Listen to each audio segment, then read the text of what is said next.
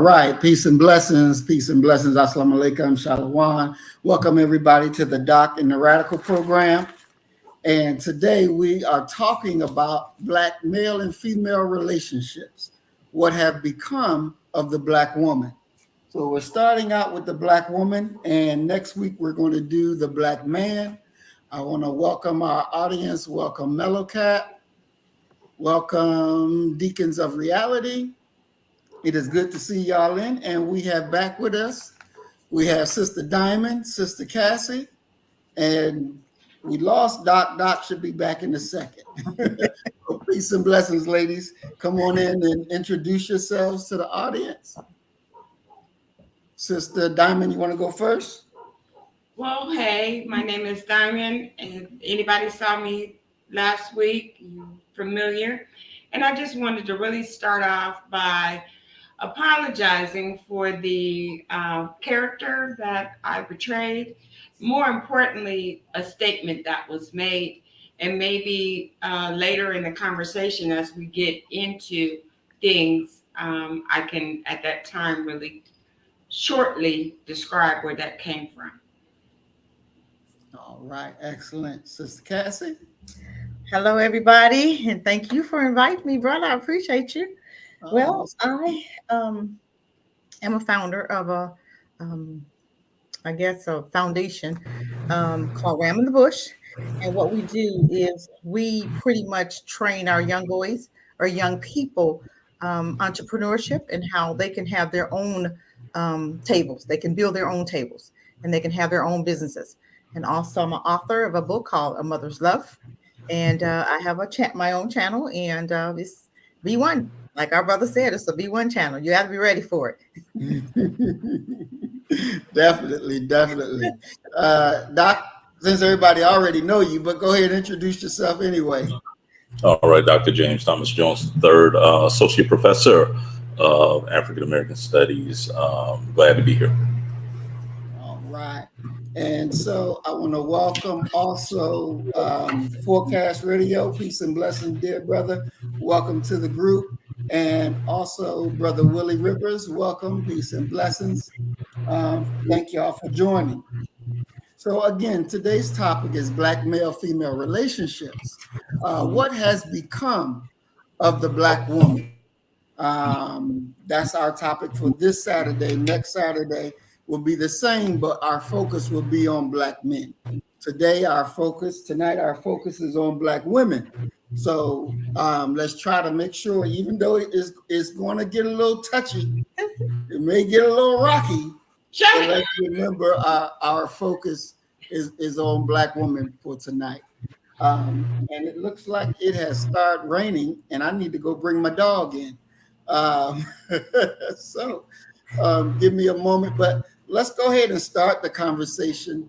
What is relationships? Some people may not really have a firm foundation on a relationship. What is it? What is it supposed to be? So let's start out with that conversation. Let's go Doc, and then Diamond, and then Sister Cassie, and I'm gonna run and bring little boy in. What is relationships?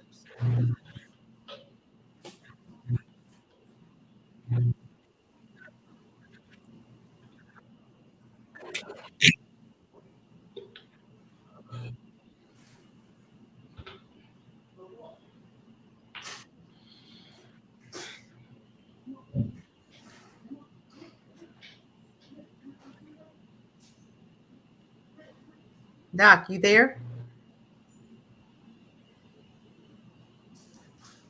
Doc, you there? Uh-oh. Diamond, you there? Yes, I'm here. You want to go until Doc gets back? Oh, wow. No. Relationship is a connection between two people or family, a connection, and should be, I think, when ones relate to each other and is formed on a long-lasting, it's a developed connection that long lasting a relationship. I, don't let me Google what the definition, but yeah, I would think of it like that. Stop. That's your baby, huh? Yeah. Okay. Sorry. Well, I think relationship is really just a commitment between two people. Yeah. Um, yeah, just two people being committed and like a friendship. Okay, because I think relationship has to start with friendship They first ain't call me and a back. commitment. What you doing? What you moving? Okay. All right. Doctor, were you able to go to give your what is a relationship? Wow. I, yeah, I'm trying to get to I it. think you can hear us. Doc, can you hear me? What time? Doc, can you hear me?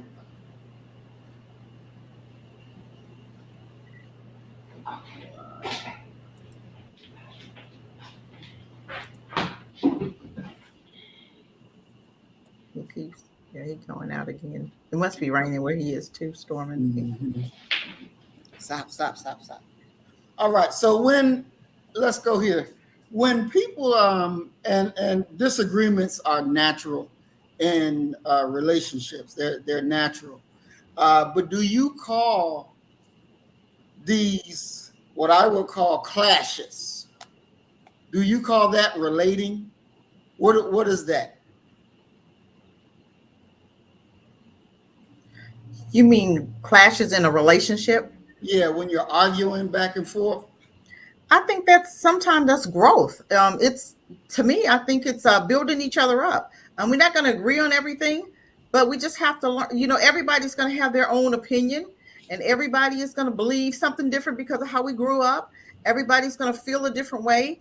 But my thing is, we have to listen and understand why that person feels the way they do, and not take it personal because everybody, just like you and your wife, or me and my husband, we don't always agree, but I try to get to the point where I'm understanding it because I grew up as an only child with just my mom, and my husband grew up with his mom and his dad. So of course he's going to look at things that I say and he's not going to understand it at all. And then vice versa. But we try to still understand why he feels the way he feels, and we don't, and sometimes, yes, having a relationship, having a disagreement is sometimes glued to the marriage. Everything is not going to be easy, but once I understand why he feels the way he feels, then I can accept it or not.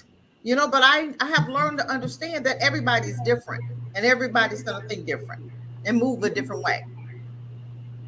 I pass my mic. Doc, can you hear me now? Yeah, I can hear you. I can hear Oh, you. I keep getting kicked off for some reason. I don't know okay. why.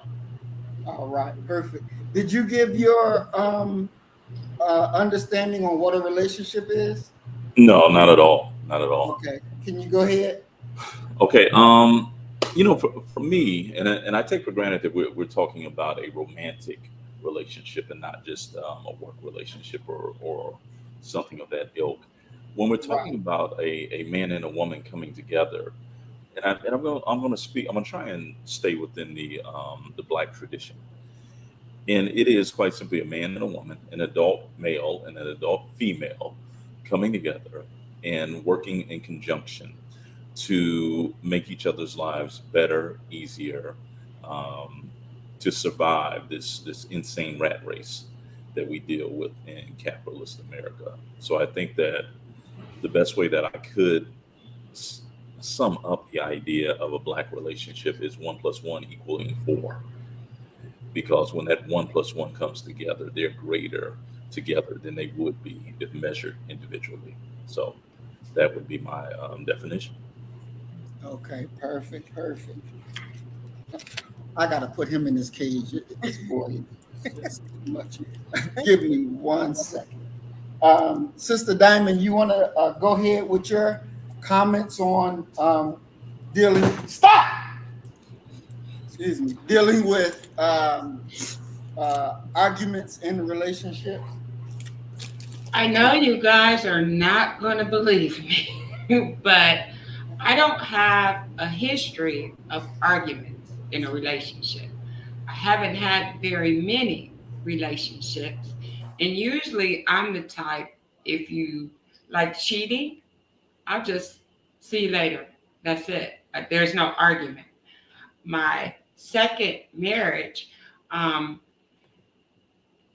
he came in saying, he had 10-year prison sentence, and he explained how he had a dark hole, and that was something coming from a previous marriage I could relate to, being in the dark hole. So I kind of just stood back to watch, his actions.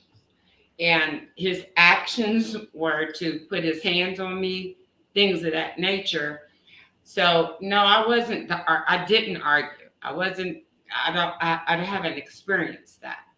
But he would, from time to time. It wasn't consistent, or you don't have my tomato on my sandwich right smack, But I think, whatever the case, it lasted 3 years, and I let him go. And so, believe it or not, I'm for real. I've never had a relationship where we're back and forth, because I really haven't had that many relationships.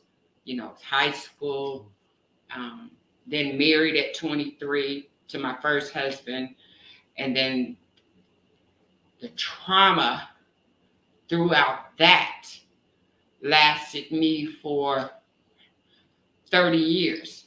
So I really wasn't, you know, um, you know. And then when I married, I think my choices was wrong. But anyway, it still applied the same thing. I wasn't argumentative. However, I have had a person that I wasn't in a relationship as far as we are together as a couple, but it was someone that I truly adored. And then when that person was accused of something, I don't know where it came from, but I talked crazier and crazy. And he just, like I would do in a relationship, he just walked away. And I regretted that, for 8 years. But yeah. So I don't have that really kind of experience with yelling all through the house.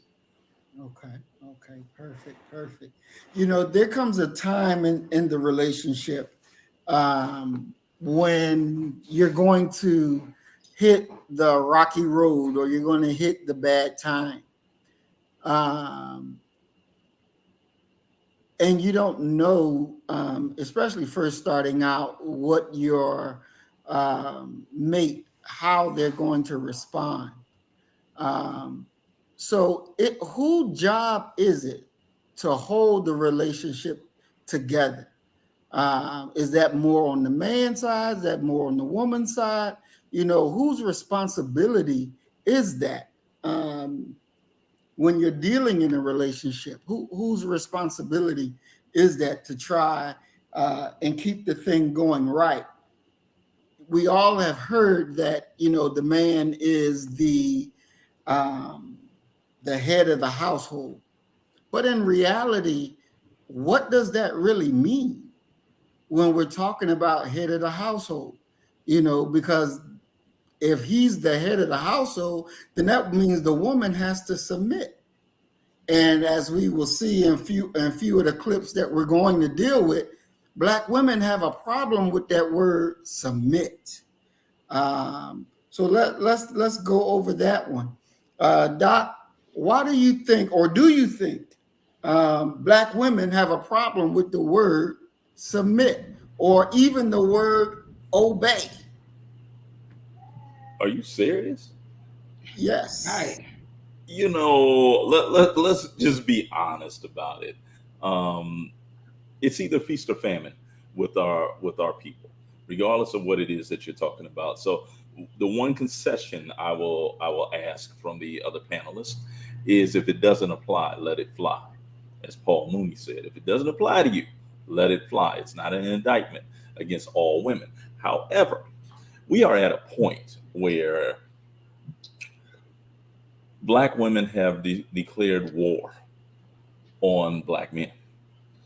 The perspective that black women have of black men, and I'm not talking about all, I'm talking about the what I would argue the a significant percentage of them, they've gotten their information, their sort of recon from white folk who have told them that this is what a man is supposed to be doing. This is what a real man does, and this and that. And invariably now we're dealing with this idea of conditional femininity, where a woman's femininity is actually up for sale. She's going to Mm. behave a certain way with a man that makes 30,000. She vows to act another way with a man who makes 60. She'll become more accommodating. And when we get up into the six figures, yeah, you got her then. And it's solely predicated upon the idea of what can he do for me? Sort of the Janet Jackson thing. What have you done for me lately? The idea for me of submission dealing with the modern black woman is foolish and foolhardy to even expect it. And Mm. I can remember back in the 90s, this would have been in the 90s when my mother's best friend was getting married. And she was marrying a pastor, a preacher, a pastor, who was an aspiring pastor at the time. And we're at the rehearsal, and they're going through the wedding vows. And when they got to obey, it was not her who had a problem with it. Her daughter jumped up and said, "Mama, I know you ain't gonna say you're gonna obey this man." Mm. There is associated with the idea of adherence to scripture, of the man being the head of the household, that that man is going to be a tyrant who is going to beat that woman's soul and spirit out of her body. The color purple complex, I refer to it as. But if people really understood what that called for, of being the head of the household, you're responsible for everyone under that roof making it to heaven.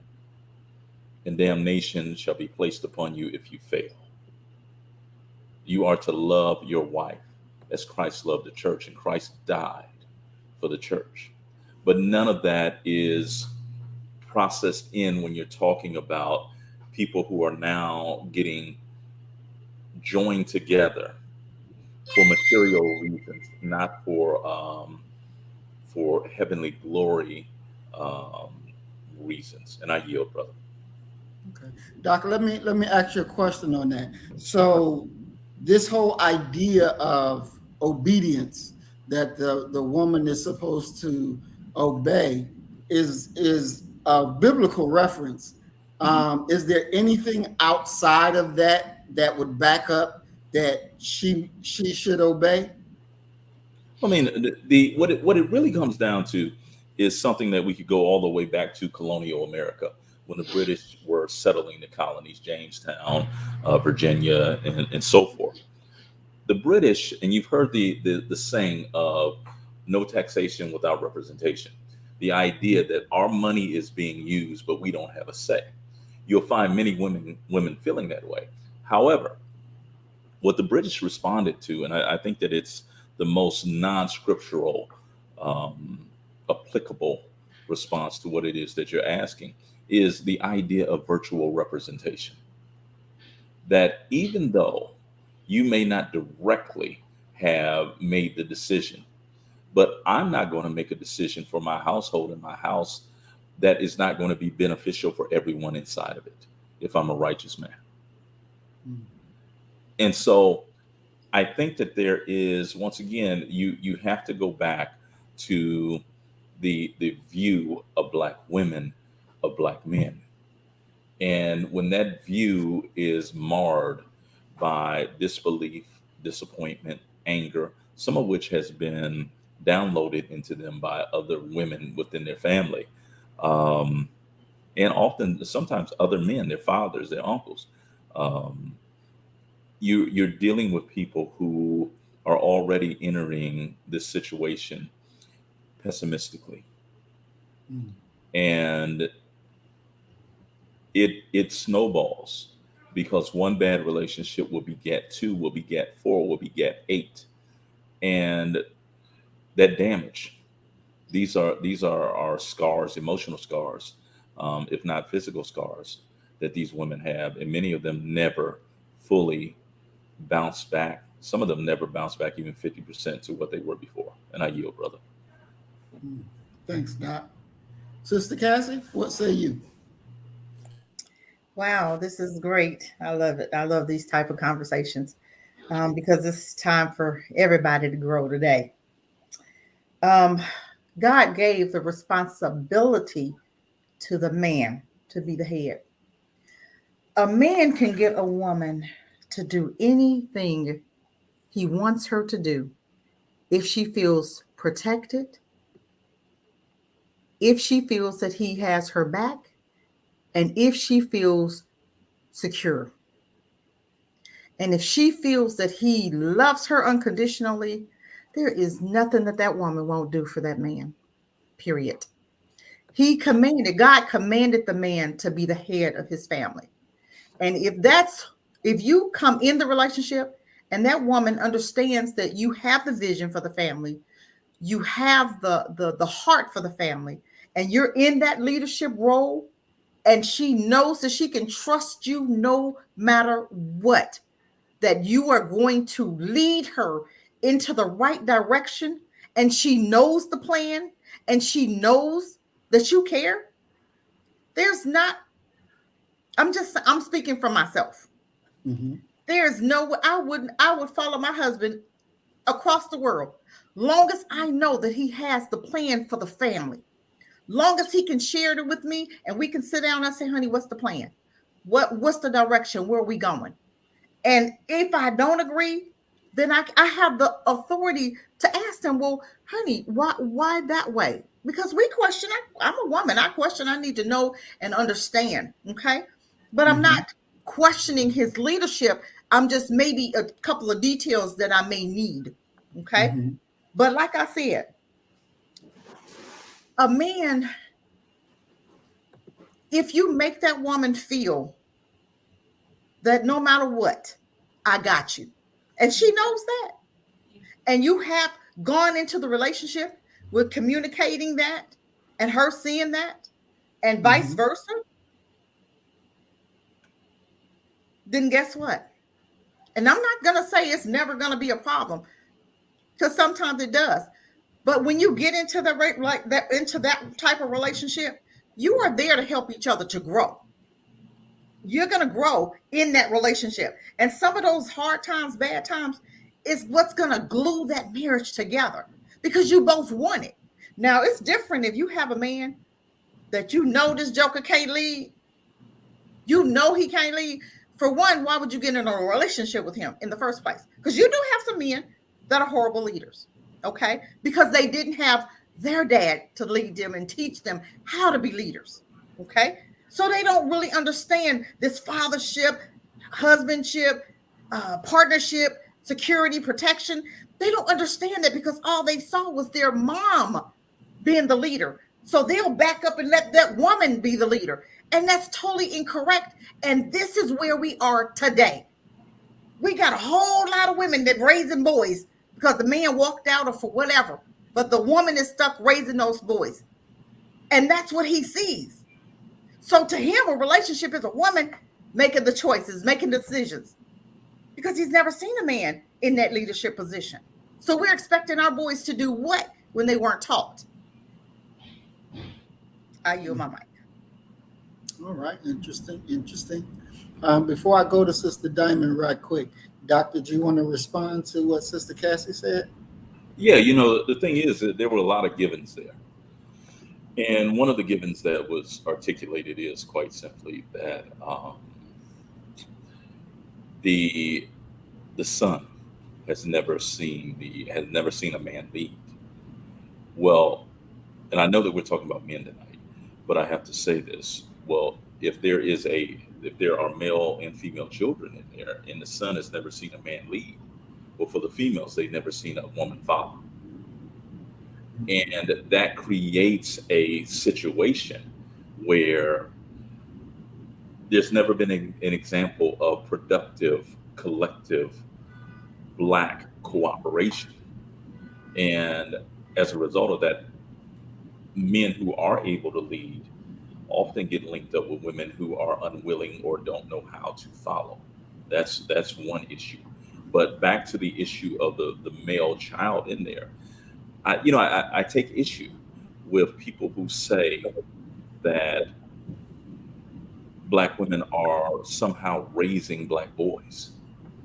It's ironic to me that the Black males, the vast majority of them who are out here in the present moment, who are the source of the angst and the consternation of Black women, have been raised by Black women in single female-headed households. So they have in many ways cursed the next generation of Black girls with boys who need their bodies. And one of the things that we know for sure, Jawanza Jufu would repeatedly say this, he's been saying this for almost 40 years, that single Black women have a tendency to raise their daughters and love their sons. And when you have a situation where you have boys who have never been under the tutelage and leadership of men, you don't know what you're going to get. But more than likely, you're not going to get anyone who's able to replicate what they saw their father or responsible male do within the household as far as leadership roles go. And I yield, brother. All right. Thank you, Doc. Sister Cassie, did you want to respond before we go to Sister Diamond? You know what? I want to ask one question, and you said something about submitting. Mm-hmm. Most women don't mind submitting, okay? But if they're not submitting, the question is why? Why are they not submitting to that man? Because we can look at this two different ways.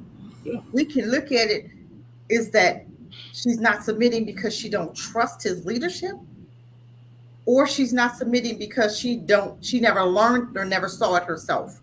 Okay, so where would she learn to submit if she was raised in a single female-headed household? That's what I'm saying. That's what I'm. Yeah, we can't. For me, so many Black women and Black men, this demographic that we're talking about, that are not in the productive progressive group for our people.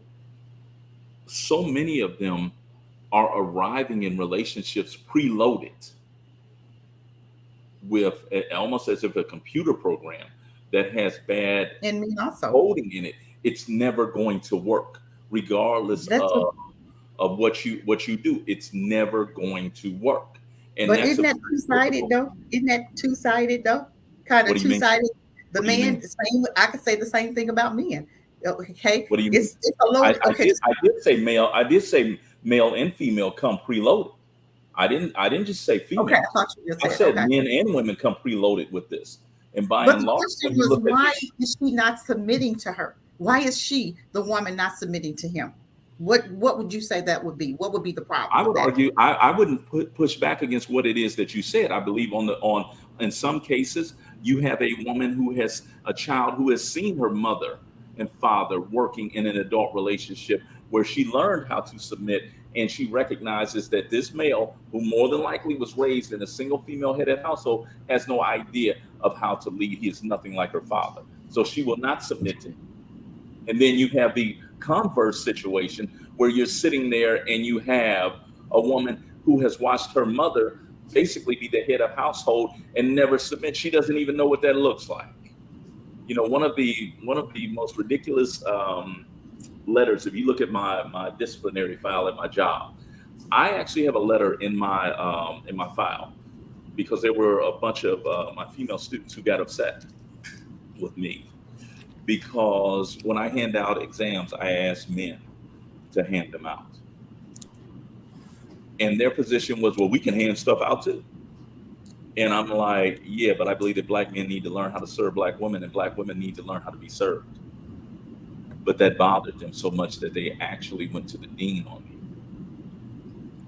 Can I even ask you a question right there? Did you explain to them why you was doing it the way you were doing it? Because a lot of times just an explanation, and I know you're the teacher, but still. I did explain it to them. And did they? Okay, And so you explained to those. I asked him, do you think that my regard of you and your abilities is so low that I don't believe that you can walk up this aisle and hand out papers? Okay. Yeah, I explained it to him. Okay.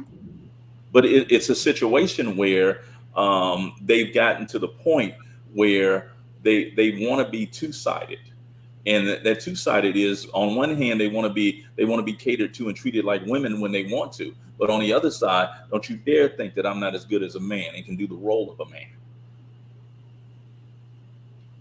It's schizophrenic. All right, all right. Sister Diamond, let me bring you in here real quick so that we don't get lost. What's your thoughts on it?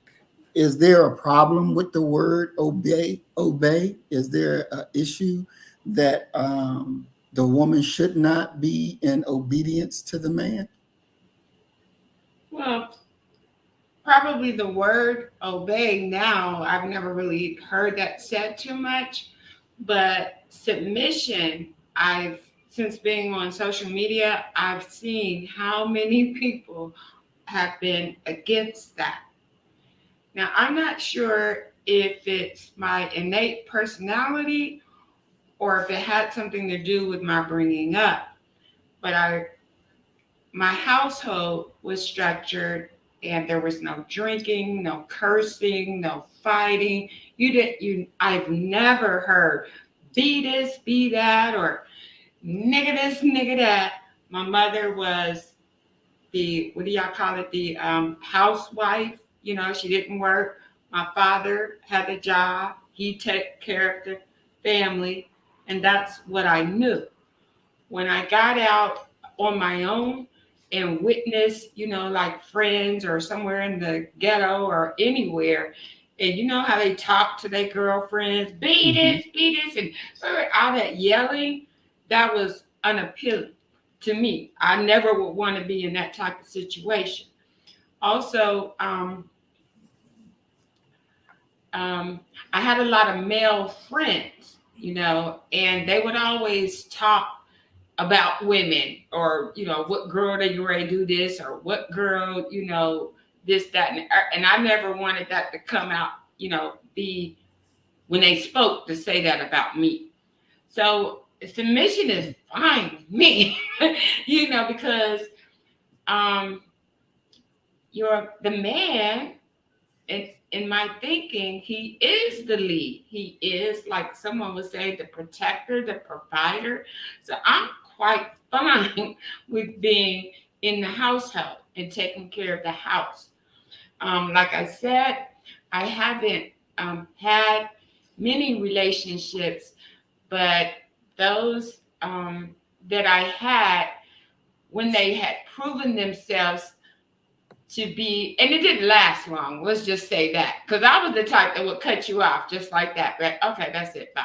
My heart wasn't heavily put into it, so maybe I had never met anyone that I truly, adored. But like I said, when I finally did, there was somebody that I was thinking, boy, oh boy, he come home and I'll have some water. Yeah, he can put his feet. Now, yeah, brothers, yes, all this, yes, that's just natural. But I blew it. You know what I'm saying? So I don't even know if it was a chance, but if it was, I blew it because I went hard, hard, hard when thinking something. And maybe that was because so many disappointments, maybe because what I came from, what I had come from, and to finally think I met that one and then hear something, I just snapped. Um, as far as why it's hard for women, I be tripping.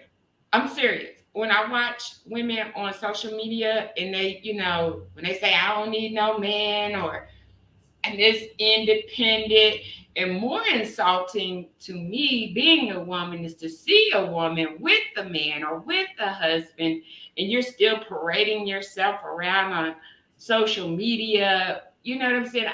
I don't know how they got that, or where women, um, how that mentality came about, but I can't answer for them. I don't know.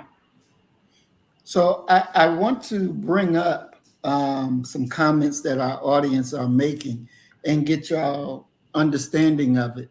Uh, Narma X says submission implies taking abuse. And that was very interesting to me because I've never connected the two.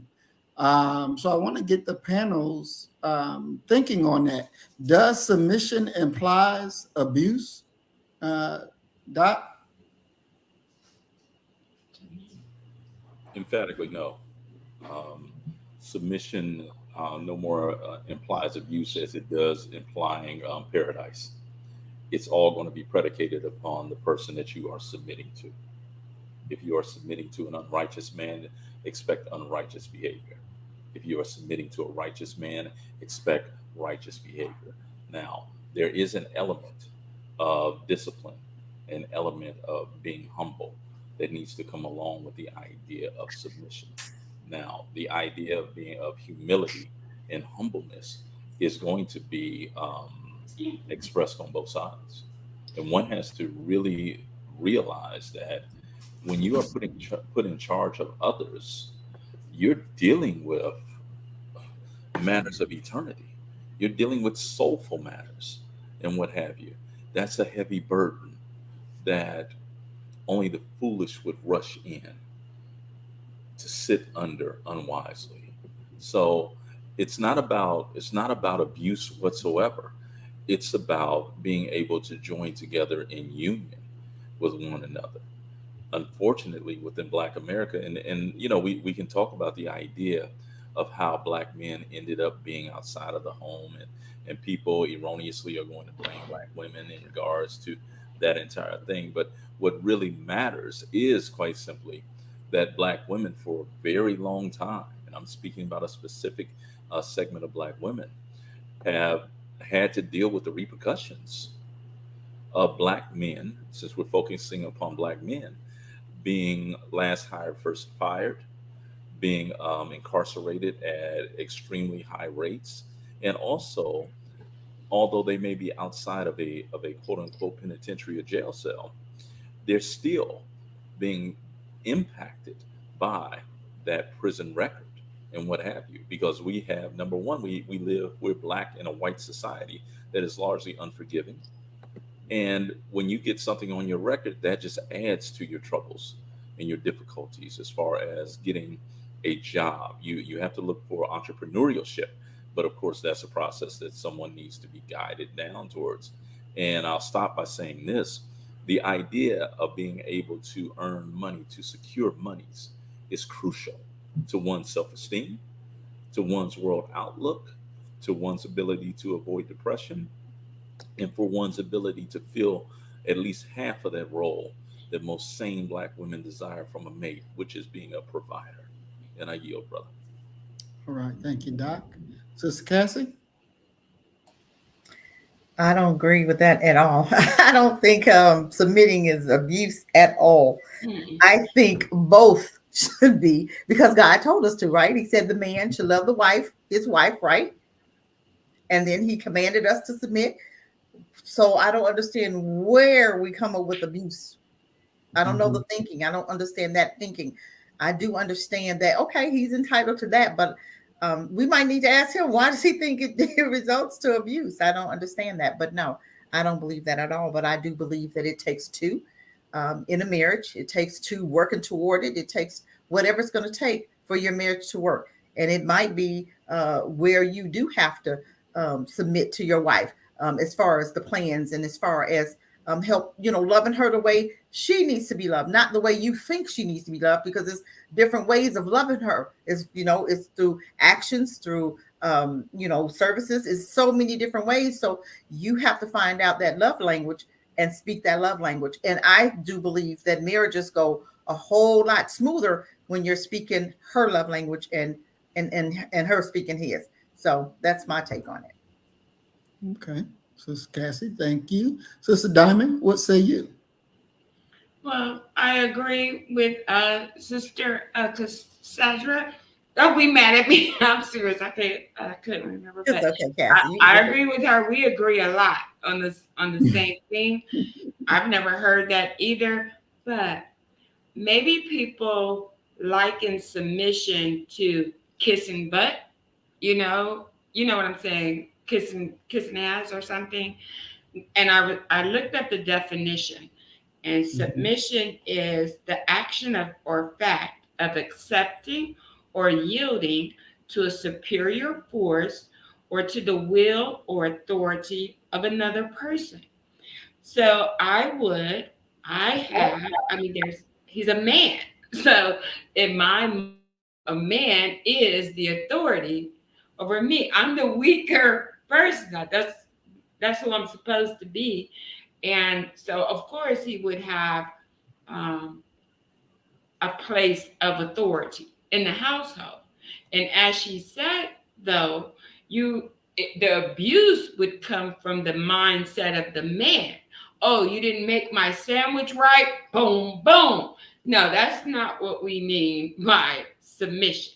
You know, when that love factor is there and you adore a man, that just comes naturally. So you don't even take it as submitting.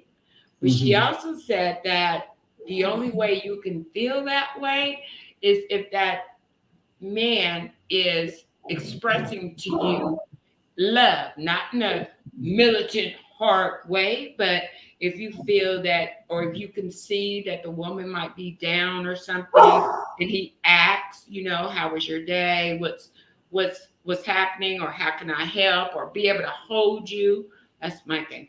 Being able to hold you in a way that when a woman is in that man's arms, she knows that he loves her. She can feel it. That submission don't come with, it's not one way. You're just submitting, and the man is just being some militant, hardcore drill sergeant. No, it has to be, love has to be expressed to her, known and shown. So, Bruce, I don't know nothing about that as far as, me submitting. Like in the case, like I said, with the second marriage, I would have never married him. He would have never been my type to begin with, because my mindset was all off because of the first marriage. I just went ahead and did it. It was like I was being pressured and pressured. There wasn't no bing bong and I'm in love and all that. Fine. But as far as kissing his rear end or basically submitting and all of that, I more or less sat back and watched. And so to see if he was going to produce the things that he said he was going to produce. And because of women, maybe all the women he's dealt with, meeting someone like me, he was on me 24/7, following me everywhere, school, sitting out in my classrooms. And, I just, had to let him go. But I did give him a chance, you know what I'm saying? To the point of 2011, I took him to Florida, because if he put his hands on me in Florida, I had a swamp for him, real talk. But I didn't argue with them, but you had a deadline as well. I'm starting school, such and such date. All this, you're going to walk around and knock on every door and get a job. I'm going to have to see that action. If I don't see that action, ta-ta. I didn't see it. He wasn't foolish enough to touch me in a land he knew nothing about, no mama to run to. So he was gone. But yeah, she said it right. Miss Cassandra said it exactly right. Okay. All right. Well, let's take a look at our first video, and then we'll come back and discuss it.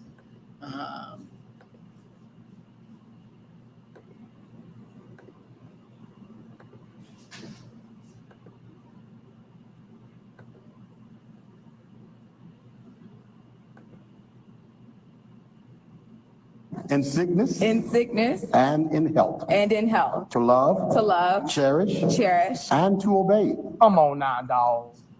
Talk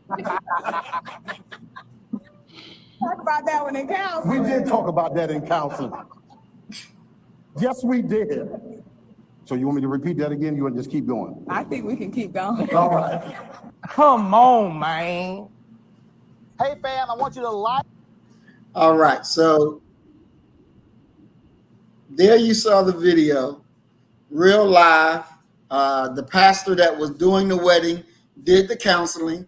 You heard her lie and say, we didn't talk about it in counseling. Pastor jumped in and said, we did talk about that in counseling.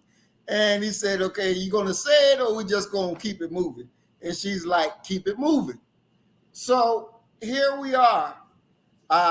If y'all was the, where you could tell him, stop it right here, you don't need to go no further, or keep going, what would you do? Because to me, this is a problem.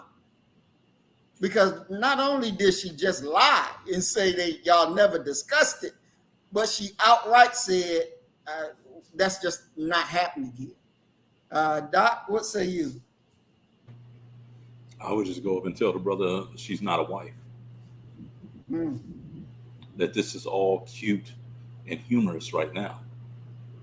But in the dog days of marriage, she showed you right then and there, if you were willing to look at it through a clear, unemotional lens, where her priorities are. And there are some things that she is simply not going to do. And this is on what should be the happiest, best day of his and her life. Even in that moment, she's hesitant, she's resistant, she's unwilling to do wifely duties. She's not a wife. Step away, bro, because there's nothing positive that's coming out of this.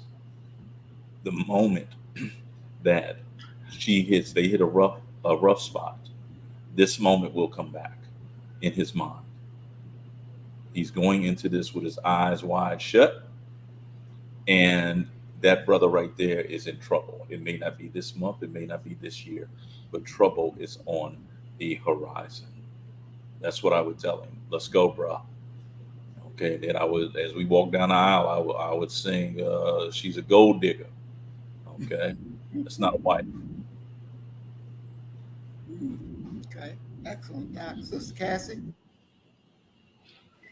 My question would be to him, did he get the woman that God had chosen for him? Another thing is that should have been discussed before that date. If in the counseling she had an issue with it, he should have decided then if he wanted to move forward with that marriage or not. That was the wrong time to decide to walk away. He should have, and this is what's going on right now in our community. We're getting hitched up with women and men because of the sex, because of the money, because of all this other stuff. And we're not really understanding that marriage after I do is going to be work. It's going to be real work. Marriage is not for punks, okay, or weak anything. Marriage is for us to come together and grow, period. If you don't want to grow, don't get married because you're getting ready to grow, bro. You're getting ready to grow, my sister, because that's what marriage is for. It's to bring the best out of you, to create the best in you. And if you're not ready to go through and to, it just makes no sense to be married 2 and 3 and 4 times and you're not changing anything. Why do it if you're going to stay the same?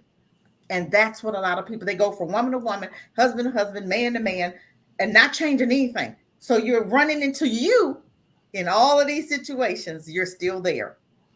So for him, it's going to be a long, but he may not care. I'm just saying.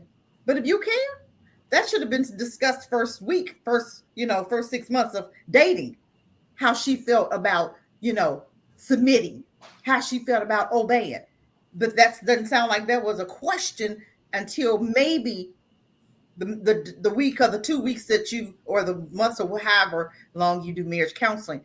That sounds like it was something that was discussed and it was kind of overlooked by him because he didn't care. So I passed my mic. It's going to be a long marriage. Let me ask you though, because she said that they didn't discuss it, and the pastor spoke up and said, we did discuss it. So here you are, you have the woman being, not being honest right in front of everybody. But you think he didn't know that? Do you think he didn't see that dishonesty? Do you not?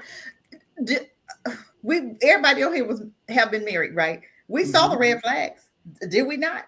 We see them, but guess what? The sex was better than the red flag for him. I'm just saying, we got to be real. And she ain't just changed that day. He knew probably throughout the whole relationship he can't control her. Then she gonna do what she want to do. You think he don't know that? He knows that. But right now, I'm in front of everybody. He should have left that relationship way back then before he got to that day right there. He's getting ready to have a long life with her. Miserable. But he's chosen that on that day because she's shown him those red flags. I'm sure throughout that dating, if they was dating 2 years, we can't hide stuff for 2 years. Women can't do that. You're going to see the all of Cassie in the dating because I want to make sure that this is what you want. I had nothing. Makeup, wig off, hair. I'm just saying. You saw it all because it's time to be real. Because I want to make sure that you know what we're getting into. Because it's not about, oh, okay, I don't like it. I'm gone. No, I didn't get married for that purpose. But some people get married for, the sex or the looks or the, just a, but they'll say, well, if it don't work, it don't work. No, that's not. No. And that sounds like that was her issue. But he accepted it. So we have, come on. If that's what you accept, that's what you accept. That begs the question that of course we don't know, but it would be fascinating to know what type of home was he raised in? What was his father's relationship or non-relationship with his mother and what have you? Because just as we talk about women stepping into a void and not knowing, there are some men who needlessly step into a void without any knowledge of what it is that they're doing. He is going to rue the day that he laughed, just as you put it, the marriage counseling off when she didn't take that seriously. When there are so many, and you're absolutely right. We all saw the red flags, but we chose to go through them because stopping and starting over we considered that to be more painful or embarrassing than the cost of going forward into an even bigger long-term crash. Even with that, let me just say one more thing. Even with that, I guarantee you his mom was the leader, was the head of that family. Probably there was no dad. So he's probably perfectly okay with that woman leading him around because he's used to it. So what we see is dysfunction is probably normal behavior for him because his mom was probably the same way. So that's why he attracted that type of woman to him because that's what he's used to.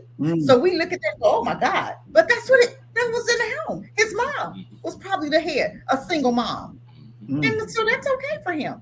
He didn't want anything different. Beautifully stated. But if you want different, fellas, ladies, you got to do something different. You have to do the work in order to get different. What you grew up with is exactly what you're going to end up with if you don't do the work to change what you saw through your whole childhood. You're going to repeat that same behavior that your mom was repeating, or the man that your mom had around you. You're going to attract the same kind of man unless you do the work on you. I pass my mic. All right, Sister Diamond, what's your thoughts on that? Oh, on the video? Oh, yes, ma'am. I mean, I've said it twice, so I never had a problem with it, especially in the first marriage, because I really, thought it was going to be that. And so that was that. Second, I really don't remember. I married him in prison. While he was in prison, I can't remember what he said, but I wanted to kind of ask, though, the doctor, he used the term reloaded. So what did you mean by that again? Because I think that's what I wanted to address as far as I believe a woman. I believe that we all come preloaded with certain things. Pre or re? Preloaded. Okay. Preloaded. Yeah, our character, what we value, what our priorities are. And as Sister Cassie put it, what we're familiar with, because we are going to gravitate every single time to what is familiar. And that's one of the most scary things about having, since we're dealing with men tonight, that's one of the most scary things about dealing with men who are going out and forging these relationships. And they've never seen a fruitful or productive relationship with their mother. And sometimes, we beat up on single female headed households.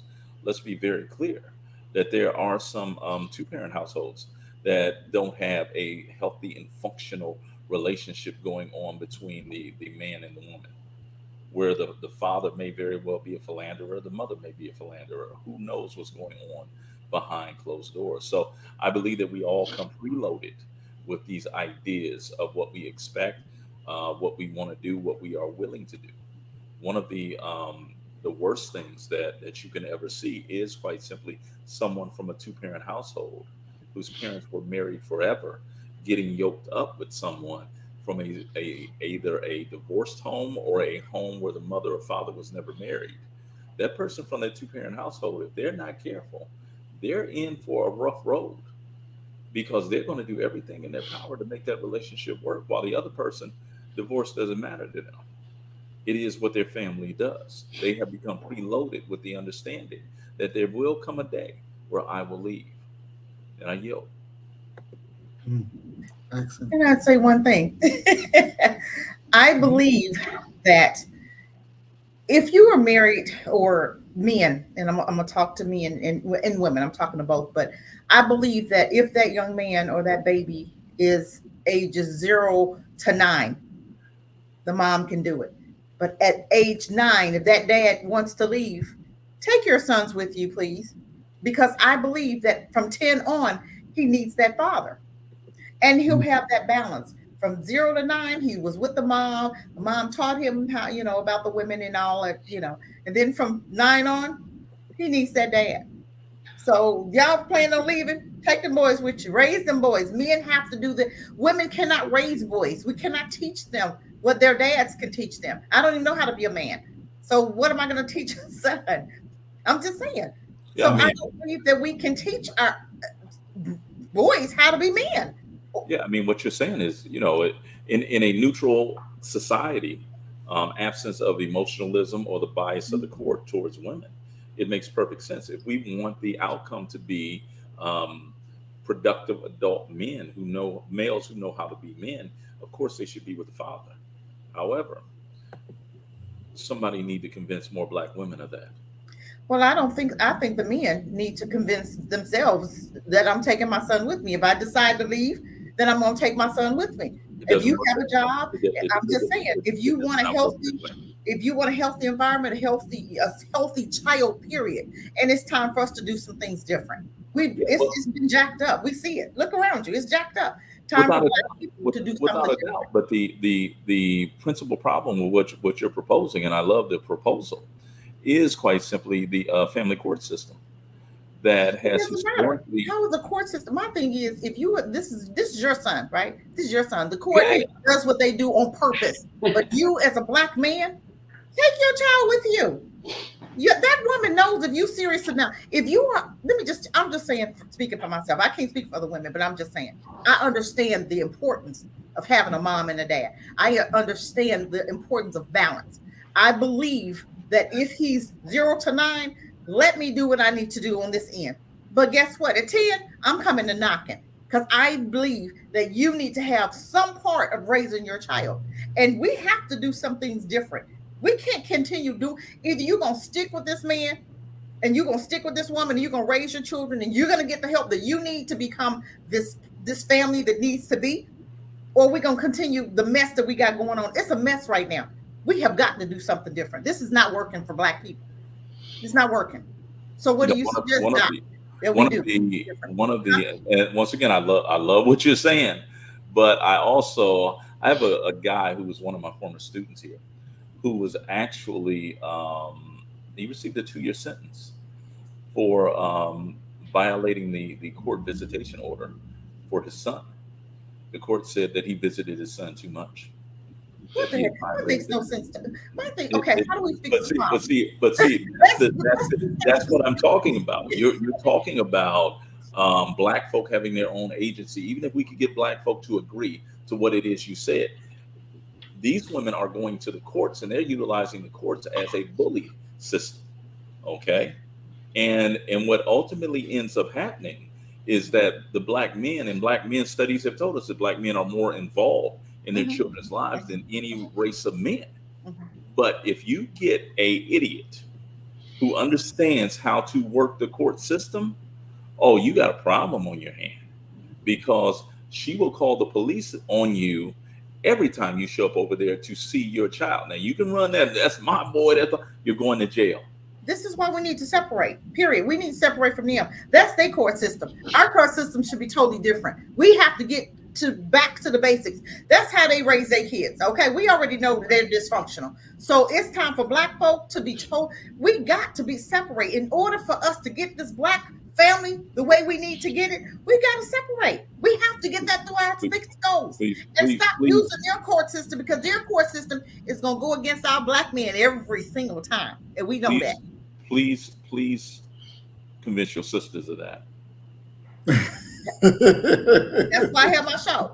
I talk about it all the time. Don't That's what I, that's Marie. that. But I'm being very serious. Please I, convince your sisters of that, hey, because the if they truth come of to the my matter channel, come on, is come on, is come on. We're that gonna learn it. when you're dealing with their court system, you don't know what you're gonna get, Oh wow. and that's an issue. You want to talk about really, and the ones that get drugged across the coals are always good black men, always. Of course. All right. Convince your sisters. That's all I ask. Sister Diamond, come on, jump in here. What's your thoughts on that? I don't know nothing about that either. I've never. I don't. Y'all just not gonna believe it. I was sometimes no. I don't know nothing about keeping a man from his kid. I don't know nothing about we're not together. You're not gonna. Well, of course, my youngest two, I was married, and I had my firstborn, and I met my first husband when she was 3. However, it was quite the opposite.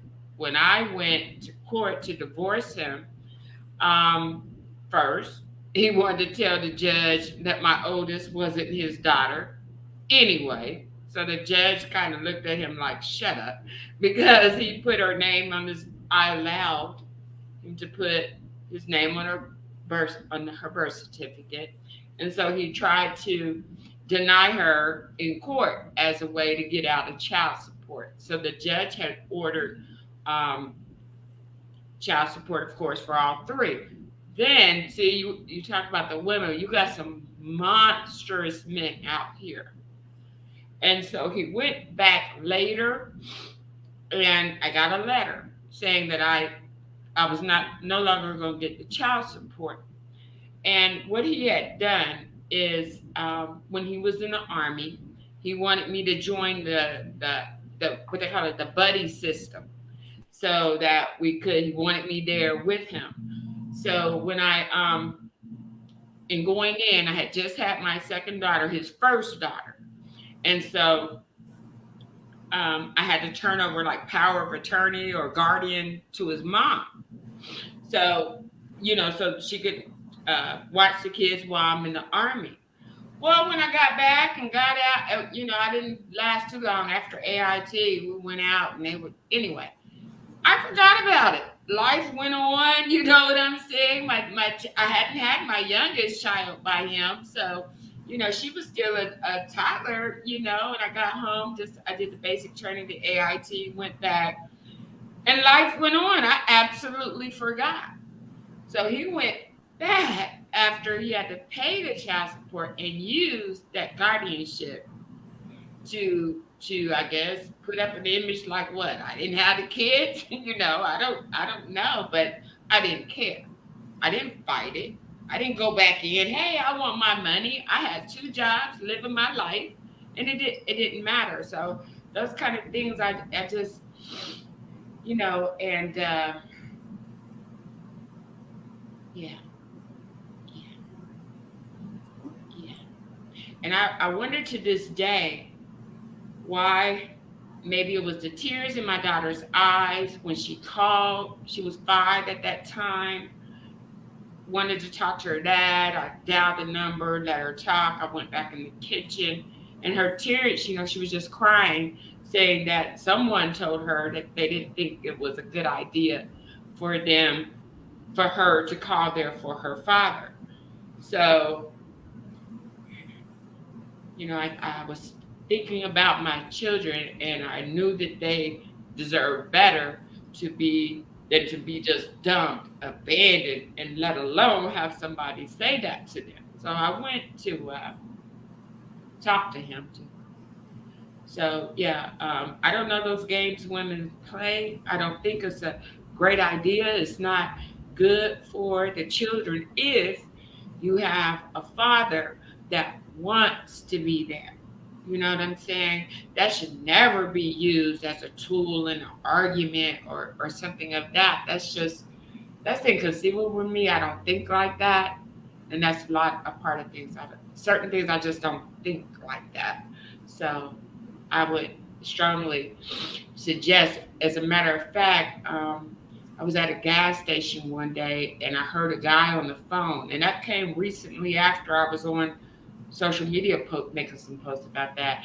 And he was like, what did he say?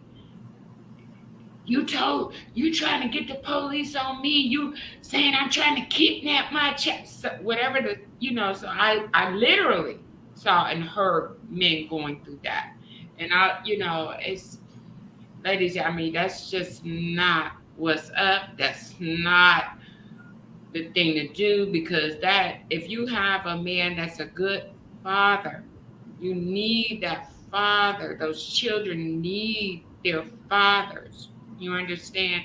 You're taking away from them. You're not taking away from the father. And they will grow up to resent you, especially if they know that's a good man. And you just, out of some immaturity, play those type of games. So you need to tighten up on that if that's the attitude out there. All right, excellent. I want to go to our next video, and I want y'all to keep in mind as you watch the comment of what was said. Their comment is, unfortunately, Black women leverage the court system to exploit and emasculate Black men. Why is it the man that you chose to impregnate you is the enemy? It's baffling. And this has a lot to do with the next video that we're going to watch. So when we come back, I would like us to discuss them both, because turning the man that you said you love into the enemy is a real big problem. So let's go. 404-416-1389. Brianna Hampton. She just pepper sprayed me. She just pepper sprayed me for no reason in my house. I can't keep following me. No, I ain't following you nowhere. No, I don't have a gun. You really doing this lying stuff again? I'm recording everything. Please hurry. Yeah, please hurry, because she's crazy. Please hurry, she's crazy. Thank you. Please hurry up, she's crazy. I can't keep following. No, I'm not. I'm upstairs. You downstairs. Do what you do. No, I'm not. Do what you do. I'm way up here. Do what you do. I'm going to let it play again. In sickness? In sickness. 404-416-1389.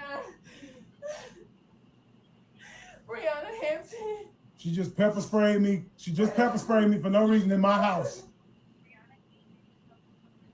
I can't keep following me. No, I ain't following you nowhere. No, I don't have a gun. You really doing this lying stuff again? I'm recording everything. Please hurry. Yeah, please hurry, because she's crazy. Please hurry, she's crazy. Thank you. Please hurry up. She's crazy. I can't keep following. No, I'm not. I'm upstairs. You downstairs. Do what you do. No, I'm not. Do what you do. I'm way up here. Do what you do.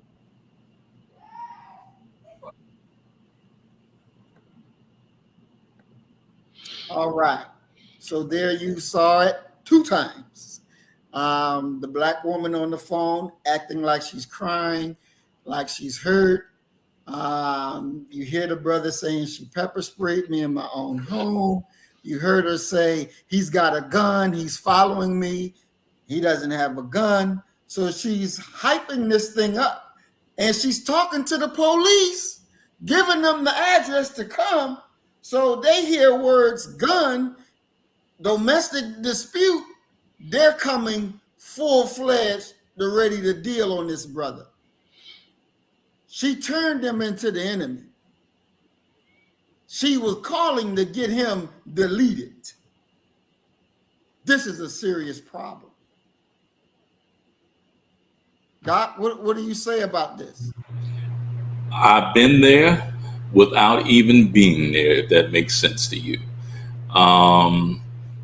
I've seen that situation, and been in different variations of the situation. And I'll give you one. I was, I was on the verge of being an international player, and had met this young lady out of Chicago. And so we were seeing each other, long distance relationship. She would fly into Houston, I would fly into Chicago. So during my spring break, I was going to go up there for about a week and a half. And so everything fine. I go ahead and I catch my flight. I make it up there, and I'm with her. We kicking it. And one of my very best friends, I was best man in his wedding. He calls me, and he says, what's up with you?" And I'm like, "What's up with me?" I said, "Yo, I was gonna call you, man, because I was gonna swing by there, and because he's in Toledo, I was gonna swing by Toledo on my way home to Mansfield to look in on you and your wife." And he said, "So where are you at?" I said, "I'm in Chicago." "Okay, is there a landline where you're at?" And I'm like, "A landline?" So I got to go and ask the young lady, "You got a landline, a home phone?" And she said, "Yeah, don't never use it." He said, "Give me the number." So I give him the number. He said, "Yo, answer it when I call." I pick up the phone, and he says, "Man, look here. Your ex-wife just called here screaming and hollering in the phone, talking about you had just left her house from beating her." He said, "Bruh, I love you, and I know you. We've known each other for 15 years. She convinced me that you were there, had just beat her." And that's what I am talking about when I talk about the court system. She went downstairs strategically, so when the police came in there, her black ass was going to take off running out that front door talking about he's got a gun. And they were going to enter into that house full of adrenaline because they want to go home too. Okay? And that brother had been set up to be murdered. Now, after he's dead and in the grave, everybody's going to, "Oh, well, look at this tape," and we're going to analyze it. But in the moment, he was in peril. And the person he had laid down with is the one that put him in peril. And the thing is that in this case right here, you can very well see that it is a black woman doing a unjust service to a black man. Next week, I guarantee you, we can find plenty of videos of black men doing the exact same thing to black women, attacking them, making them the enemy. And we as a people, we've forgotten that it's always taken two of us to make it through this world. And we turned in on each other, and we are acting and treating each other deplorably. So what I say about that is she ought to be ashamed of herself a million times over. And he should never speak another word to her. He should never give her the benefit of even being in his presence, because what she attempted to do was to set up and arrange his murder, and not only have it done, but to record it herself so that she could watch it over and over again like it was a snuff flick. And I yield, brother. Doc, what do you think? Is that something preloaded into the woman for her to behave in that manner? What do you? Is that disease curable? No, you can't fix crazy. Just call crazy what it is. You can't fix crazy. And crazy comes in some of the prettiest packages that you would ever want to see. But crazy is as crazy does, just as pretty is as pretty does. There ain't no fixing that. That has been, she has been, I'm not going to say that she was born innately evil, but somewhere along the line, she learned how to do that. She learned how to loathe and to hate black men, and to understand that if you really want to get them taken up out of here, call the police on him. Tell him he got a gun. She's no better than a white version of a Karen. Don't give her any break, any consolation, any consideration because she happens to be black. And he needs to look at her as I believe it was Maya Angelou who said, when people show you who they are, believe them the first time. Mm-hmm. Yeah, he need to believe that that's who she is. And if they got something they need to separate and split, he need to go to war for his. Because she is no longer his partner. She is no longer his sister. She is no longer a advocate or a friend. Treat her as she is, the enemy that she is. Sister Cassie? Wow. Do we really believe that he didn't know that that woman is that way? He's been dealing with that since the beginning of that relationship. For one. Did you hear when he mentioned when she was on the phone that she was lying again? This is not the first time. Okay. But he's still there. We have to ask, why is he still there? This relationship is toxic. She's toxic. Either that's a daddy issue going on, or she hates black men, or she hates men, period. Okay. Both need counseling. Why do we stay in those toxic relationships? That's the question. Both of them are toxic. She toxic, he toxic, and they'll come back together. They'll get along for a minute and repeat. Rinse and repeat. But Sister Cassie, let me ask you real quick though. I'm sorry to interrupt you, but I got to ask you. Go ahead. How is he toxic when he's the victim? Why is he there? Why is he still there? Why is he? You already know you're dealing with a crazy female, right? Mm-hmm. You got some stuff going on. If you don't leave that relationship, you need some counseling. You got to find out what is going on in here that I'm going to stay with a woman that's trying to get me killed. She is trying to delete him. You just said it. She was. Those police could have came in that house blazing. And later, women tear it down, then they rebuild it. She would have been, oh my God, I'm so sorry. He dead. I didn't mean it. He's dead. But he stayed. Why would you risk your life in such a toxic environment? They both need counseling, period. To become better people, either you get the counseling that you need and you stay in the relationship and get the counseling both that you need if you feel that this relationship is worth saving, or you get the counseling and leave. You separate and do it better with somebody else. But get the woman that God has for you, or the man that he has for you. That doesn't sound like you have the one that he has for you. Because that's ridiculous. That's crazy. Because she called the police, and we all know what the police do. Mm-hmm. So why are you still there, is my question to him. What did he say? Because he loved her. Then you're toxic mentally. Because that right there could have cost your life. But you love somebody that don't care, don't give a doggone about you, or got some stuff going on with herself. Either get some help, both of you, and work the relationship. But if you're not willing to get the help that you need, separate, because that's not it. Those relationships right there, they hurt each other. in the end? Mm. What's stopping her from getting a gun and shooting him the next time? Because she's emotional. Women are emotional people. We know that. Y'all men know that, right? I'm emotional now. Women are emotional people. But guess what? You have to, you can't ever get to the point where you want to see your mate dead. If that's the point you are at, because that's where she was at. That's a father issue. It wasn't even about him. That's about daddy not being there. That's about anger issues with daddy. So I have an issue with all men. That's a trigger right there. It could have been something that she saw her mom go through with a man, and that was a trigger. Or it could have been an issue where dad wasn't there. So I'm mad at all men. I'm mad with all men because daddy wasn't there. So I can get them all killed because daddy wasn't there. That's a daddy issue. So why is he still there? You know this woman got a father issue. Either you're gonna work with her and we're gonna work through some things, because you gotta find out her triggers. If that's a father issue, let's find out her triggers.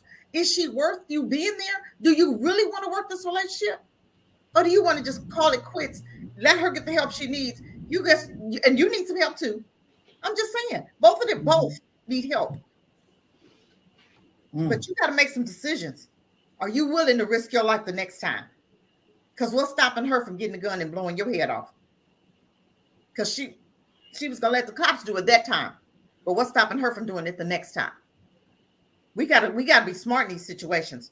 We're not gonna keep going back and forth like that. That's those relationships don't last. Somebody get hurt, and it won't be me because I'm out. I'm just saying. That's crazy. I'm not doing crazy. You want to fight? I would have never got with that. And let me just tell y'all one story. This is high school stuff, right? And this, I'm gonna do it real quick. I'm not gonna be all day. I was, real young, and we used to go skating, and it was a real guy I had a crush on. He could skate. Oh my God, women, he could skate. So him and I started talking, right? And I thought he was really nice on the phone. So we got to skating, and I had a really good friend. He was a boxer, but he was high school. We went to high school together. We did everything. We went everywhere together. Okay, never anything. It was just friends. So the guy comes in and he see me talking to my best friend, right? So he sends his brother over there and says, Tell her to come here now. He sends his brother to tell me to come here. And I said, well, hold on. Okay, I'll be up in a minute. Right. Not even thinking, that is some other stuff going on. So maybe a couple minutes later, here comes the brother, little brother comes again. And he goes, my brother said, come here now. Whoa, who are you talking to? We're done. I was already, because I was never the one to go through any abuse. I love me. And you're not going to touch me. You're not going to hit me. And if I see the signs, I'm out. Okay. So, of course, I didn't go. And my guy's friend's listening to this. And he looks at me, Cassie, I got it. He said, you want me to handle it? And I'm scared. Yeah. So, of course, here comes the guy. He's coming over there. He's, my guy friend is short and the guy was tall, right? So he comes over there and he don't know the guy's a boxer, right? So he, it was really interesting that night. But right then and there, I automatically knew don't call me, like my number, don't. And I meant what I said. So he, later, he tried to call me. No, bro, we're done. You ain't got to ever call me. I will not ever live my life like that. That's toxicity. Those are men that kill women. You know what I'm saying? You already showing me red flags. Hell to the no. Because I know me. Because I'm going to get, you know what I'm saying? I'm not going to be beat on because I'm going to get revenge. And I'm going to have to go to jail for hurting you. I'm just saying. I'm not going to put myself in that predicament. Y'all better, I might need some counseling up. But I'm just saying, I don't believe in allowing somebody to hurt me. I love me. So why would I let you put your hands in? I've been and got mad and I'm going to have to shoot you. Well, I'm just, I don't condone violence. I'm just saying, how we get mad and, and things happen. I don't want to ever be put in that situation where I have to defend myself. You understand what I'm saying? So I do rest my mic. Right. Thank you, Sister Cassie. Sister Diamond, what say you? Oh, well, no. My second husband, I called the police every time he hit me. And sure did. And it wasn't, like I said, on a consistent thing. But those I mean, I'm not a scary person, but I can remember 2 times in particular I was scared than I don't know what. And one time I was in the corner, I was scared. And that was the time that I called my people. I said, come get this money, go get me a pistol. And the ex had came home and I didn't get my pistol yet. And I'm sitting there waiting for them to come bring me the gun. And so I said, come on. And this is what I'm saying to my husband, my second husband I'm afraid of. Come on, let's just go. I got to get to my cousin's house. I gave him money. Then I told him, because, I gave him money to get me a gun and he's taking all day. And that was that. And that was shortly before I took him to Florida. So no, I don't play those games. And when you were saying that, I was trying to remember somebody did me like that, who that was. And that was my friend, wife, when I come to check what happened to my stuff. And that's exactly what she said. And this was a Muslim woman. And I'm like, really? She told the police that I came to the house or whatever happened, I had a gun. And I'm thinking, my record is this long with violence. And ladies and gentlemen, my record is that long when you mess with my kids. And that's a rage. I mean, we can talk about that at a later time. But prior to that anger, that rage, that murderous type of energy meant and felt for so long, no, I was the type I'm describing I am now. But no, I don't play games like that. You can I've said it before. I don't lie. I don't have to lie. I don't think like that. You know what I'm saying? So if I'm going to I may lie in court, but other than that, no, I don't play those kind of games. I'm not that type of chick. So I don't know anything about that. And it's only, like I said, it happened to me with that person when I'm coming to knock on the door to say, where's my stuff? And that was what was done to me. But no, I'm not there. However, y'all was speaking about, well, first, for the second husband, you were saying you should leave, you're toxic if you don't. Sometimes, and I don't know what other people have gone through, but sometimes something happens in your life that's so you wouldn't even believe. You make choices. It's not that you love the person, or like I said, I wouldn't have never married him. This wasn't my type, but my decisions and my choices was just so, I don't know. And I came home in 1999 from Florida. I had a boyfriend there, and that's not someone I would have ever chosen prior to my ordeal. So sometimes, and it takes a man to know, is this woman like that innately, or is she suffering? You know what I'm saying? And if that man cares for you, like I was saying, the person that, we never had a intimate physical relationship, but I've never talked to him crazy. I talked to him with the respect, with the compliments, the just very soft spoken. And then I truly thought, oh wow, at first sight, this the one. This the one. And I don't know what it was, the devil or what was trying to knock that off the square, but that's the only person that I looked at in my entire life like that. So when someone says this person done this to you, I come home and everything of mine is gone. Yeah, it threw me. But that and I've regretted that, because what I should have done was ask, so and so said that in the same tone, same way I've always spoken.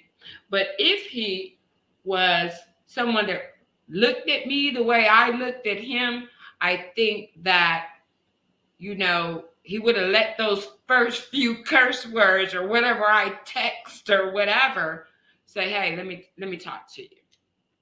And he would have had that. I wouldn't have kept on. You should have shut it down right then and there. Answer to the charge. But it was the cutting of communication, the no response. You know why I'm angry. So that doesn't fall on me. So if I keep coming at you, now I'm pissed for real. You understand? And now I think you are like I don't know, looking at me like, psh, I ain't got to tell her nothing, and psh, whatever she thinking.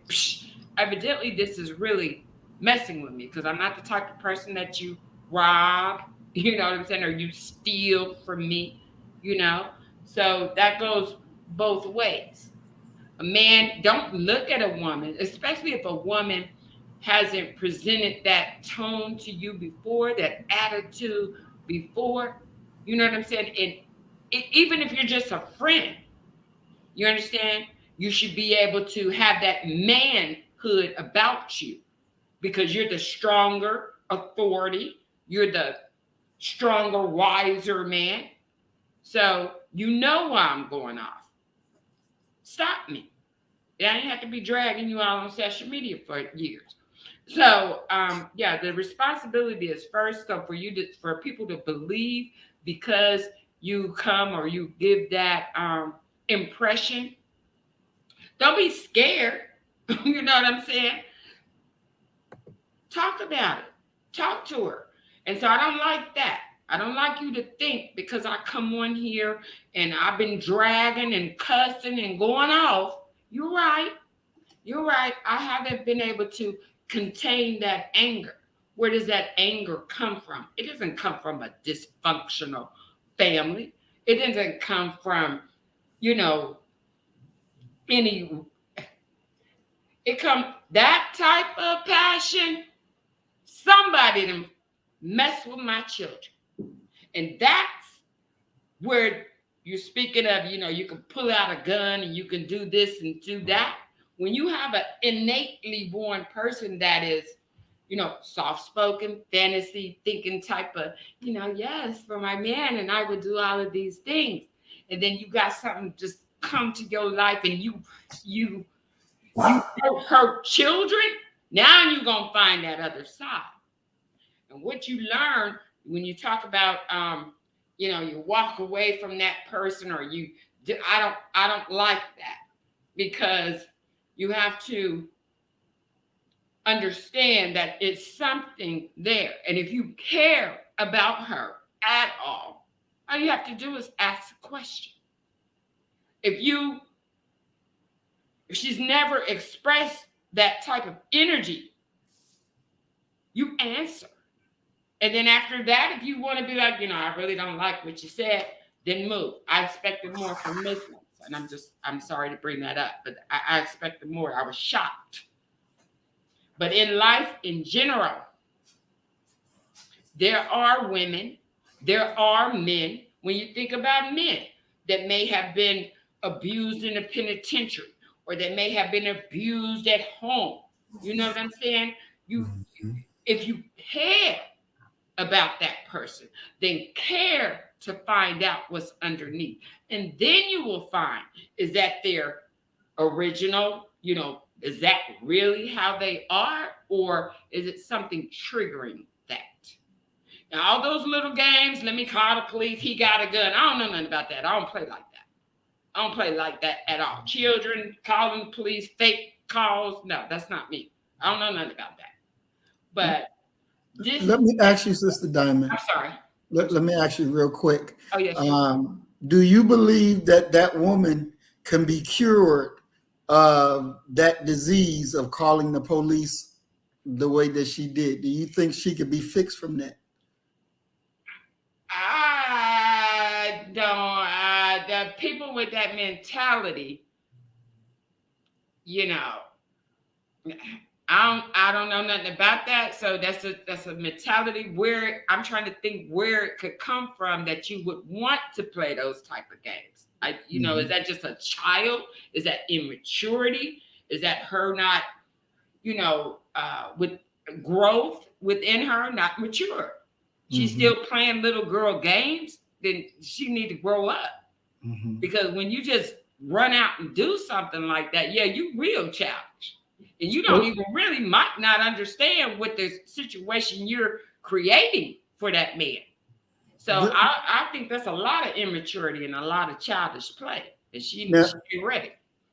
And I want to ask this question to all three of y'all. But do you think that behavior that she showed us, do you think that's the bottom of the barrel, or that's the tip of the iceberg? Where is that in the continuum? Where would her behavior be? And then we're going to go to Doc and Sister Cassie, let them answer that as well. Where is that in that behavior scheme that she's in? Real quick.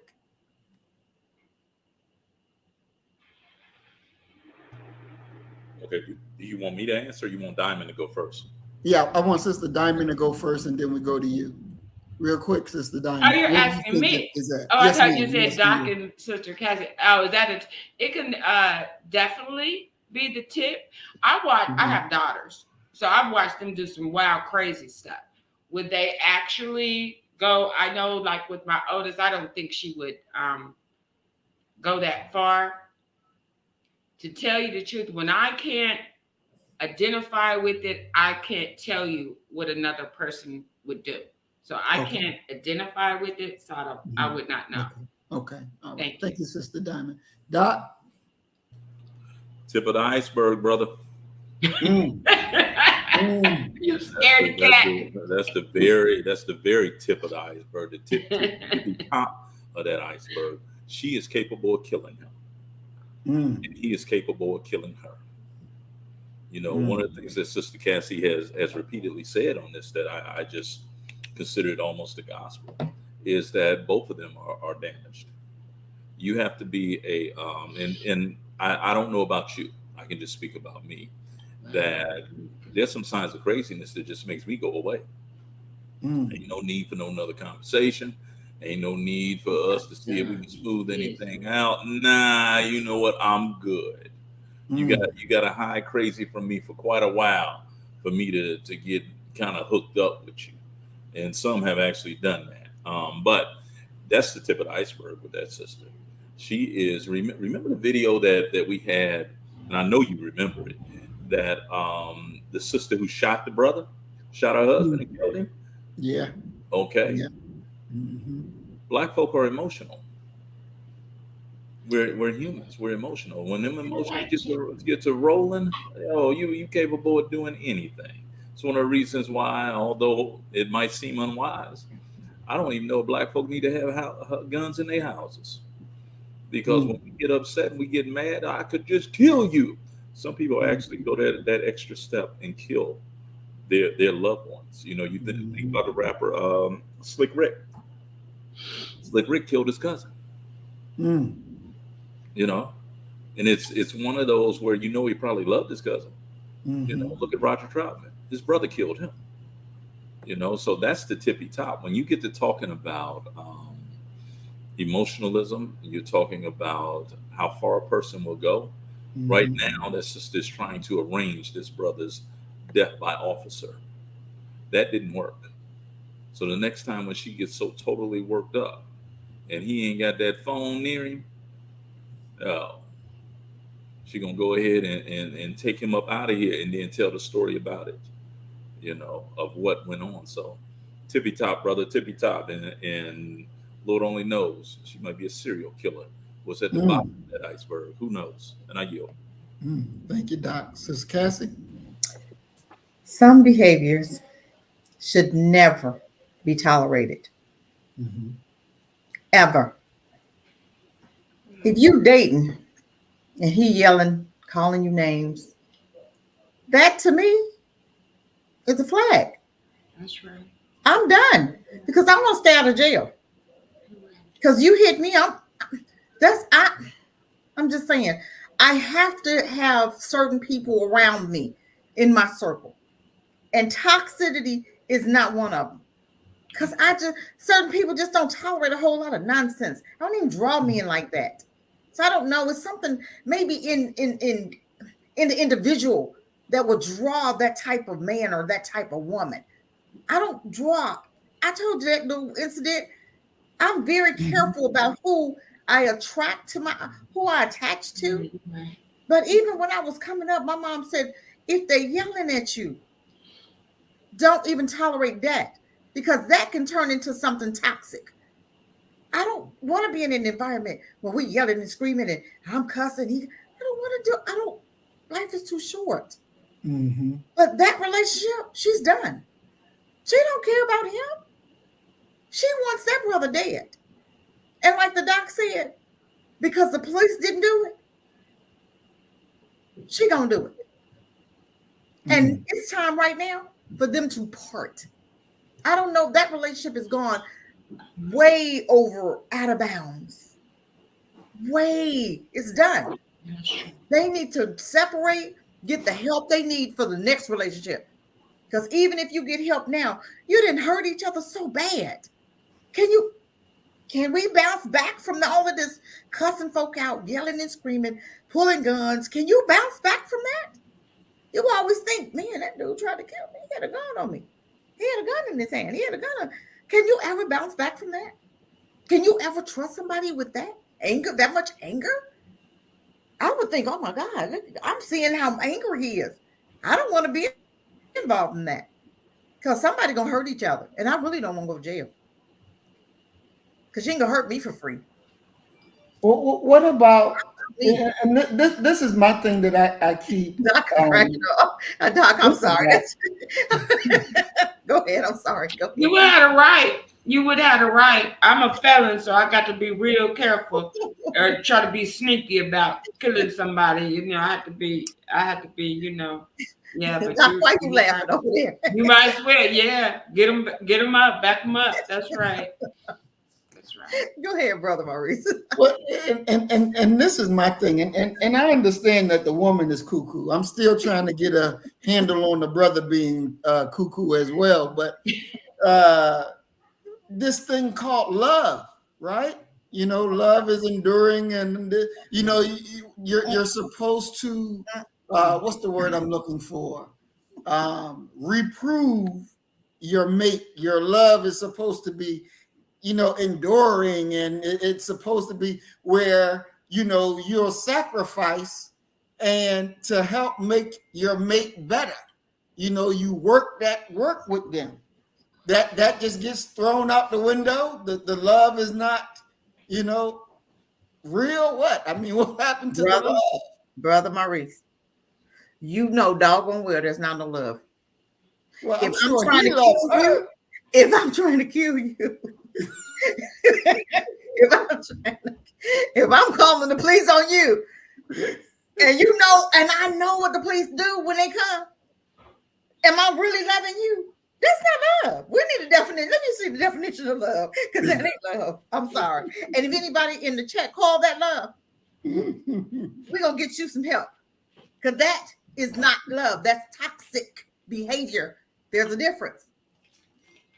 That's not love. If you think that is anybody, we're gonna get you some help. But I think we need to understand what love is. But don't you think, from the brother's point, I know not from her point, that that's not love she's demonstrating, but he loves her so much that he's willing to go through to reprove her, to, you know, bring her back to life. You know, Brother Maurice. If he thinks that that's love, I keep telling you, if he's willing to stay in that type of relationship, he needs some help. Please get him some help. And after you get some help, if you want to go back, go back. Because whatever happens then, that's on you. And I'm hoping after you get your help, you're going to keep moving. After that, I have a question. I'm sorry. Let me ask y'all. All right. Let me ask y'all. So say like, and you're not okay. So say like you're not. Say if you just like someone, right? And the person was accused of something, right? And you would think that if I didn't like this person, I would take his life. That's pretty toxic. I start that rhyme for it. Get that. I understand. That's cool. That's cool. That's cool. Dang. Dang. You said, Woo, this what if he this was accused? man, I What was he know. accused of Rhymes first? are none. I need to know what he was accused of. Because that means a difference. I mean, come on now. It's some things, we have to get to the point where But you love him, so you don't. that. You But just be like, did you take it? Did you take it? I think we need to understand what love is. If somebody's beating the hell out you every day, Oh, no, I ain't talking about him. I don't know. you understand what I'm saying? Do you love you enough to leave? Do you love you enough? I love Cassie. I don't believe that that's love. If you got to disrespect, if you got to put your hands on me, I'm not your child for one. And I just can't. I don't. And maybe I need some help. Y'all got some cards out there, so maybe I'm just not understanding what You love right. is. That's not love for You me. right. I just can't. I mean, come on, you guys. Why right. do you have to put your hands on anybody? We're not children here. What happened to us sitting down, communicating and conversating? I'm a communicator. I believe in pulling up the chair. Maybe not if you that upset with, you going off. Okay, calm down. Let's talk tomorrow. We don't have to talk today. I'm going to be here. Where am I going? So we can talk in the morning. It's okay. Let's get a good night's sleep. And then let's come back to the table because right now we both high emotions. Okay, high. So why would we even try to talk? It's not gonna make sense right now. Let's sleep on it and let's pull up the chair. Let's have a candlelit dinner. Let's talk it over. Let's talk it over. I'm gonna let you talk, you let me talk, and let's come to a conclusion of what really happened. What triggered you? What triggered me? What really happened? And because, like I said, some people grow up in toxic homes, and that's all they know how to do. That's all they saw their mom and daddy do was cuss each other out and pull guns and hit, knocking black eyes and knocking folk out and all this crazy. That's toxic to me. I don't want a man like that. I don't want to have to teach and train you how to treat me. I don't want you to think you're gonna put your hands on me because it's not gonna work. Because I'm not gonna let you hit me the first time. Okay, so that I don't even track men like that. So I wouldn't even know how to act in a relationship where I saw him cussing me out. Excuse me, who we're talking to for one? There's the door. I don't give a damn gone. I don't care how much I care. Because that's not obviously I'm caring too much. If you feel that you can talk to me and treat me any kind of way, then I'm loving you more than you loving me. And I'm okay to walk away. It'll hurt, but I'd rather hurt for that, 3 months than it hurt for 10 years of you putting your hands on me. Because that's not gonna last too long. But you're putting your hands on me. Yeah, Go the ahead. thing is that for many of our people, we talk about this idea of love and the concept of love and what it actually means. And if you deal with people often enough, and everyone here is old enough to have dealt with different scenarios in life, you eventually are going to come across the understanding that people don't even have the necessary skills within themselves to even be introspective and to analyze what it is that they're doing. They're just out here reacting to different situations and stimuli. And if you're a person who has worked on themselves and developed themselves, you will recognize that, and we'll have to say, now this is a person that uses logic. This person right here is liable to do pretty much anything. Maybe not even very malicious, but building a life with such a person is probably not going to be possible. And when people are attaching love, which is a action word, with emotions, that's a warning sign. Because quite simply, love is about duty. Love is about honor. When you're speaking about it once again from the black male perspective, and one needs to really be aware of how this man that you're seeking to forge a hopefully a lifelong relationship with conceptualizes processes and operates within the idea of love. Because there are going to be some moments when he wakes up and he don't even like himself. And if his emotion is tied to his love, all of his responsibilities are therefore gone because he don't feel like doing it today. You don't look attractive to him today. Or if he's out and about, everybody got a type. You ain't the most beautiful woman or man that God created. So if their love is tied to their emotions and their emotions get wrapped up in seeing that little thing with that round rump walking in front of him, well, now he's over there involved in infidelity. So we have to really, in every way, begin to socialize and instruct our young men in what exactly love is. Because this brother right here that we're seeing um, deal with this woman, dealing with this mess over and over and over again, it's a cycle. And until he understands self-love, he's going to continue to participate in this cycle. And it's going to take at least two to make this cycle continue to go around and around and around and around until it ultimately settles on something that is definitely unfortunate, something that is going to go viral and be a headline because of a tragedy. And I yield. All right. Thank you, Doc. We're going to go to this next video and look at it and come back and talk about it. We saw this video in the past, but this time I want us to angle in on the female and how she's dealing with her mate, her boyfriend. I don't believe that they're married, but I believe they're boyfriend and girlfriend. And zero on that and come back and we'll discuss it to see, where does this behavior come from? And how close is she about getting the gun on him? Whoops, wrong one, not this one. Our YouTube channel.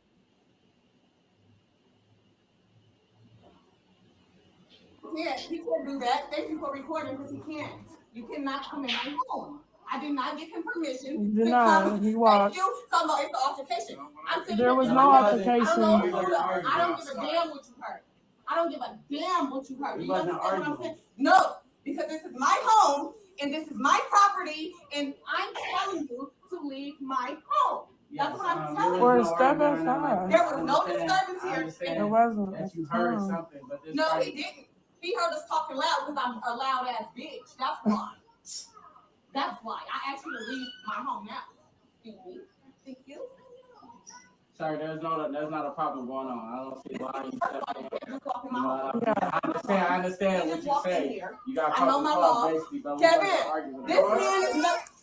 He's just nobody. He is talking I don't as a know. responsible adult. I'm talking as the person who runs this house. That's what I'm saying. I don't give a fuck about what you talk about. Shut the fuck up now. You shut up. I don't care what he's talking about. This is my house. I pay these bills. You crazy? I your head coming up in my house. You must be crazy coming up in here. Talking about you heard something. You heard me talking. I talk loud and I'm aggressive. And guess what? You did not knock on my door. There's no weapons here. There's nothing going on here. And you are violating my rights, sweetheart. Right. Now, tell me that I'm fucking wrong. You can't, because I'm not wrong. You're violating my rights. You do not come up. Shut up! Shut your mouth. You do not come up in my house. You do not come in my home without my permission. Period. When I get called, I don't care what you got. Hey, I don't care what you got. Because guess what? If I hadn't just came in the house and smoking a cigarette, this door would have been closed and your ass would have had to knock. You do not fucking come in my house without my permission. With your white ass, and I'm black, and I'm scared of you. So guess I don't care. Right. I don't want to hear it. I don't want to hear it. That's why you're screaming. I'm screaming because I'm screaming because you're in my space. This is my home. This is where my kids live. How I know you wasn't coming up here with a fucking gun? Black people killer? How do I know that? I don't. So guess what? I'm aggressive. I'm being hostile, like you guys call us, because you done came up in my home. Go get my lease from downstairs now. Like I don't know my rights. Stop playing. You got the wrong black girl on the right day, baby. What do you want? What do you want? There's no problem. What did I say? No I got this. I got this one. What do you have? What do you want? You guys can just walk out because there's no problem. What do you want? That man is the intelligent one in this house. What do you want? Guess what? You about to walk out my home though, because I know my rights. Yeah, Bye. No, Bye. Goodbye. Goodbye. Shut your ass up, Kevin. Do what I told you to do. Goodbye. I know my rights. They cannot walk in my home. Because if this door was closed, they would have had to knock. Don't ever do that again. Thank you. It is a. All right. So there you have it. And again, we talked about that before from the position of her dealing with the police. Now we're going to talk about this video from the position of her dealing with Kevin. Kevin, shut the F up. I told you, stop talking. What do we got here, Doc?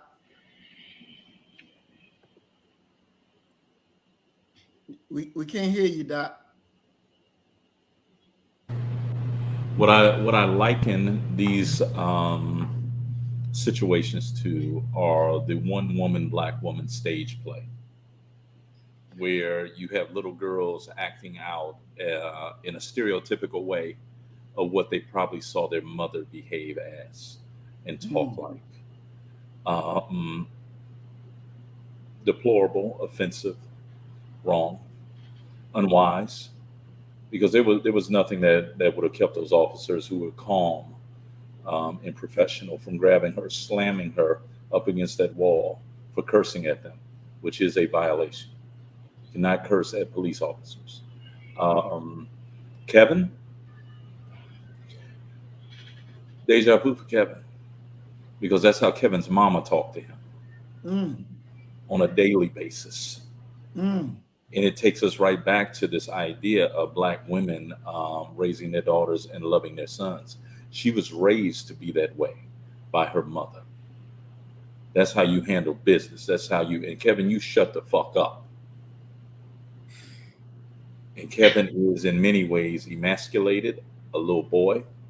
And if you look very closely, what did you see on that TV screen they had there?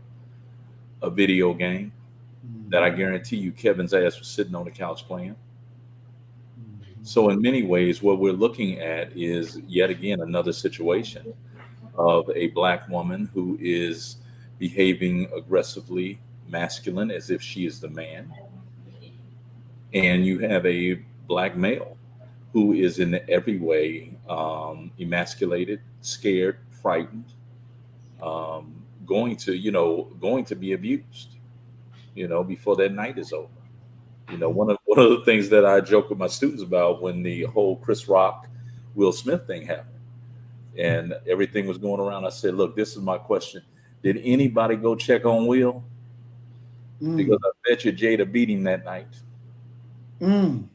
There is a level of aggressiveness and masculinity that is present within a certain segment of black women that make them of no use whatsoever to the black nation, unless we're gonna come up with a fighting squadron like the Black Panther them had when they had all them sisters with them spears. Other than that, they're of no use to the black race. And I yield.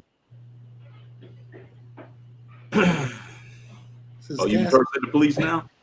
Oh, I didn't know that. Back in the 80s, you sure couldn't.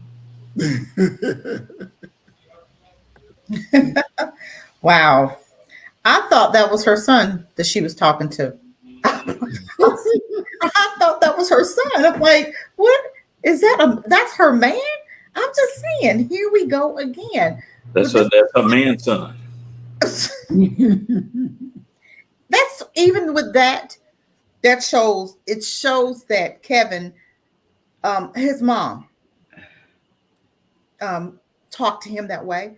His mom, he had no dad. He was raised in a single mom family. There was no men around. And when there was, they got talked to like that. Now, for the young woman, her mom talked to all of her men like that. Her mom taught her how to treat our men, black men. There was no man in that house. And when there was, that's how they were talked to. So they ran all their men away. So we have to understand what's really going on. This is why it's time for us as Black people, Black men and women, to get it together. We got to take this thing all the way back. Start talking to your granddaughter. Start talking to your daughter. Start talking to your sons. We have to bring the family back. That's why it's so important. And I've been doing shows about Black families. Willie Lynch is real. That's a Willie Lynch syndrome right there. That's been passed around for 500 years. We have trauma in our DNA. And are you saying, Sister Cassie, I'm sorry to interrupt. Are you saying what the girl was doing was a Willie Lynch behavior? That's a Willie Lynch behavior. That's crazy. That's passed down from generation to generation. That's how, look, you see how she talked to the man? That's her man. Why would you want to talk to your man like that? That's crazy. That's Willie Lynch all over again. The woman with the children, this is what they did. The man wasn't there. He was at the baby farm. Remember when Willie Lynch back in the day? He was making babies, 500 babies. Okay, men weren't there. So they told the woman. This is the society we live in. This is America. The woman can talk to her man like that. The Black woman, because ain't no white woman talking to their man like that. Right. But this is a Willie Lynch with the boys and how they treat the men and how they made the men feel less than. Didn't even feel like they could raise their voice or say anything or have a voice, period, else they would be dead. So they allowed the woman to talk over the man. This is learned behavior. This is stuff we passed down for generations and we still passing it down. So when are our men going to get back on the throne? That seat's empty now. Well, the woman's on it. So move her out the way. Get back in place. Ladies, get back in your place so that our families can line up. With the family, with the man not in his seat, the woman in the seat, the family's jacked up. This is what you got. You got single women talking to their mates like this, like their children. How do I speak to my husband like this? Is supposed to be my mate, my husband, my man, my soulmate, right? How do I talk to him like that? How do you want to be with a woman that's talking to you like that? That's the question, being a man. Allowing a woman to talk to you like that. But you have to understand, this is America. This is what we've done to our Black men, making them feel less than. And it's a group effort. What did Willie Lynch say? You make everybody, you take every opportunity to make him feel this small. The slave, the plantation master, whatever you call him, the husband, the children, everybody made our men feel less than. He couldn't even blink like he cared what they said. He couldn't even feel anything. Sister Cassie, can I ask you a quick question? But this is what we expected our men to do. Do you think that this woman would ever call the police on Kevin if he got out of pocket? Absolutely. And leave the door open too. Yeah. And leave the door open. Because she don't care like that. She don't care like that. I wouldn't think she would call the police. I would think that she would probably whoop his behind, but I wouldn't think she would call the police. If she got mad enough, she would. That's in her. That's in that bitterness. That's in her. That's in her. Interesting. Because if Kevin got out of line, she'd have moved aside and let the police get him because they was already there. That's why she said, "Shut up and shut up now." With authority. And what did Kevin do? He shut up, didn't he? Shut up. Kevin said, "This is a fool. I know she a fool, and I'm not even gonna get started." So Kevin went on and sat down and stopped playing his game. I'm just saying. But this is Kevin. These are little boys that we create, single women. This is what we're creating. Those aren't fathers. Those aren't providers. Those are not protectors. Those are the ones that want you to submit. Why would I submit to that? This is why you see most women having an issue submitting to Kevin. What woman would submit to Kevin? You want your daughter to have a woman like Kevin? I mean, a guy like Kevin? Would your daughter submit to a man like Kevin? Your daughter would keep Kevin alive. Women don't want Kevins. I don't want a Kevin I can talk to. I don't want to talk to a man like that. And if you want me to talk, but you have some toxic men that want that. They like that. That's what they used to. They don't want a real woman that's not going to speak to him any kind of way. They mistreat her because she's too nice. I'm just saying. And we've seen that. We've seen that. I'll pass my mic. So where is this reinforcement comes? Because she says, you know, I'm loud, I'm a loud ass bitch. And she's saying it with pride. Her mother. Her mother taught her. That behavior is learned behavior. She saw her mom in action all the time. And grandma. Because that's passed down. That's generational. That's generational. Because how would I know that? How would I know to treat Kevin like that if I have not seen it? You learned that from somewhere. Yeah, I mean, we have to remember that there is such a thing as matrifocal annihilators. We always talk about the patriarchy and the matriarchy, but there is such a thing as a matrifocal annihilator. Where explain that what you just said. Everything circles in, and I truthfully I believe that most Black families are structured this way. It's not as if the father, if there is a father or grandfather or some male figure around there, doesn't have say, or if it really comes down to it. But by and large, on a daily operation, holidays and what have you, everything swirls around the mother or the grandmother. And those who would challenge that are going to be removed. And the matrifocal annihilation part of it is quite simply that you'll see the daughters, because the mother is more than likely divorced. You'll see the daughters get married and they get divorced. You'll see the sons maybe never marry. Okay. And one of the telltale signs of a matrifocal annihilator is that those children that are sired by the girls, by the females in the family, they're close inside of the circle. Those that were sired by the son are like one level outside of it.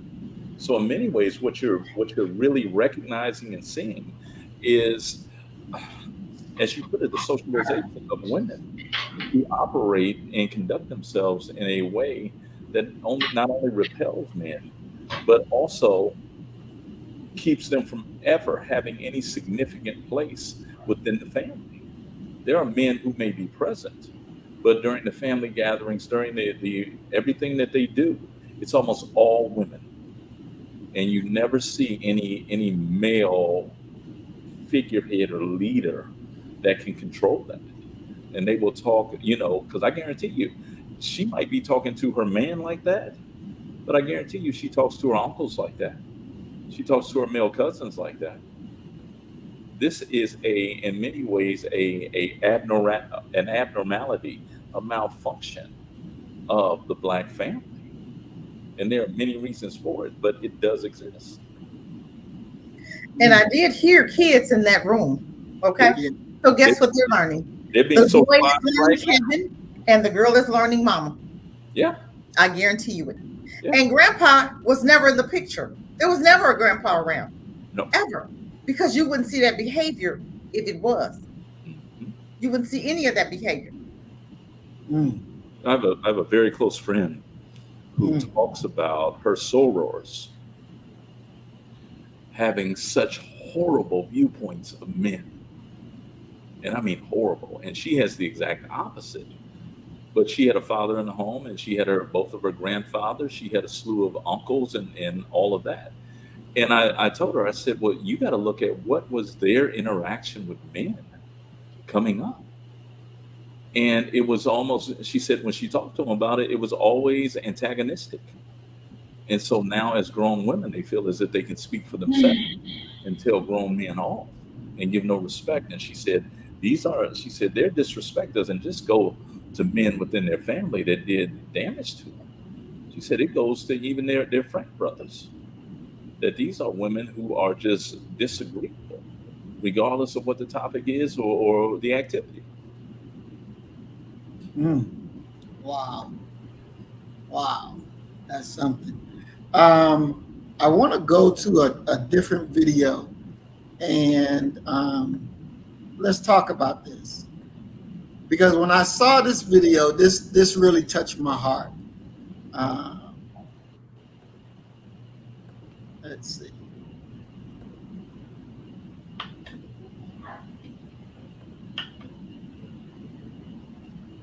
And he left. And I was like, oh no, you're not gonna leave this argument. We gonna talk this out. I followed him 2 blocks. And he called my mother. Called her mom. He called my mom. Can you tell your daughter to go back in the house? We in the street, okay, mind you, and you bring your, but I just was like, and my mom said, he handed the phone to me, and my mom said, Led, go home. And then all of a sudden, this big, it felt like a big pain, like my heart was breaking. And I said, but he may not come back. And he turned around and he heard it. And I just started crying. Gosh, I'm getting emotional, Jesus. And my mom said, Let go, just go home. And he looked at me like it's like something clicked for him. And he said, I'm gonna come back. I just need a minute. So I said, okay, I'm gonna go back home.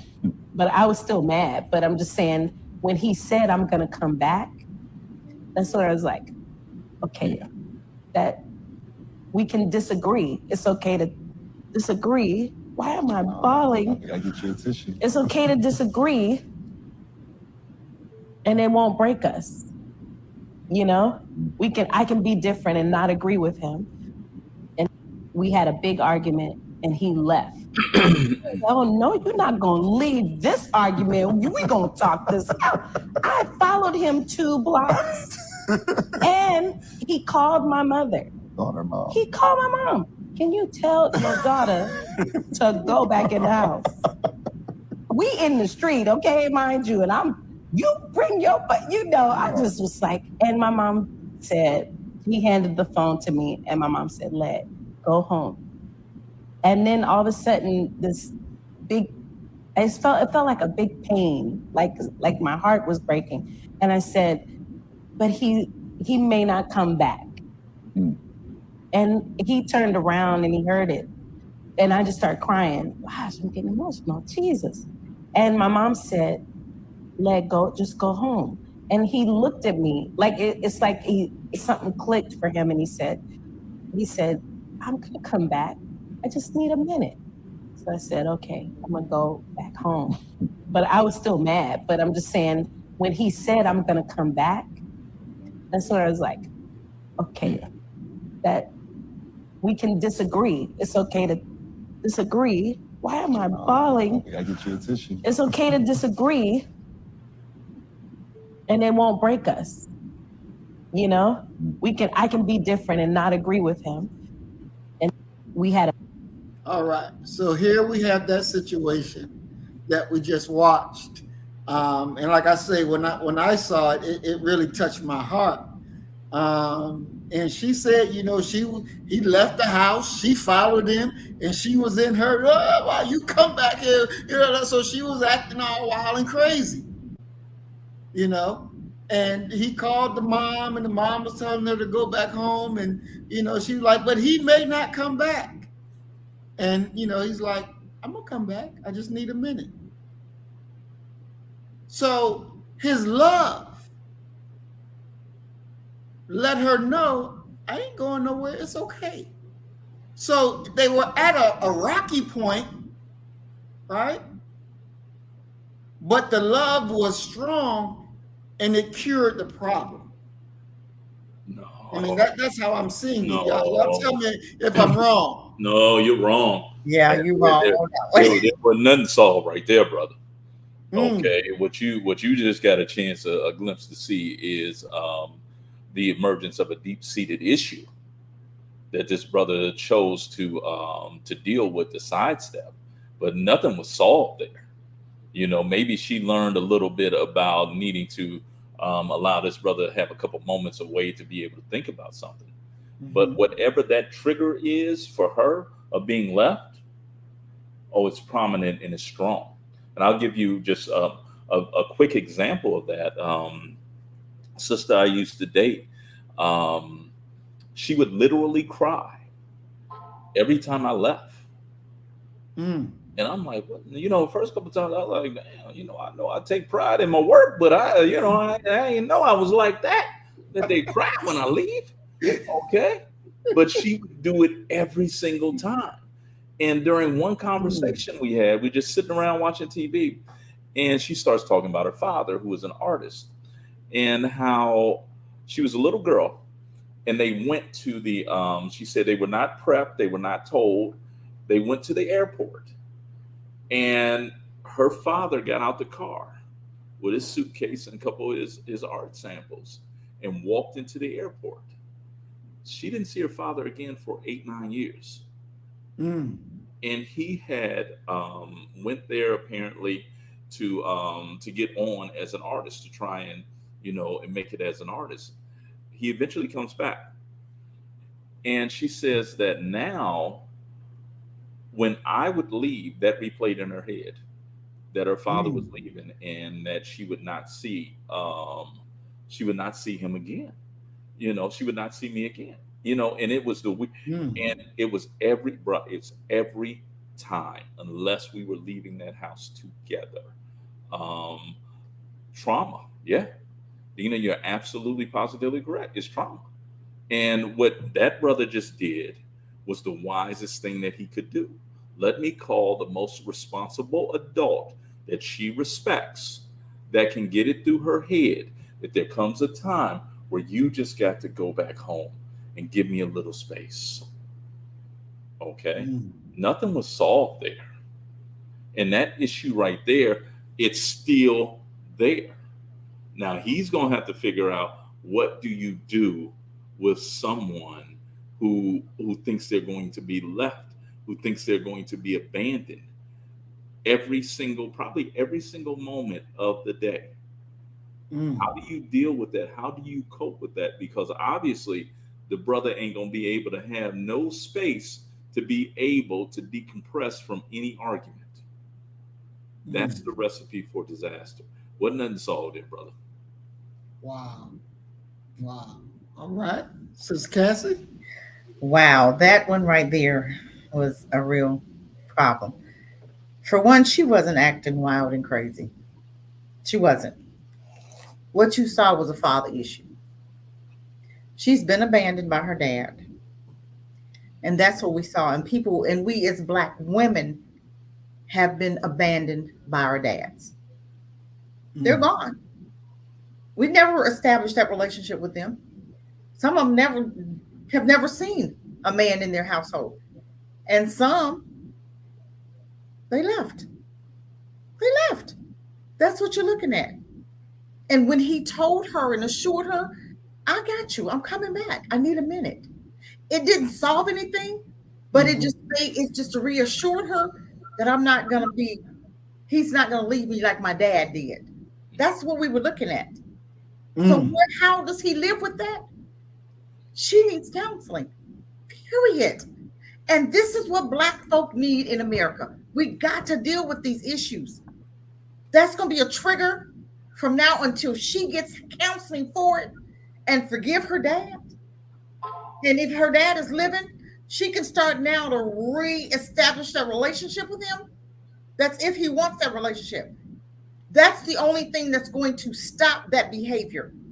If her and her dad get that relationship and they get to talking, and then she understands what happened with the mom and the dad, why he left, why he never came back, why he never called, and it could be excuse after excuse, but whatever it is. But until her and that dad, if she's able to talk to him, solve that problem, then she'll be able to move forward. But if that dad, if that's a father issue, and a lot of Black women in America is dealing with father issues. And this is why you say, oh my God, she's acting crazy. She's not. She's dealing with some trauma. She's dealing with some abandonment issues, rejection issues. And that's what you're looking at. So it has nothing to do with anything but emotional issues, abandonment issues.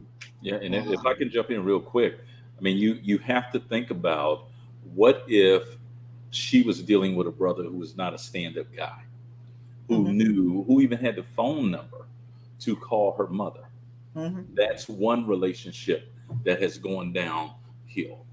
So now not only does she have the trauma of being abandoned by her father. Mhm. She also has the associated trauma with that relationship Yep. ending. Yep. And she's going, and God forbid, and if she ends up with a child with this guy, that relationship ends. She moves on to the next guy. Still hasn't gotten any therapy. Hasn't worked through this. Same thing happens. So now she got two kids by two baby dads. Right. Right. Third time, same thing is going to happen. And it's one of the reasons why when you look at the data, and this shocked me when I thought we were going to talk about women tonight, but we ended up talking about men. But one of the things that shocked me was that when you look at single women who have 86% of single black women who have children, 80% of them have multiple baby daddies. What? Hmm. Multiple.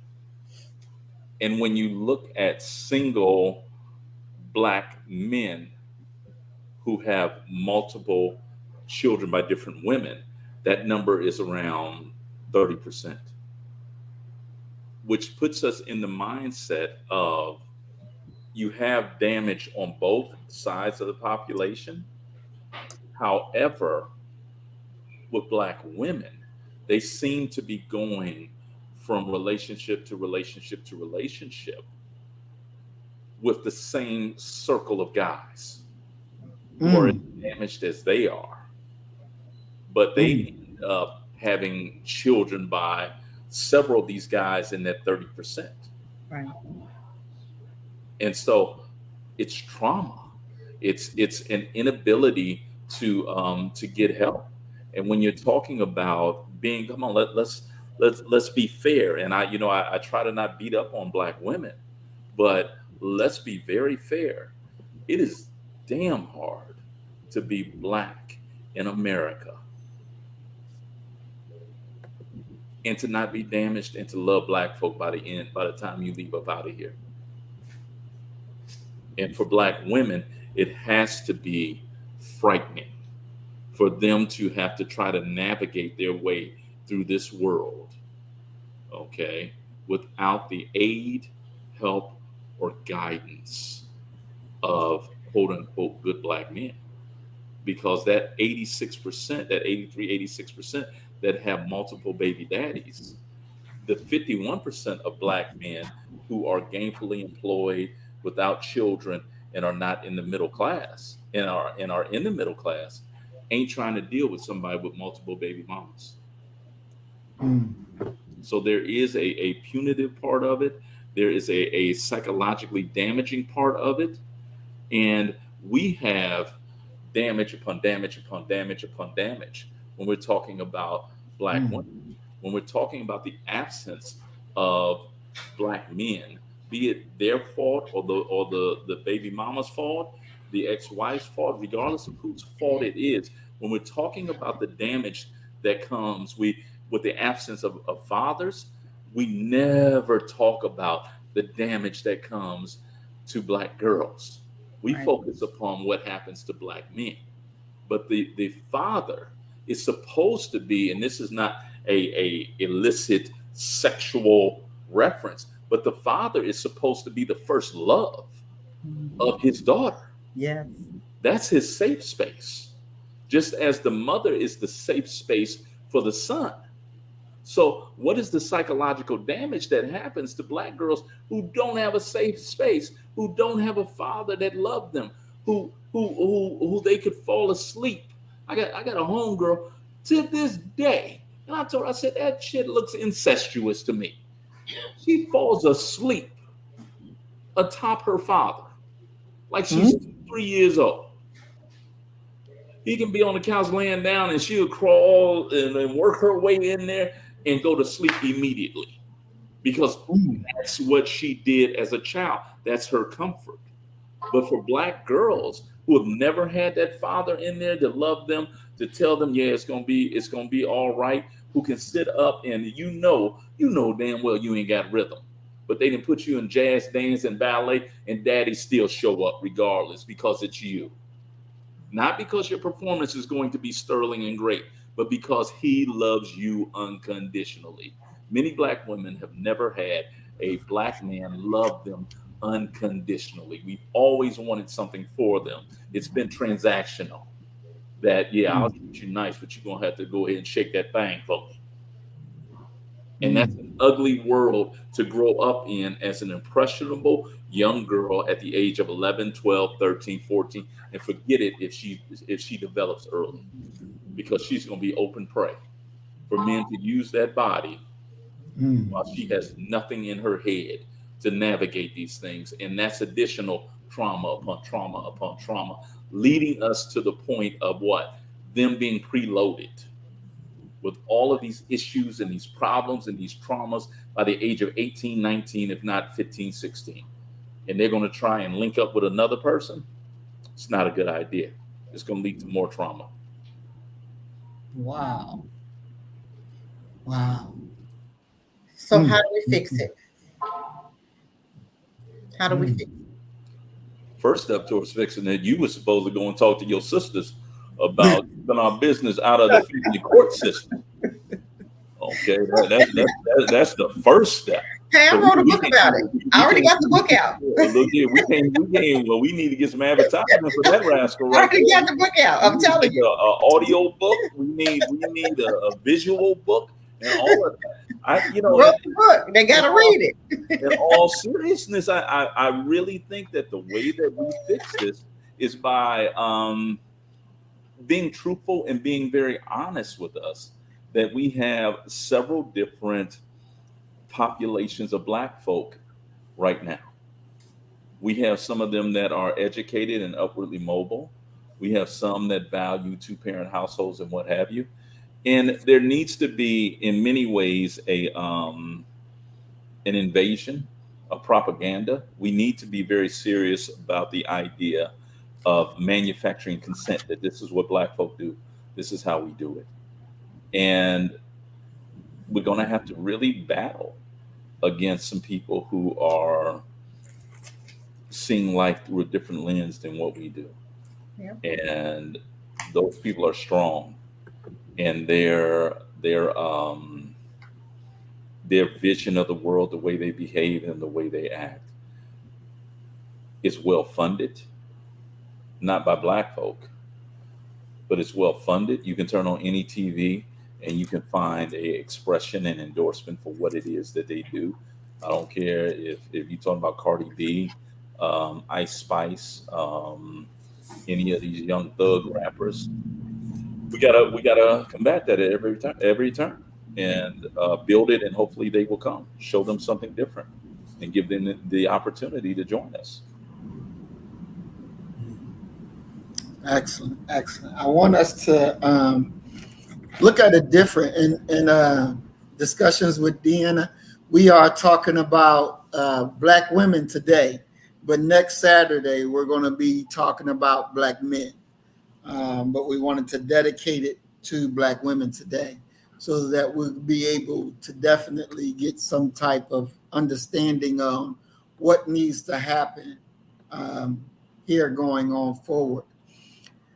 There's another issue that's facing our people, and it's going where you have black women having babies and putting the blame on the brother, and it's not his child. But before I get to that, I want to go back, because I think it was Namer. Yeah, they asked a question. And the question is the man not in the house exclusive to black America? Because I know for a fact it's endemic, it's Hispanic communities. So is this something that's just going on in black America, but they're saying it's happening in Hispanic community, but Hispanic communities, are they producing the same problems that we're having? So there has to be another factor in it, that the cracker don't have to have daddy in the house, but they not producing women like this. Nobody went through what we went through. The Hispanics didn't go through slavery. Hispanics didn't go through Willie Lynch. Hispanics, I have no idea what Hispanic family does, but what I do know that it's an issue in Black America's family. I don't have a clue what goes on in Hispanics families, okay? Because we're not Hispanics. All we can go on is what's going on right here. We understand that we went through slavery, we went through Willie Lynch, we went through Jim Crow, we as Black folk went through hell in these Americas, and we're still going through it. And until we decide to separate and start educating our babies and family, code of behaviors, healing classes, and this is something we have to start now. And the adults. Let's not leave out the adults. Okay? We need healing. We have to start somewhere. The ones that want to heal, we heal. But why? But we got to get to the point where we healing, and the ones that's not healing, leave them over there. Because we're not going to, everybody's not going to want to do this.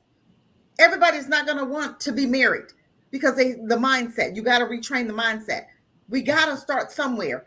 And if it's education, we separate, we start educating our babies, and we get the healing in those elementary schools, middle schools, high schools. We can do this, but are we going to do it?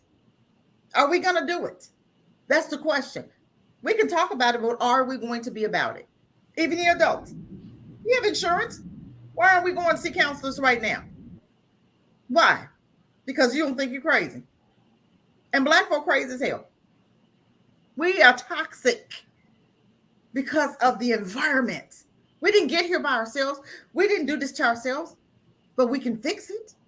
But you're going to have to separate because you cannot get healed if you're still in the abusive relationship. And if you think you can, you're delusional. I cannot be an abused woman in a household with an abusive man and get healing. It's not going to happen. You got to separate. I'll rest my mic. Yeah, and then the thing is that when you look at the data, there's no doubt that Black folk are leading, even above the Hispanic population, in all of the negative characteristics. You know, we have more single female headed households. Our children are being raised in homes without fathers at a higher rate than even the Hispanic community is. And then you're also dealing with there's a recency of immigration that greatly impacts one's view of where they are right now. Consider for a moment that a Mexican family that just got here 1, 2 generations ago, they remember what it was like in the old world. And they are still in many ways, even though they may not be in marital bliss, they are still packed up in houses, multi generations, and they are still angling for working themselves up the American socioeconomic ladder. And it could be argued that they've already passed us in the indigenous population.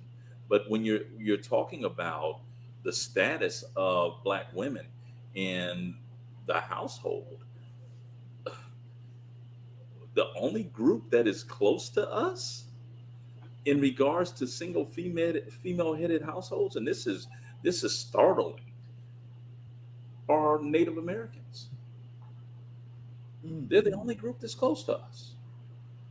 We're head and shoulders above everybody else in regards to our children being raised not only in single female headed households, but also away from their fathers. And as Sister Cassie said it so eloquently and beautiful, we've allowed a system that has no interest whatsoever in Black people being liberated to set the rules of engagement, including the visitation of fathers to their children.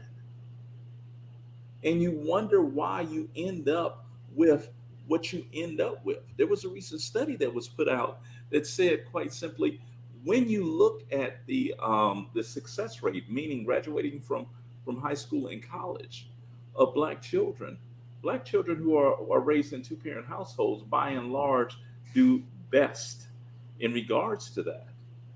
And the supposition behind that was quite simply those who are from single female headed households are going to do poorly. That held true.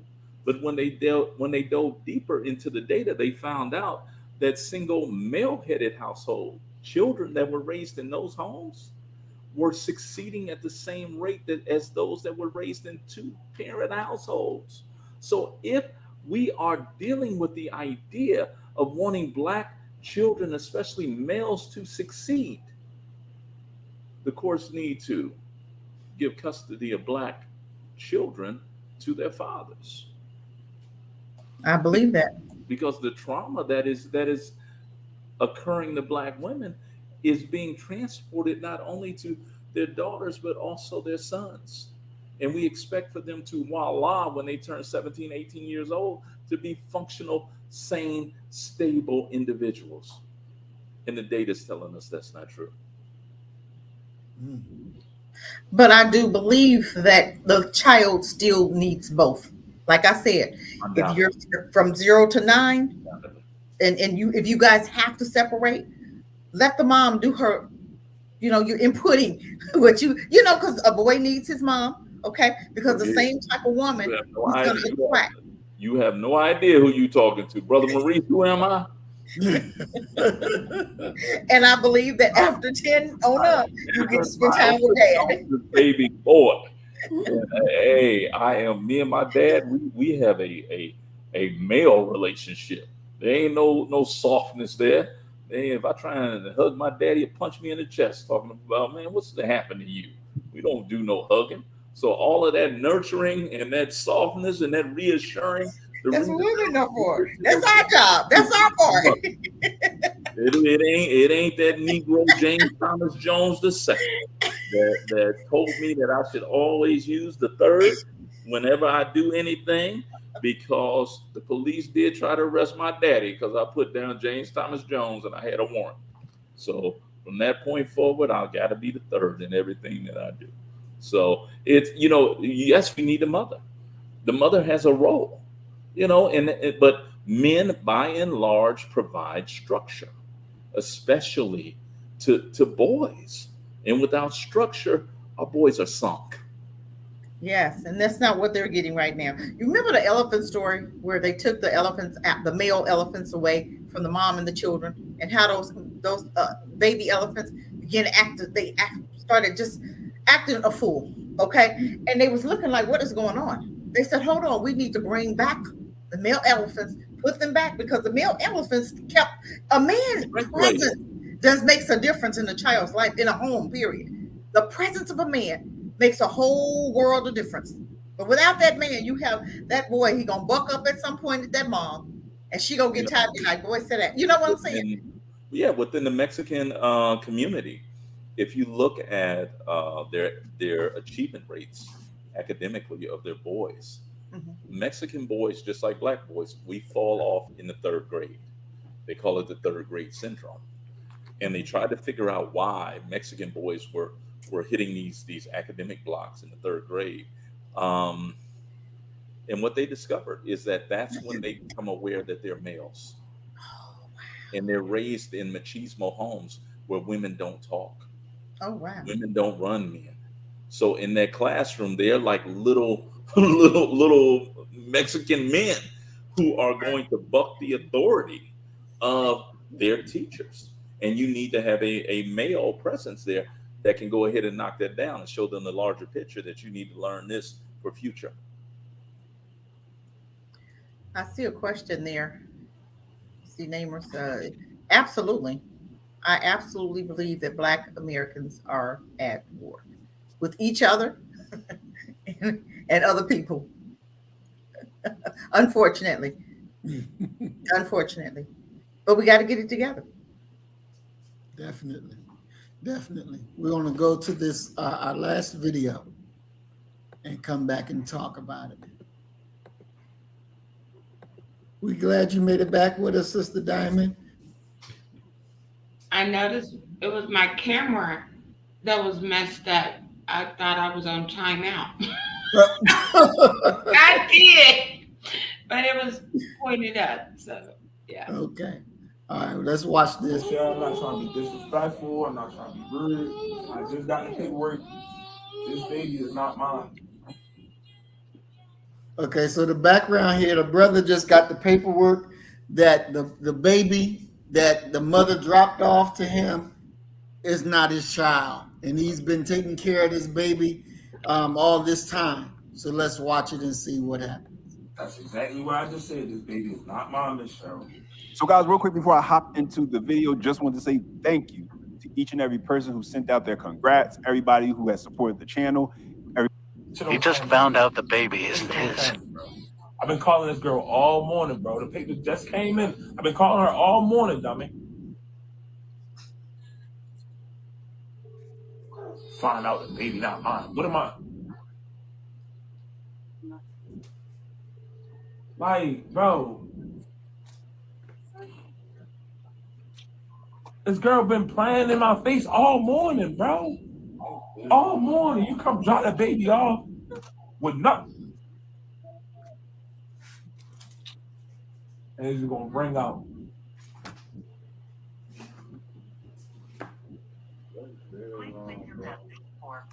Been calling her all morning, man. All morning, bro. I do everything for both of them, bro. Her and her mama. I take care of these girls, bro. I just got a new house, bro. I just moved. I uprooted my entire life for this. To find out the baby not mine, bro.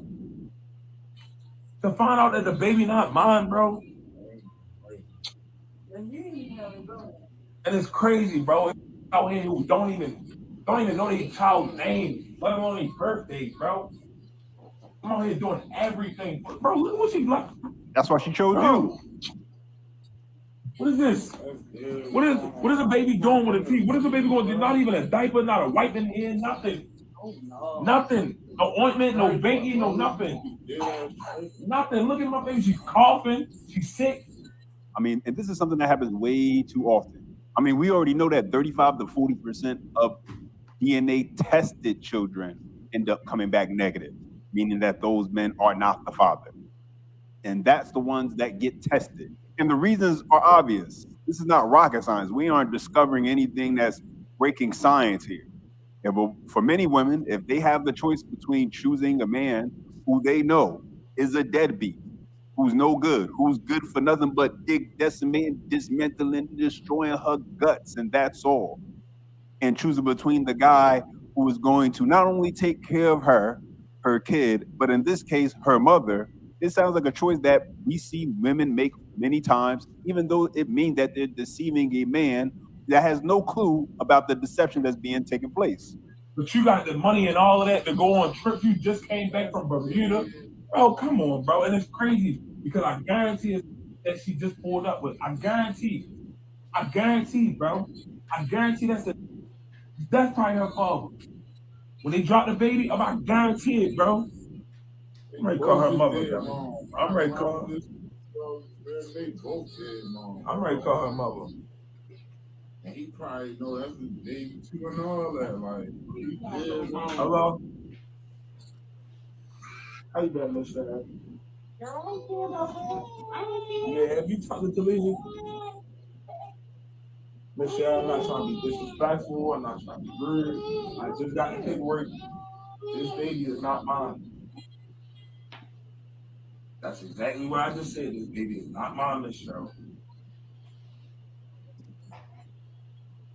Have you talked to her? Have you seen her? Have you? I'm sorry. I ain't trying to raise my voice. I apologize. I'm not trying to be disrespectful. Wow. I just want to understand. I give him credit. Why I have this responsibility on me, and she know this baby. A lot of credit. Where he's conducting himself. This is your daughter. That's the only person I could call to get in contact with her. This is your child. I understand that, Miss Sherry. I know this don't got nothing to do with you, but at the end of the day, this baby has nothing to do with it either. This baby is not my child. I'm watching over, I'm paying. Wow, that's her granddaughter. And that's what she says. Miss Sherry, I just want to get in contact. That's it. That's all. That's all. That's her grandchild. I'm not sure it's a boy or girl. That's all I want, Miss Sherry. I don't want no problem. That's all I want, please, bro. That's all I want. I just want Angela. I just want to talk to her. Something. I don't care about the money. The money that I spent, I don't even want that back in reimbursement. I don't care about it. I just want to. I had the paperwork in my hand. It's not about the money, bro. You've been around the baby for a minute. Like, it's not about the bread, bro. That's the thing. No, not what I'm saying. This whole morning, I've been trying to get in contact with her. Got the baby off, no pampers, nothing, no wipes, nothing. Baby on that you carried for Baby 9 came months. over, she's not saying Calling nothing. your phone was calling you, you ain't trying to get the baby back. Like, what do you want? It could be an emergency. This is your daughter, Miss Cheryl. Please, Miss Cheryl, just listen to what I'm saying. I'm not trying to go, please. This is your daughter. This is your daughter. This is supposedly the parent of this child.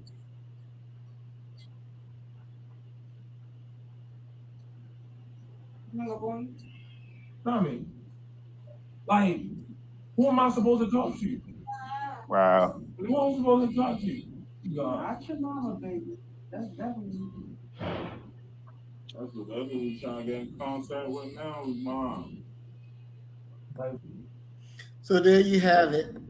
He was talking to, he couldn't get into the baby's mama because she wouldn't pick up the phone. He got into her mama and was telling her mama, and her mama eventually hung up on him. So here the brother is stuck taking care of this baby that he just found out is not his baby.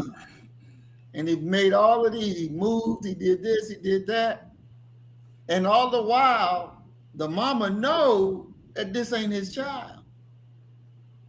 She didn't have a problem with it. And evidently her mama didn't have a problem with it.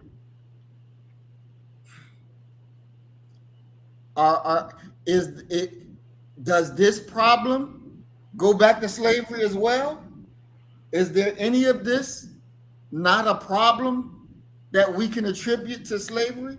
Is this a problem that we can say, look, this shit generated because you just know goddamn good? I mean, where are we with this? Not. I mean, I pray it don't go back to slavery, because if it go all the way back to slavery, that means she come from a long line of ain't shit bitches. That's just, it's just what it is. Don't put that on my ancestors. This is modern day BS. And the thing is, you know what makes me really feel for that brother? If you go back and you listen to it, he said, look, my baby don't have. So he's bonded with that child. Okay, he's probably the primary caregiver and the most responsible parent that child could have in their life. Okay, so no, this is homegrown, learned over the last 50 to 60 years, Black dysfunction. This is a recent manifestation of Black triflingness amongst Black women. Just call it what it is. It ain't got nothing to do with our ancestors. It's got everything to do with individuals who refuse to grow up, who want to sit up and act like they can sit around, have kids, and it's still their time. Somebody needs to tell them that the moment that you have a child, the moment that you're an expected parent, your time's over. It's time for you to go ahead and set 20, 25 years to the side to make sure this young person is able to have a chance in this life. And then once that's done, your old ass can go get on a Carnival cruise, go to Caribbean, the DR, and what have you, and party. But until then, you on lockdown. So this is homegrown. This ain't new. Sis Cassie, what say you? Wow. DNA.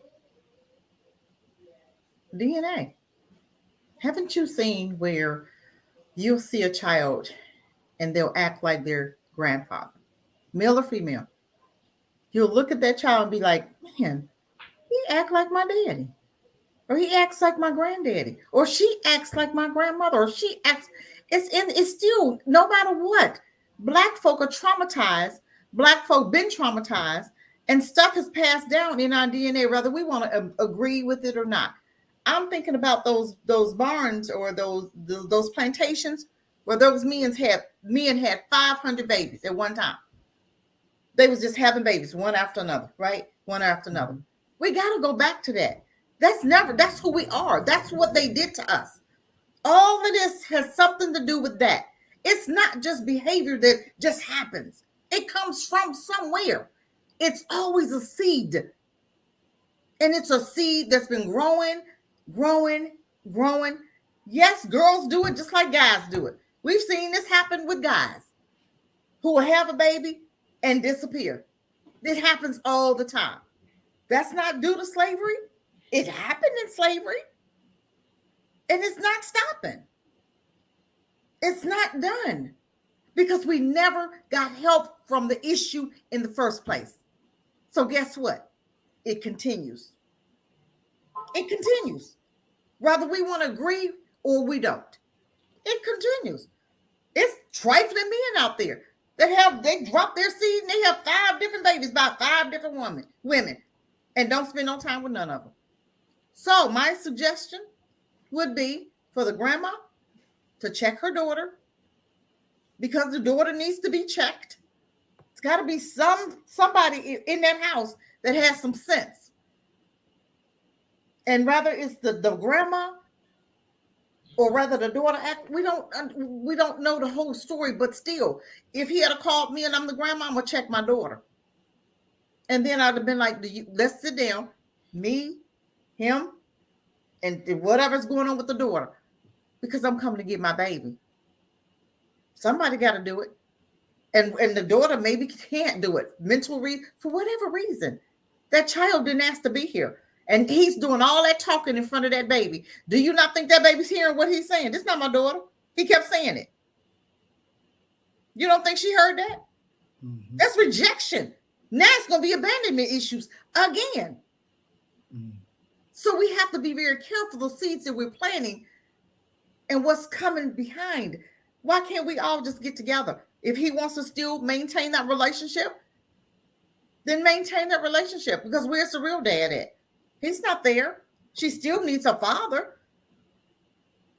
or make some type of male role model, right? So does he just pop off the picture because he's not the dad? But that's the only dad she knows. So as far as he knows, he is the dad. But Sister Cassie, let me give you a little pushback. Let me ask you this, because like you said, this behavior relates back to slavery. It always comes back to something. But we didn't see this part. We saw the part where, you breeding farms and the man inseminates the woman and got to inseminate this woman. We saw that, so I can connect that. Mm-hmm. But we're at a part now where the woman is laying with other men, knowing she lying and saying, you the baby daddy. It's like one part the dude says something to the fact, I'm not out here like these other dudes. I'm doing this, I'm doing this, I'm doing this. Why she gonna do me like that? And he said, because you are doing this.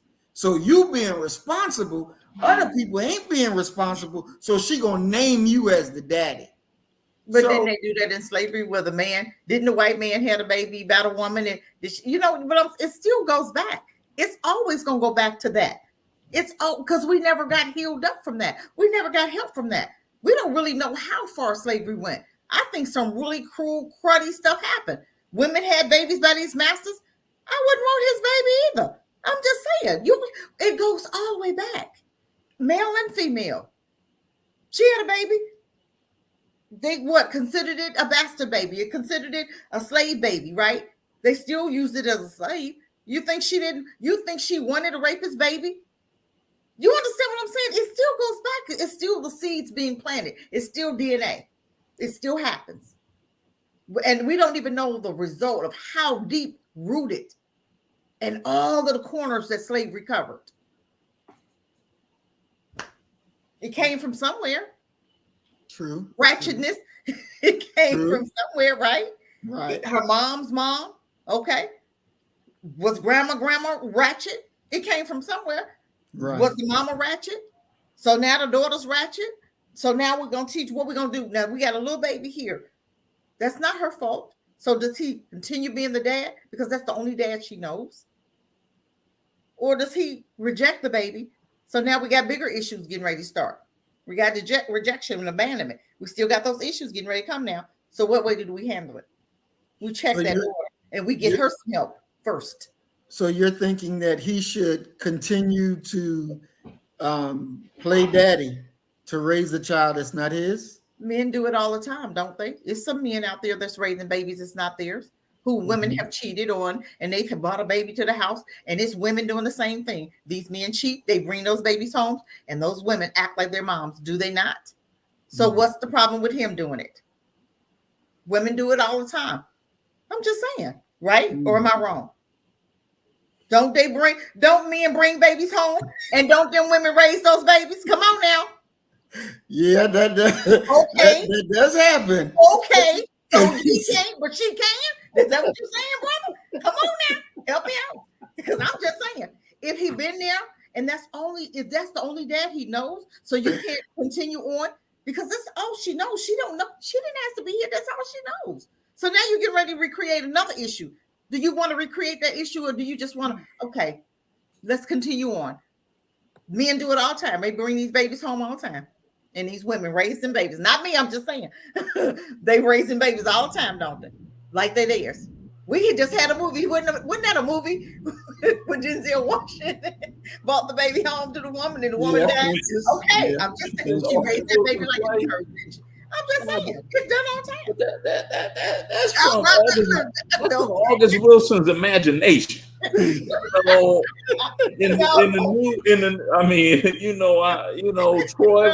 was a bastard and what have you, but no, that's from a man's imagination. Come on, now.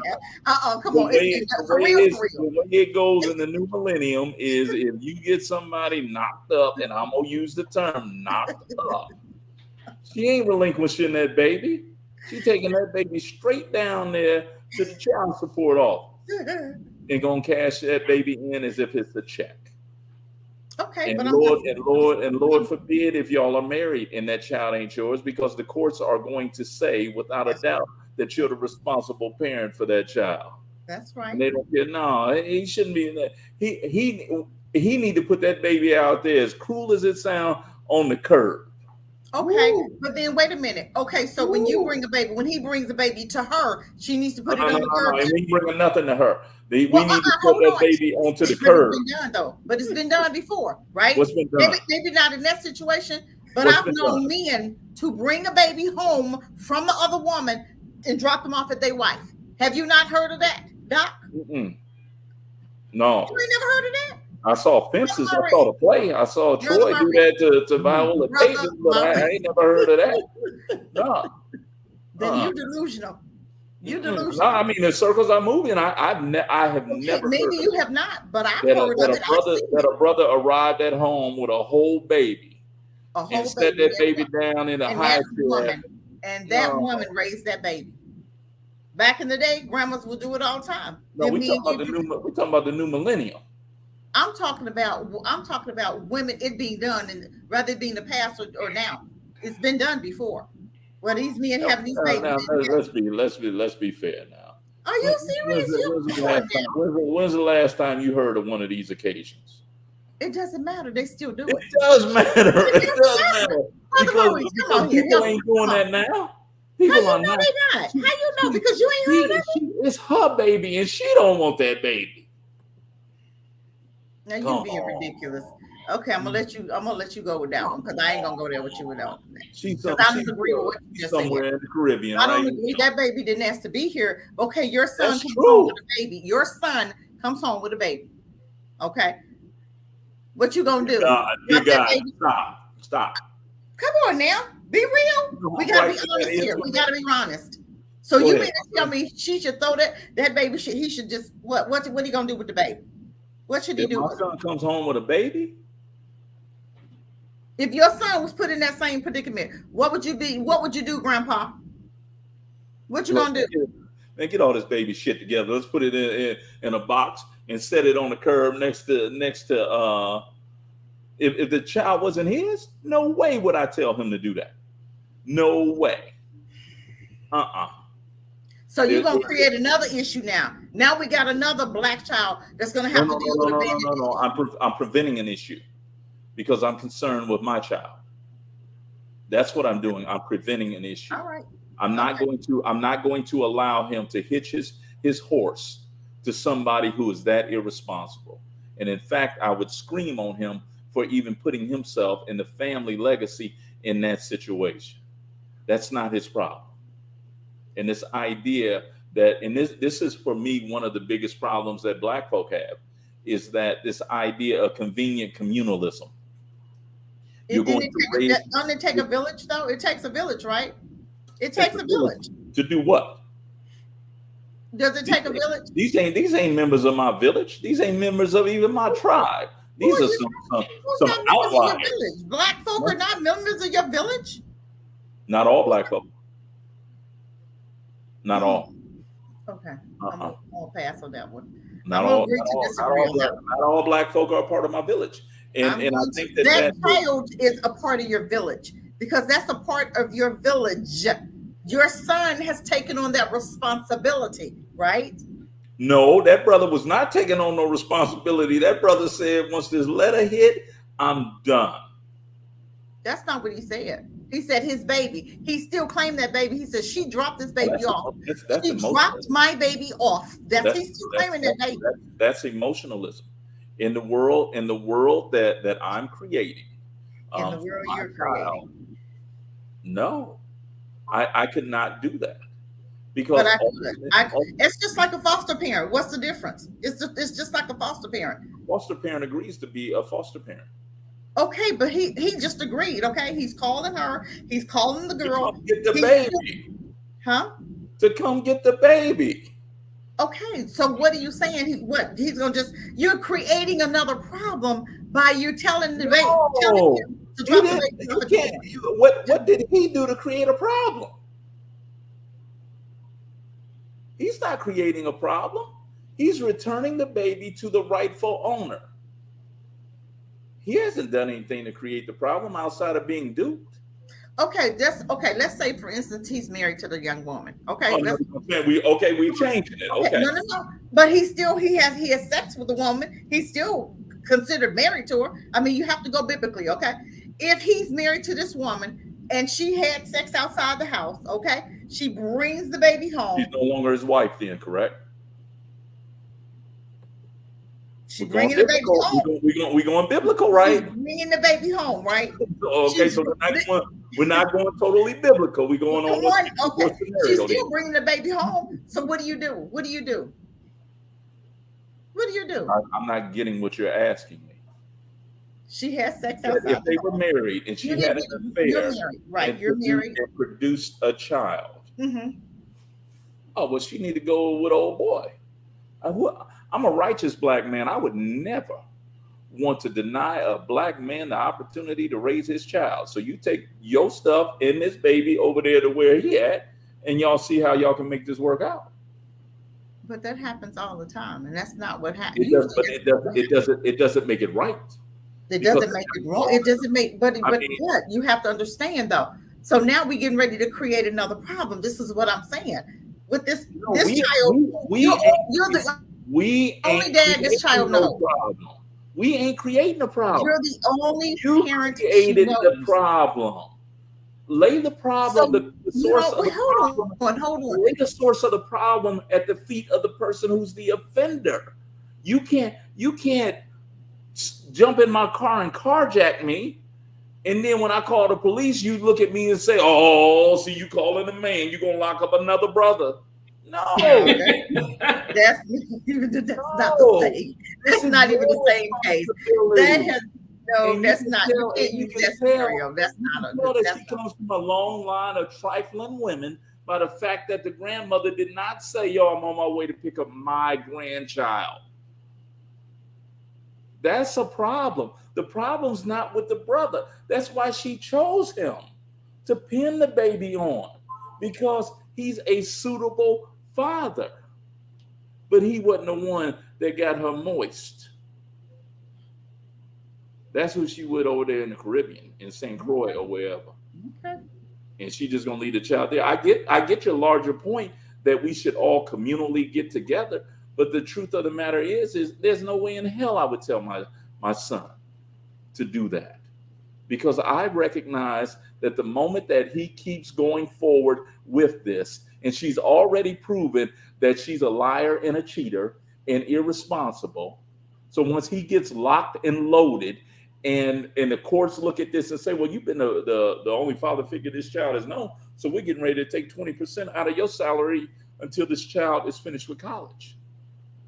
That's not fair. That was not his problem. That was not his issue. He didn't create this. I get your analogy about a village, but hey, I'd set that baby on the curb and put a bow on top of her head. And just be like, anybody. This is what's wrong with the Black community right there. That's what's wrong with us right there. What's wrong That with that's an issue. That is an issue right there. That's an issue. It's not. No, it's not. The problem with the Black community is that she went and had a baby by somebody, had a baby she don't want by somebody she apparently don't want, and he don't want the baby either. That's the problem. You can't attack the righteous individuals within our community and sort of saddle them with those who have decided to live lives of dysfunction.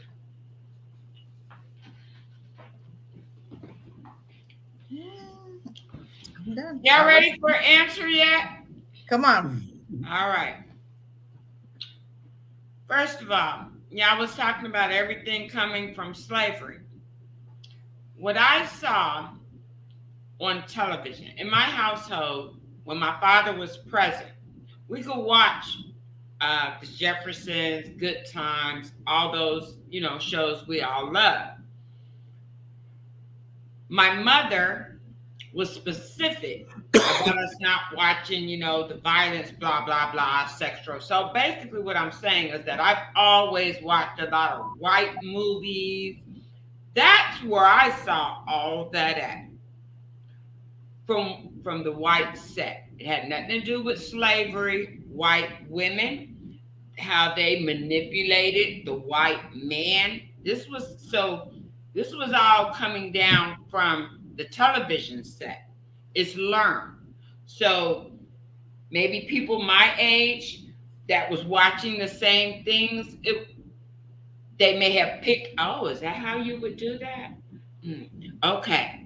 It's not like you learned it from your mother or I learned it from my mother. If it was something that I wanted to do, the whole map was shown in these televisions, these movies, Dynasty, all these things, the tricks and trades. That's what I think on that note for some. As far as the male is concerned, first of all, I think there's a lack of love and compassion. That's what's gone, the heart. Because once you have that, you would not be saying sit it on the corner with a bow tie. As far as I don't know when maybe I'm talking now. I don't know if she dropped the child off to babysit or something like that, and she intended to pick the baby back up. Or was the baby just dropped off with the no diapers, the no ointment, and this, that, and the third? So that is individual choice. But I wouldn't suggest to my son to be heartless and drop the child off with a bow tie. But as she said, the man had that bond when he was saying my baby. So I would suggest at the very least to maintain that bond. So when say like if they, hey, you didn't lie, this is not my child, I can't do this type of relationship, but I will be there for the child.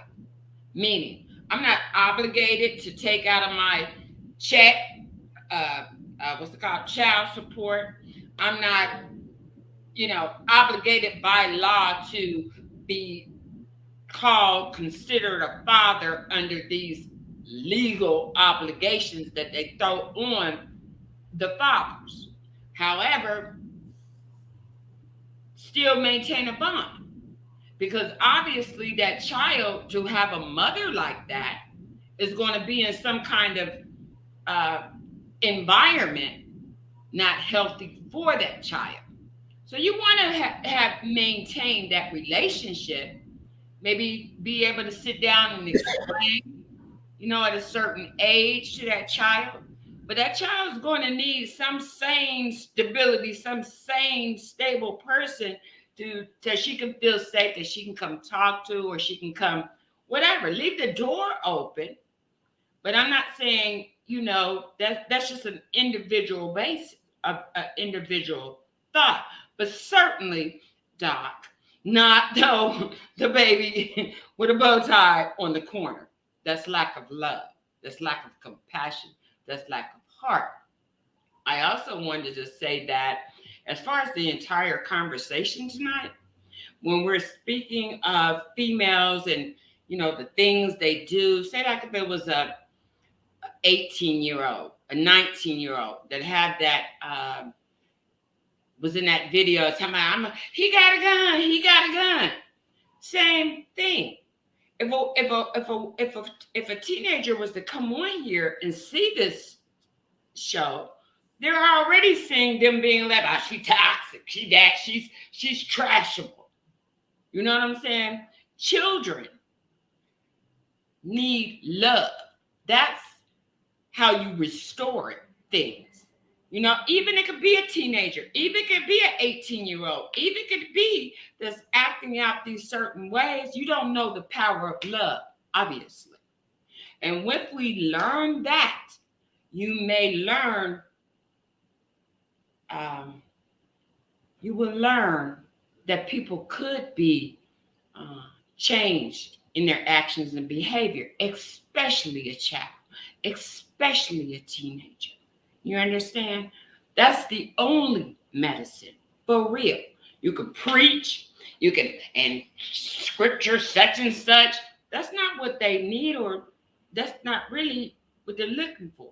They want those safe arms around them, a hug that they can feel, and they can let out whatever's in them. You understand? And that's going to change the behavior.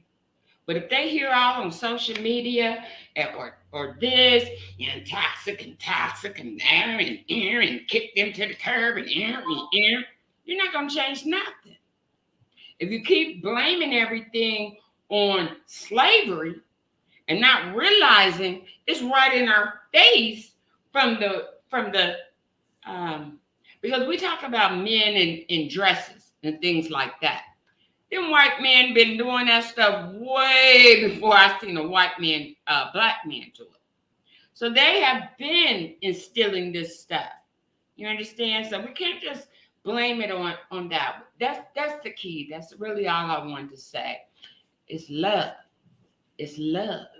You got to have that love. And people know and can feel real love.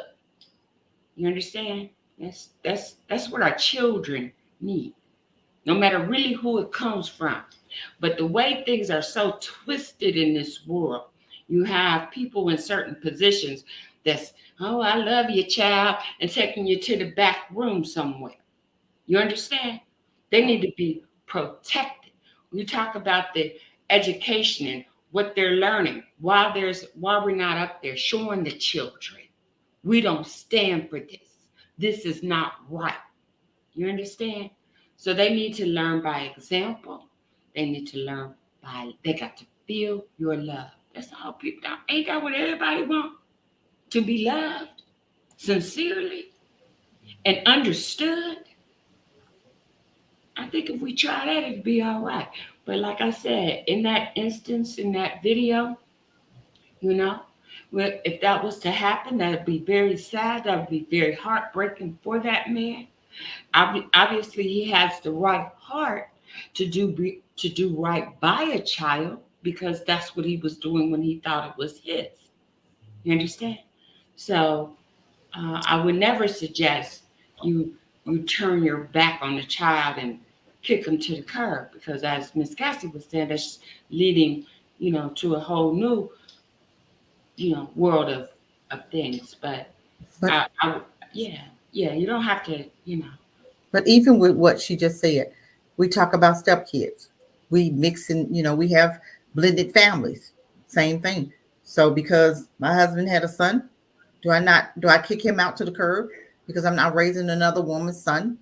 No. I accept him as my own. And I treated him better than my own. I'm just saying. I gave him the same love I gave my kids. So we can look at it like that. So why would I want to take this out on an innocent baby? And maybe women look at it different than men do. Maybe that's what's going on here. But to actually pull yourself out of that child's life when you're the only dad she knew, why can't you use that for something positive for this baby who didn't ask to be here? Yes, her mom might be ratchet. Okay. You didn't know that before you got with her? Then that means you ratchet too. We blame it other people for our behavior. If she was ratchet and you slept with her, what that make you? I'm just saying. Come on, you can't blame her. He knew she was ratchet. He knew she was ratchet in the beginning. Hold on. She knew she didn't bring diapers. You know something was wrong. He knew she was ratchet. He knew that, but he chose to still sleep with her, still have a baby with her, and now you trying to point fingers. No, it took two, right? Whether it's his baby or not. He acted as a dad. It took two, but he wasn't one of the ones. It doesn't matter. He knew she was ratchet. It doesn't matter. He knew she was ratchet. He still chose to sleep with her. So what's that saying about him? Then he was ratchet too. You sleep with a hoe and you know she a hoe. What that make you? That make you a hoe too. I'm gonna speak to that. I'm not trying to be angry or mean to the child. I told you that I'm gonna put one of them red Christmas bows that we put on her head when I set her out to the curb. Okay, well, thank God that thank you.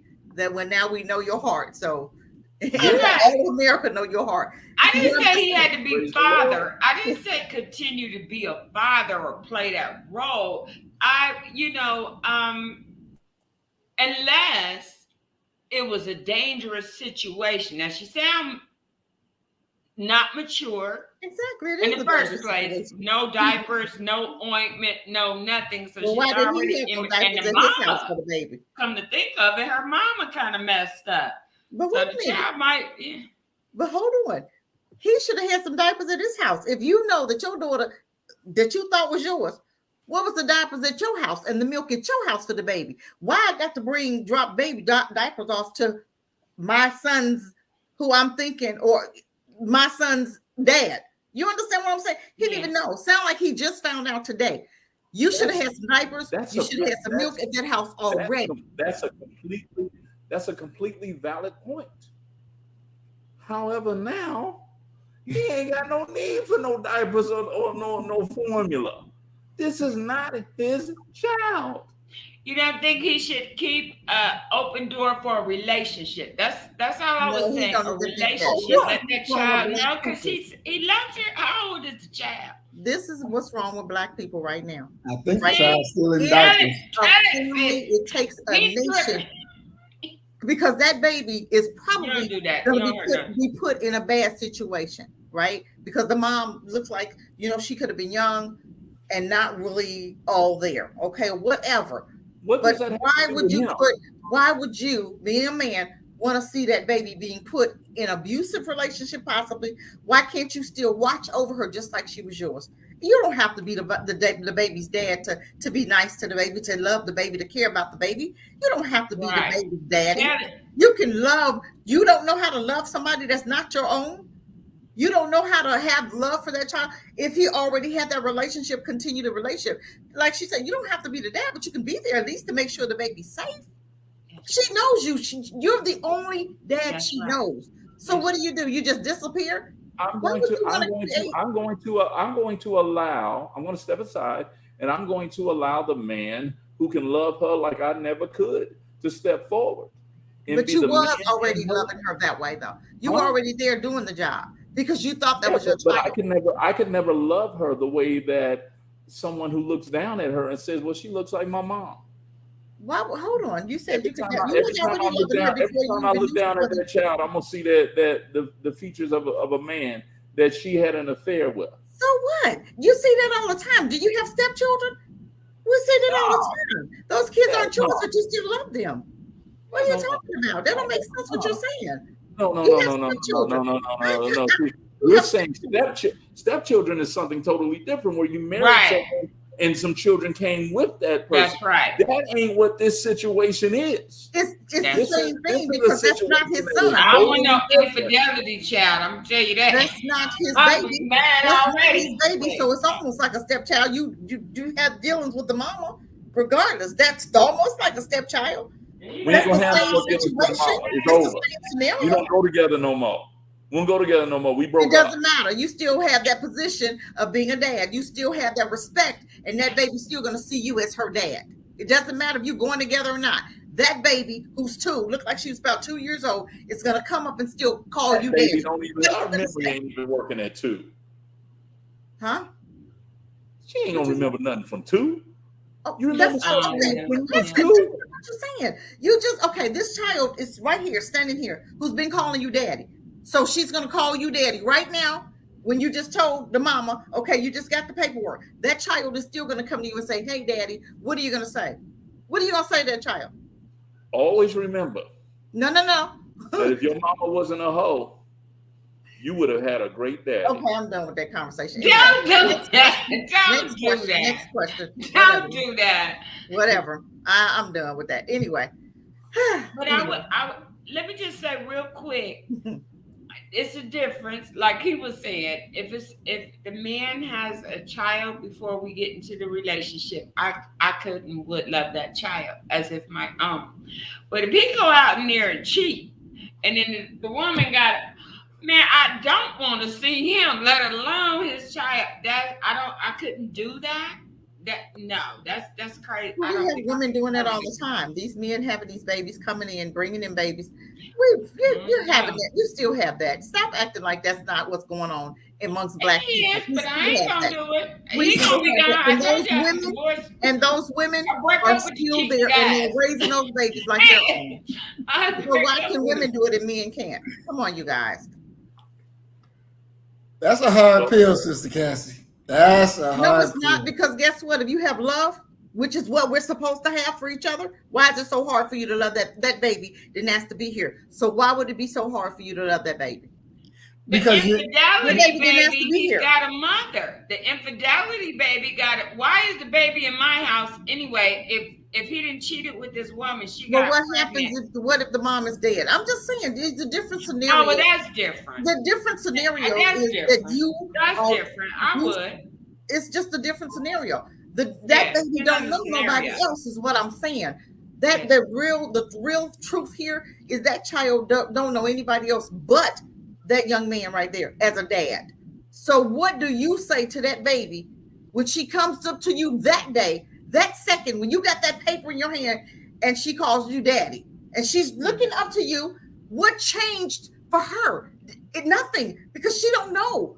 That's right. But you sit up there and disrespect this baby, hurt this baby's heart for the rest of her life because she'll never forget it. Now you recreate another problem. I would want that on my conscience. I would want that on my hands. I would act like, I'm just saying, I wouldn't want that on me. You play daddy all the time to some of these play kids, right? You know how black folk have, oh, that's my godchild, right? What's wrong with you continuing that, acting like that could be your godchild? You didn't have her. No, she's not yours. But what's wrong with that relationship, that godchild's relationship? That's what I'm saying. You see that child as your godchild, maybe not your own biological child, but you still can establish a relationship with that child and teach her what a real man would do in that situation. A real man. Look at her as a goddaughter. I'm just saying, y'all got too much pride. Y'all got too much pride. He dead wrong. I wouldn't want to be involved with that. Well, I wouldn't do stuff like that, so I shouldn't say that. But yeah, she's right. To have that type of heart, doesn't even say that. Come on. You have godchildren all the time. I will say that you have around you. That's not your child. Oh no, that's totally different. No, it's not. Yes, it is. That's totally different. No, it's because not. you're willingly agreeing to be a godparent, and you have some respect and some affinity for the godparents. There is some pre-existing relationship there. Now, what you're talking about is betrayal, lying, dishonesty, triflingness, all rolled up in one. And what And that's makes it who even he is worse, too, because and what makes he it slept with her. no, no, no, you don't know He that. slept with And her. Oh, what he didn't makes it sleep with her? worse, what makes it worse for that brother, and this is one of the points of no return for men. Don't embarrass me in public. And You the fact embarrassed yourself because you knew she was a hoe when you first slept with her. his You entire knew she crew, was a hoe when you first slept with her. his And entire most crew no heard that. women are whores and they'll still sleep with her. And then Say that turn around again. and say, yeah, she was a hoe. Well, what you think Say you that, was? say that again. Okay. I missed what you were saying. Most men, some men, okay, know when women are whores and they'll still sleep with them, right? Yeah, I mean they for So, everybody. so That what ain't your does that make girl. you? So what does that make you? When you know this woman is a hoe, what does that make you? A stank. Yeah. A stank. They both stinking. Nobody is disputing any of that. I like her. Okay, so that makes you Nobody's something. disputing any of that. But the question becomes that this guy, that was his gal. That wasn't just no hoe to him. That was his gal. And she went behind his back and broke his trust and produced a child and doesn't want to take care of that child. So she shuffled it off on him. And the truth of the matter is that at any point that she decides, well, I want to raise my child, be that child. Let's say he does take that child in. Say that child is 4 or 5 years old when she said, I'm tired of hot girl summers. I'm ready to come on in and this and that. Give me my baby back. He has no claim to that child. That's her biological child. She's going to get that child. The courts are going to ask the question, who's been taking care of, who's been providing for this child? Well, he has. Okay, well, look here. She's applied for welfare benefits because she's trifling. Okay. And you saw that her mama's trifling. So this is not out of their nature.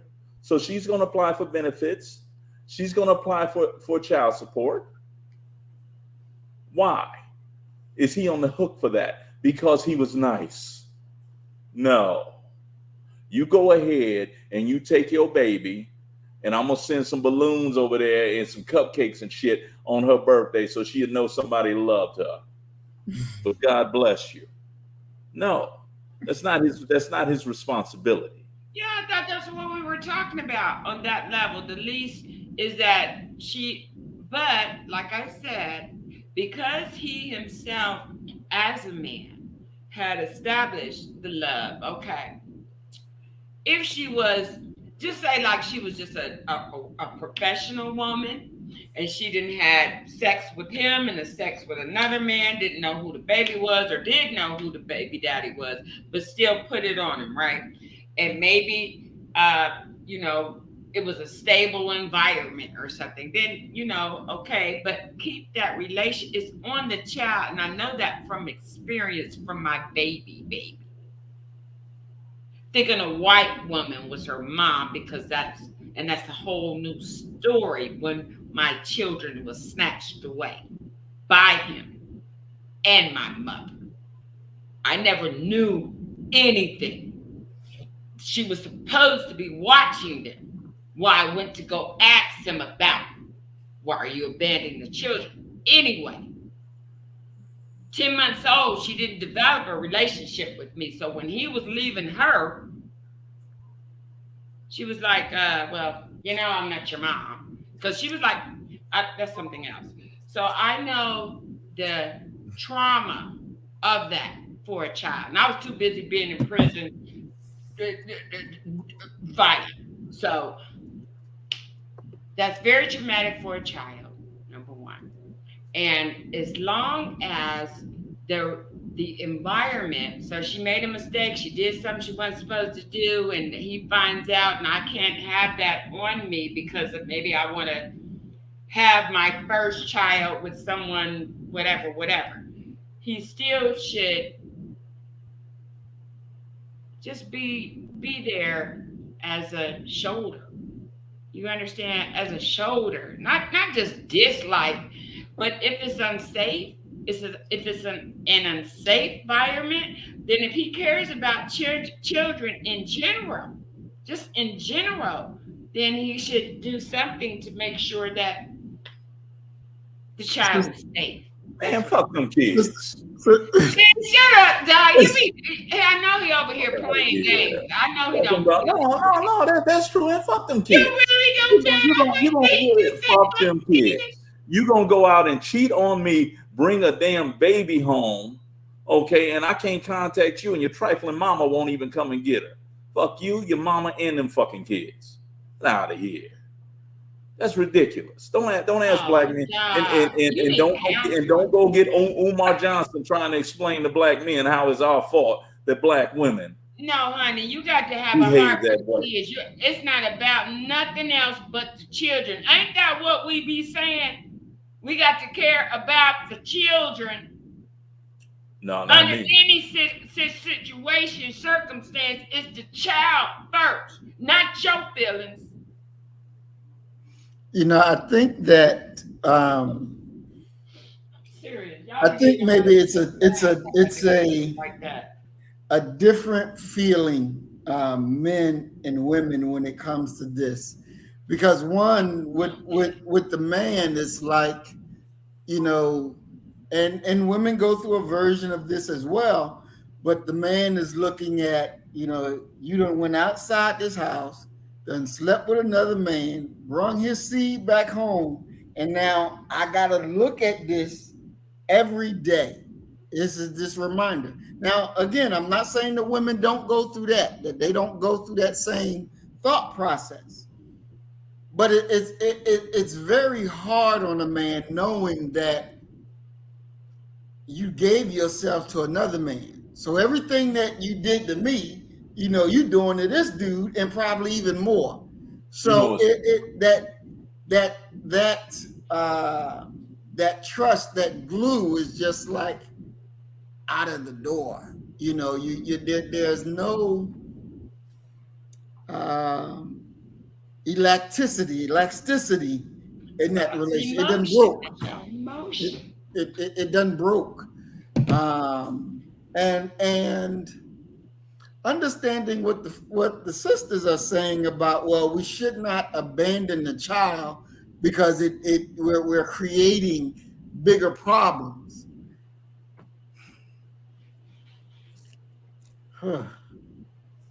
That's understandable, but that's a very hard pill to swallow, because even in Fences, Sister Cassie, remember when he brought the baby home, she told him, you gonna take care of that, not me. I'm going to church. I'm going to do this. I'm going to do that. But what happened later? Who took care of the baby? When he died. No, that baby was with her. That baby stayed with her. Look at that movie again. She ended up taking care of that baby. And I do believe that it's a difference between men and women. We just think different. And I understand men can look at, but guess what? For you to know that you're dealing with a hoe and don't expect her to bring a baby, somebody else's baby, you delusional. You delusional. Because who you are is who you are attracting to yourself. So if you're attracting hoes, then you are hoe. Period. Now let's talk about it. Let's talk about it. If that's all you're attracting is hoes, then don't be surprised when your hoe brings somebody else's son home to you. Because you was a hoe and you should have known she was a hoe. And you knew she was a hoe, but you didn't care. Because you was getting that hoe, you was getting in good. So why you care now? So go ahead and take care of that hoe's baby. Because you was a hoe too. I'm just saying, you was a hoe. I'm just saying. Come on, y'all, for real now. You knew she was a hoe. You knew she was trifling. You knew that before you had that baby with her. You already knew that. So now you're surprised because she bringing the other babies home? Really? You just go ahead and suck it up, hoe, and take care of that hoe's baby. Next question. Yeah, next question. Have a good one, Doc. I'm just saying. Population, nah, baby, I'm not gonna be able to do it. But you could be a holdover with her. You was a hold. Wait a minute. Wait a minute. Never mind. I'm done. Next question. All right. Well, we're gonna move to our last video for this evening, and it really speaks volumes of the thought process that some of our Black sisters go through. And I think that we can string all of these thought processes together and come up with a good solution to why the Black woman, some Black women, are like this. And I believe you find it more in this younger generation of Black women, that they are like this. So let me go and pull the next video.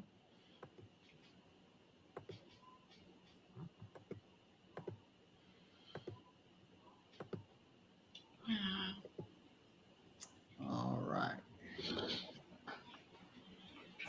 Today we helped a U.S. Army veteran named Sergeant Hadnot place his wife, Kalari, to an epic loyalty test. I was supposed to report to my duty station before this, but I told them I had a family emergency, so I really flew all the way out here just to do this. Like, whoa, just to do this. Damn. Yeah, man. That's respect, bro. I appreciate that. Yeah, I want to check it out, man. Hadnot wanted to find out if his wife, Kalari, was really loyal to him or not. So I hired my boy T to hit on Kalari, ask Kalari to leave Hadnot, and then take her on a date. What's up, Jack TV, and welcome back to a new video. Hopefully you guys are ready for this video because I put a lot of work into this video, and this video has a crazy ending that no one saw coming. Yeah, so, man, I basically just got back from Afghanistan, man. Long little tour I had out there, about 16 months. Now I'm back, and I just really want to, I guess, like, make sure my wife's still loyal, man. That's the most important part to me.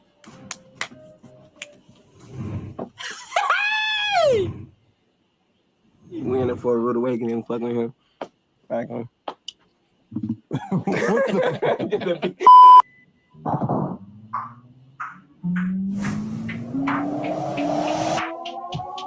Pull up and shit like that. Are we gonna get shit started? I'm really excited for today's test because he's actually flying in.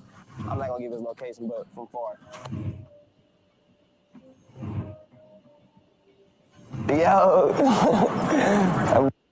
Is there anything that you want to, stress to T that you do and do not want to go on through the test? I mean, like, if she ain't, going for anything that you trying to, throw her way, don't force yourself. You feel me? Like, don't try to touch her if she ain't even flirting with you back. You know what I mean? If that's the case, like, I'm trying to bring it out of her. You see what I'm saying? Yeah. And that's understandable. No, that's not. If you're trying to bring it out of her and some of it's coming out, then keep going. Yeah, for sure. But if she's like, no, then don't try to, like, well, come here. Like, I don't want you to be like that. But I don't think she's going to go for it anyway. But we're going to test it out. We're going to see. Yeah. All right, for some of you guys who probably may recognize Hadnot from one of my previous videos that I did on Lex, yeah, he was in his pranks. We actually do know each other. We was both in the military together.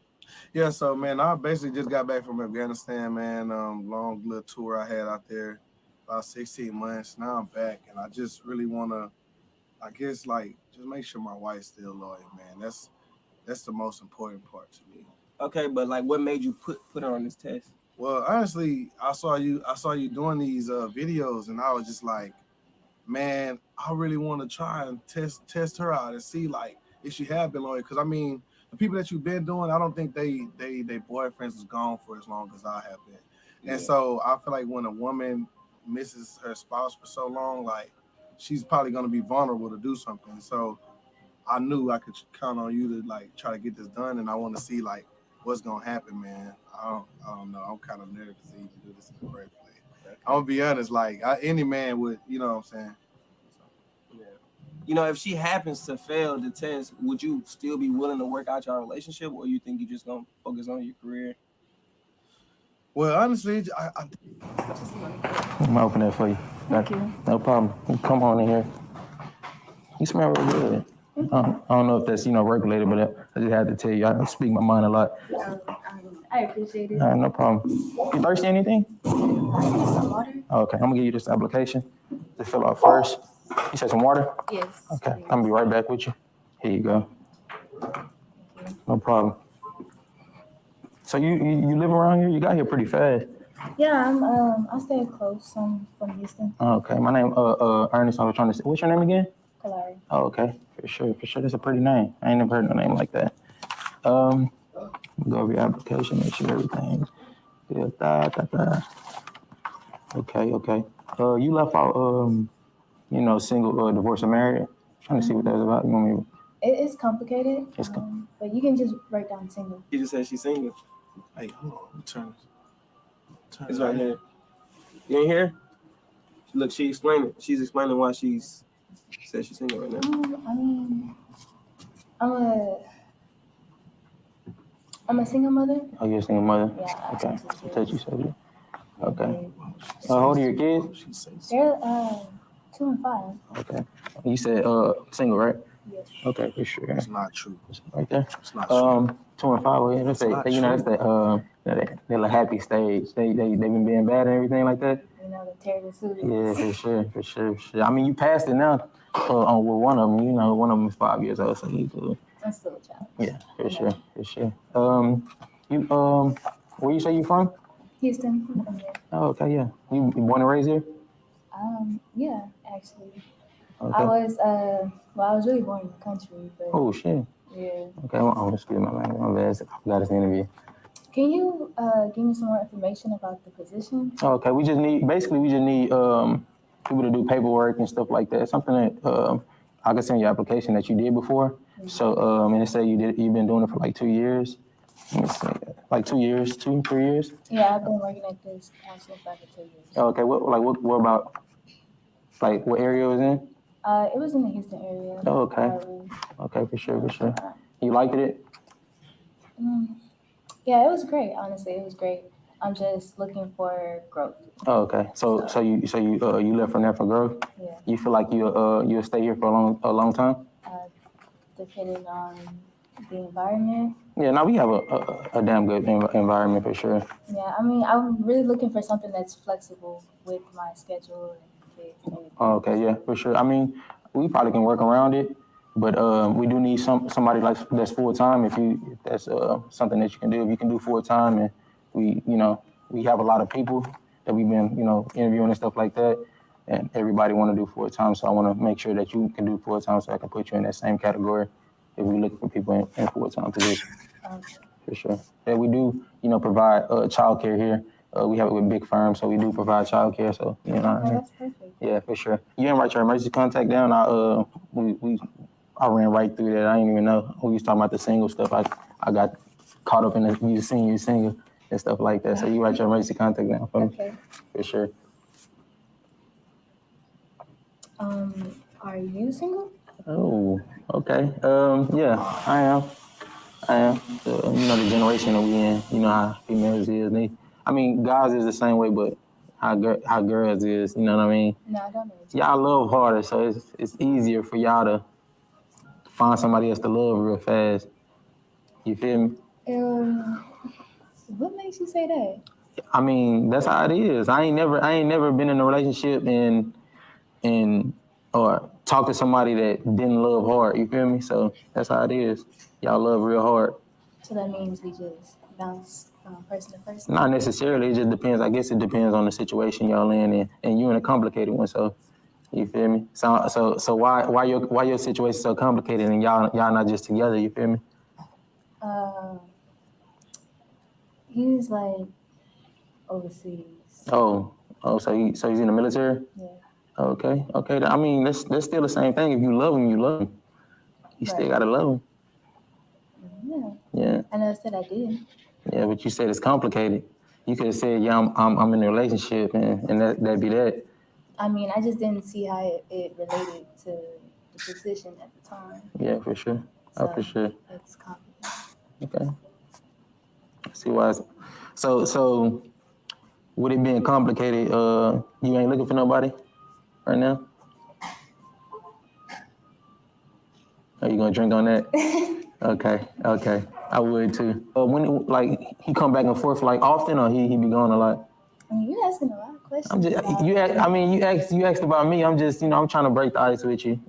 You feel me? I understand you want to work here and everything like that. I'm actually not the manager here. My manager, my supervisor told me to come and do the application and do the interview with you. You know what I mean? So I'm just a regular guy. I'm just a regular guy. So I mean, yeah, you can open up to me a little bit. It won't hurt the chances of you getting the job for sure. I won't tell them that we chopping it up and everything like that. Oh, okay. Yeah, this was like I said, but I'm not gonna lie, y'all, because T approach came off very aggressive and he decided to forget everything we rehearsed and go off script. He has raised suspicion for Kalari tremendously, to the point where she actually states. yeah, this was like I said, Why she said that? If T does not pull himself together right now, we're gonna lose this, and everything we have done today is gonna be a complete waste. Well, yeah, you told me it was complicated and stuff like that, and you need somebody, to be there for you. And like I said, we have the daycare here, and if you need anybody to be here for you, I'll definitely be that person to be here for you if you need it. how you gonna help me? I can help you in a lot of ways, but I don't want to just, put that out on the table like that, off the rip. But anything, any way, shape or form, I can be there for you for sure. If you need help with the kids, I can help you. I'm that type of man, for sure. Now, see, I got you blushing now. I'm sorry, but Talk to me. You talk to me.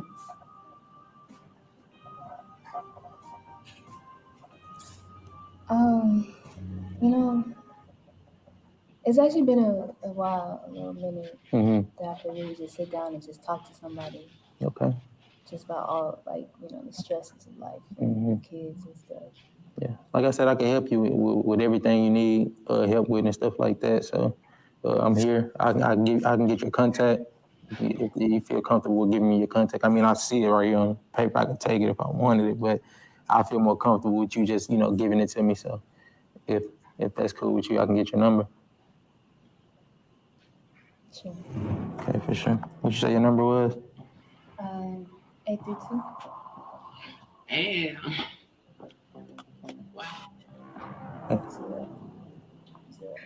Okay. How you spell your name? Kalari. Kalari. Okay, for sure. You should most definitely locked in. So now that I have your number, I mean, I know everything that you got going on. You said it's complicated. Your man ain't gonna, your complicated situation, he ain't gonna, do anything about it. No. I don't want to text you anytime and then he see it and you. It's actually he's really not in the picture like that. Oh, okay. That's perfect. Yeah. It's cool. Okay. So you say he ain't gonna trip about it. No, he don't even know what be going on with his own kids. Okay. Say right, dog. So what's making you emotional right now? Dog, because I put my all into this, dog. You need that. For sure. Hey, can we get somebody to get him some napkins, man? I can't do this, bro. Thank you, man. Yeah, man, I can't do this.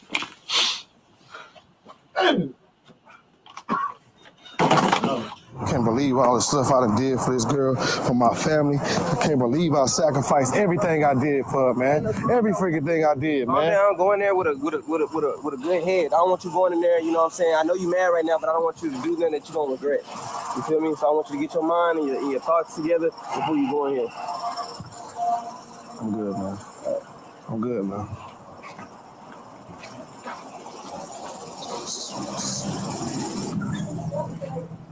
I got your phone number already. You put your Instagram? Yeah, for sure.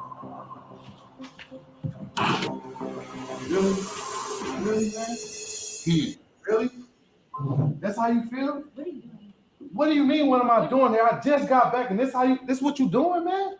You telling this man that you're a single mom? Hold on. You're not even supposed to be here. Like, you're supposed to be in Afghanistan. Right. But We got this camera and shit. Man, I'm not worrying about all that, man. I'm not even concerned with all that. I'm concerned with the fact that you telling this man stuff that ain't even true, man. So you a single mom? Are you a single mom? Yeah, I'm a single mom. How long have you been gone? You didn't even tell me you was back. Like, what is this? What really is this? So look, Kalari, is your name Kalari? We put you on a test today to see. We was testing your loyalty. You know what I'm saying? He has some concerns about him being gone, and you're not responding to his text messages. And you are again? That's irrelevant. So like, he heard you the whole time. He was over there, and he heard y'all conversation, things of that nature. What are you looking at him for? What are you looking at him for? What? I'm trying to figure out what's going on. So basically, this is a test. I don't work for the company or anything like that. This is real. Yeah, I don't work for the company. He came all the way from Afghanistan just to put you to a test, and it's real. I understand, man. It's real. Fucking real, man.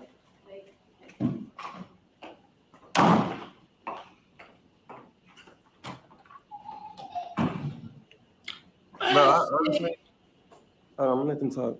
You gotta slow down. Please, just talk to me. You gotta talk to me.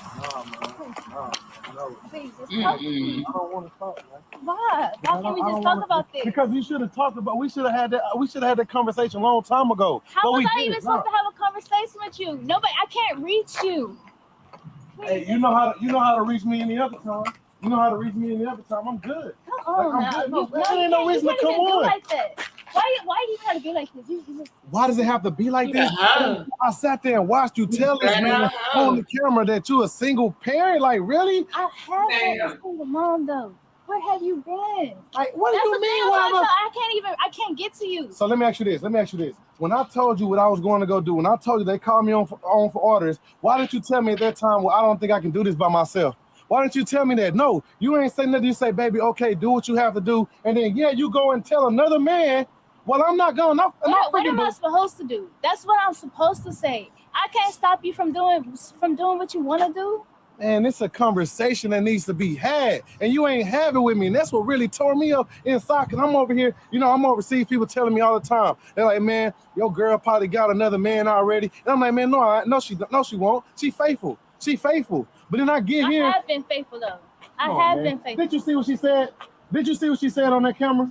Did you see it? I mean, we both sat there watching with our headphones in this freaking building right here. That's the building we was just in.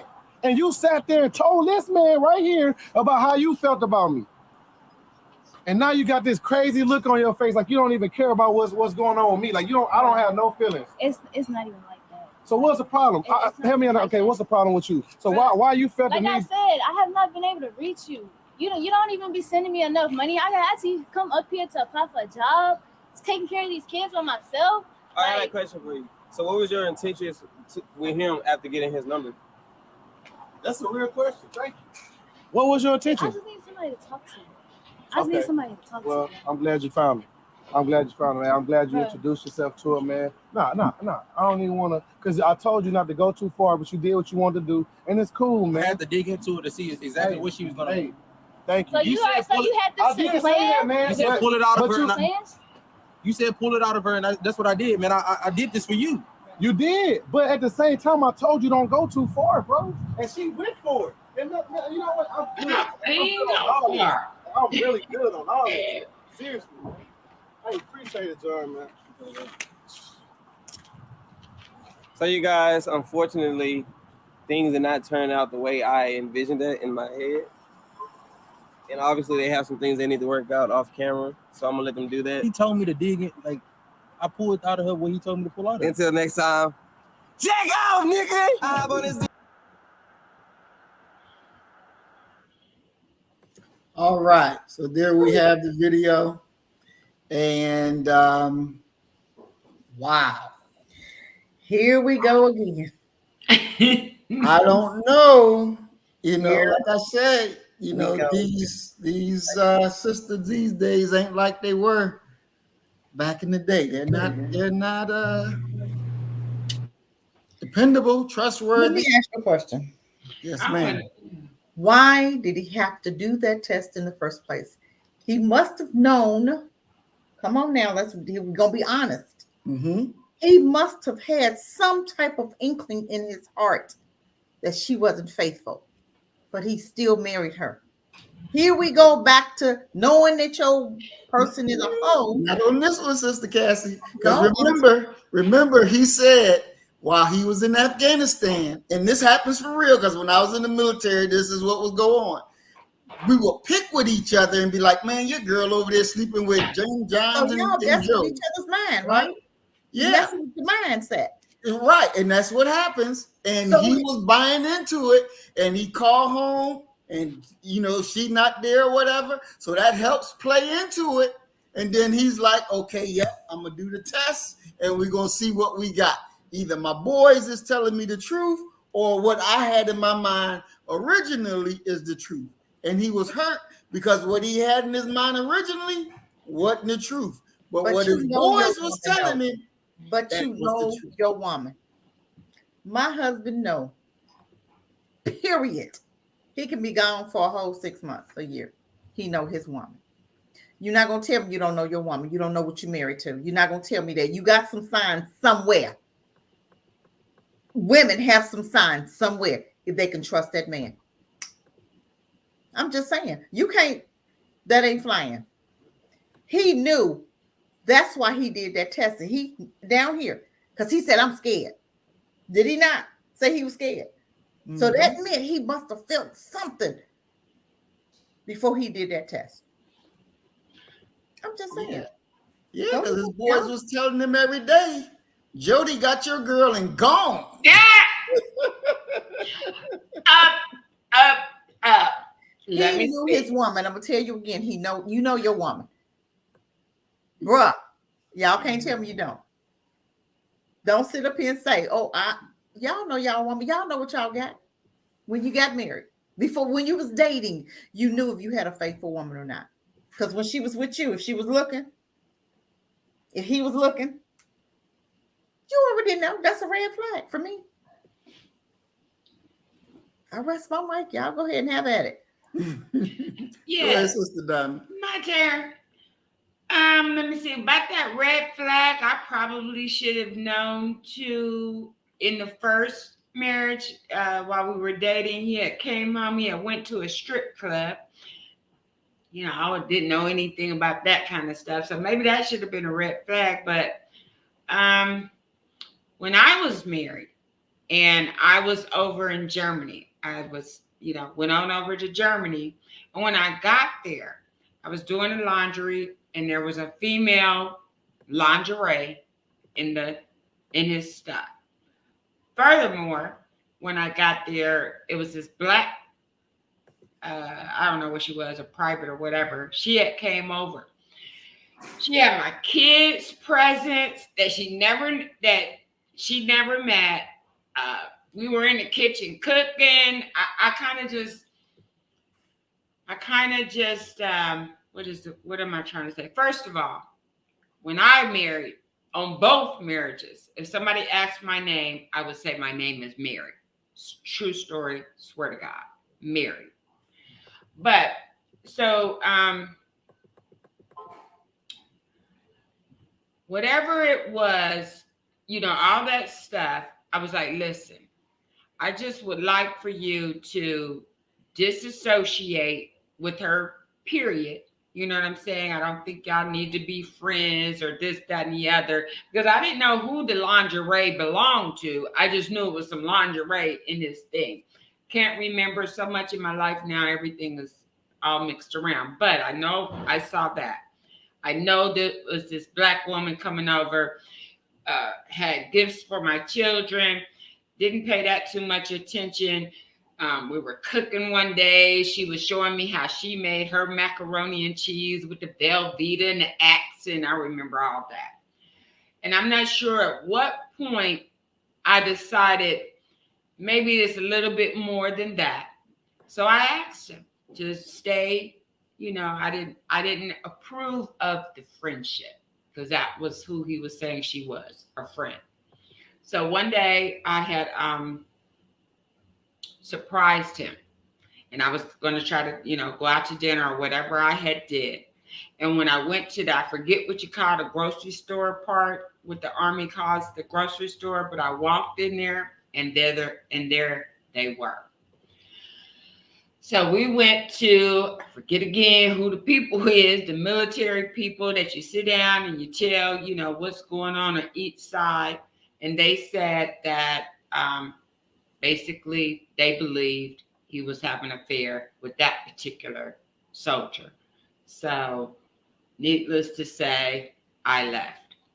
I don't even know. That girl was just automatic. I mean, I don't understand. I guess she was acting like she was filling out a job application or something, and she put not married, not anything. That was right after rip, because I heard him, the guy saying, I kept leaving. I heard him saying, I told you not to go that far. But she was off the rip denying him. There you go. Denying the relationship. So I'm not sure what all that was about. But women, that's just my suggestion to you. When a man, if you're married and they're trying to approach you, talk to you, hey, what's your name? Married. That's the best way to avoid all things. Married. And keep it moving. You don't entertain anything after that. That's just one way to handle the men that be trying to come on to you if you're married. Excellent, excellent. Thank you, Sister Diamond. Doc, what say you?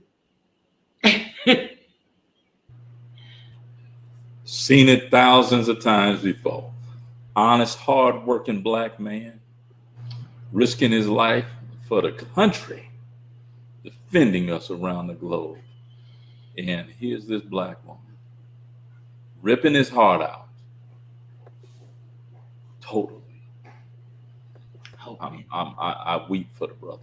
I really do. And to answer the question of why did he feel the need to test her, because she's a black woman. Stop and it. They ain't making them like they used to. Stop it. And I Stop it.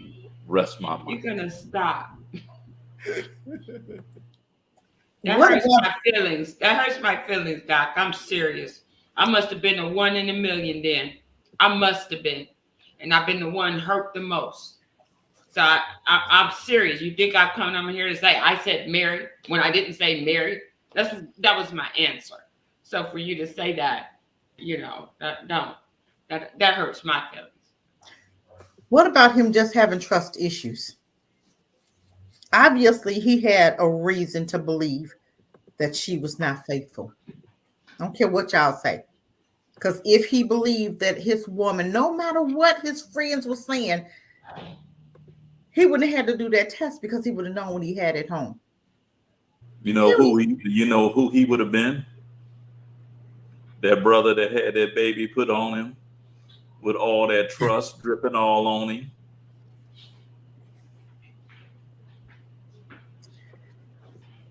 Well, whatever. Y'all can look at it any way you want to. He already said when he walked in and he said he was fearful. He was scared. Why was he scared? For what reason? Because he knew that he had an inkling that something like that was going to happen. And it could have been just a trust issue. I'm still going to say that. He had a trust issue, and he really going to have one now. What my thing is? Nah, he's probably going to get a non-black woman now. Well, go ahead and do that. And then he's probably going to die from her hands or go to jail. So go ahead. Who you think you're hurting? You're not hurting a black woman because you want to go and date a white woman. Because guess what? When they get tired of your ass, they're going to send you to jail. I didn't say a white woman. You just said it. No, I didn't. I said a non-black woman. A non-black woman is what? It don't matter. It's not a black woman. So you try to do now, it's okay. If you go get a black woman, a non-black woman. You said it right. I said a non-black woman. He gonna go over there and get one of them fire women. Sister Cherie. Brazil and get him. He gonna be a passport brother. Y'all pushing the brother to the end. Sister And Sharice. he needs to be a passport brother. If that's how weak he is, and he wants to do There we that, then let go. him go ahead. Because Now- there's some great brothers here, and there's some great sisters that will stand by their man. And if that's Now what the kind of brother- man, and he's weak, then now the let him go. brother- He needs to be brother- a passport brother because he's not worthy of a real black woman. Now the brother. Period. Oh, If that Doc, little thing a is going to cheating stop black him, woman. if Doc. that can stop him and make him cause him to go across the border, then have at it. We don't need you in our community anyway because you're not a real man. If you're gonna go over Look there at with how that, they go turn on the ahead. black woman, I'm on the serious. black man. I'm serious. You can go ahead on. Go Now, about look this. at how It's a quick they trust change issue. on it. It's a trust issue. You gotta know. You if you already knew he had something going on with him when he said he was scared in the first place. And we have so many black men that Probably have was been over there. tainted. We have so many hurt black men right now that whatever a woman do, you're gonna run to a white woman. Go ahead, you're hurting yourself. Oh, You're not hurting us, you're hurting yourself. So go right on, skitty scat. Go ahead on over there and see what you get. Ask the Nigerian who had the white woman that was a porn star, and he went and he really thought he had something, but he did. Oh, I forgot you can't ask him because he did. Ask what's Creed number? The dude that was doing Creed, who the white woman just ruined his career. Go ahead. You think you heard us? Go ahead. I mean, look at Zion Williamson. Go ahead. He got a black porn star, and she only do scenes with white men, and she's still doing them, man. I would just like to say that there is some dark black women. Dark black men. Hold on. Because you might say, now, Sister Diamond, I know darn well you was in that relationship turning some stuff up. Sir, when he cheated with whatever this white woman is later, you know what he did to her? I heard my children tell me these stories. I didn't know anything. While in the delivery room, pregnant with their child, he walks in and says, "I'm divorcing you. I'm with somebody else." So he was a cheater. But what I did not know about him, because see, I've never been in a relationship with a white person, anybody other than black. I can't recall any of my friends back in those days having white-black relationships. So when I saw his deep, dark behind, I wouldn't have thought that white women, I didn't even think to ask that. But after my divorce and everything, I found out, or maybe during everything that was happening, I found out that maybe in his like high school days or whatever, he was dating white women. I didn't know that. So he lived in a different city, from me. But so he did his thing with me, cheated with the woman that he left in the delivery room, a white woman. Now he's got another white woman. She's from the trailer park. And now this is the type of woman he wanted, I suppose. She does nothing. She allows him to do whatever. He can be gone for a week. That's what he do. He come home on the weekends, cheating with everybody else, doing whatever. But them Manolo shoes and those $10,000 bags and all those things meant more to her than her dignity. So if he would like an undignified woman that don't give a cat, nor was either good for the children, mine. So we're not going to put this on black women and as if we're the reason for the actions of some black men. So that's not good, Doc. Don't do that. You know what I'm saying? And like I told the guy at the school, he was waiting on us, and he first went to the group of white people when I had been standing there. And he said he was a young lad, and I said, "Hey, I was standing off here first. Just because you see white, that doesn't make it right or first." So Some men are just like that. If you need your lap dogs now, because I'm not going to sit around and be just totally disrespected. If y'all need your little lap dogs and get with my ex, he can show you, I'm sure you know quite a few of them. That's just going to sit upstairs and take your little 10,000 or whatever. I don't know these things. My children tells me. That's I guess that's what you need. But my point is, I didn't give him a reason to cheat. I'm at home. He's in the military. I get to Germany. And I forgave him, though. I forgave him. And then I did get my get back, though. Remember now, I was only 24, 23 when we met. I was a hottie toddy myself.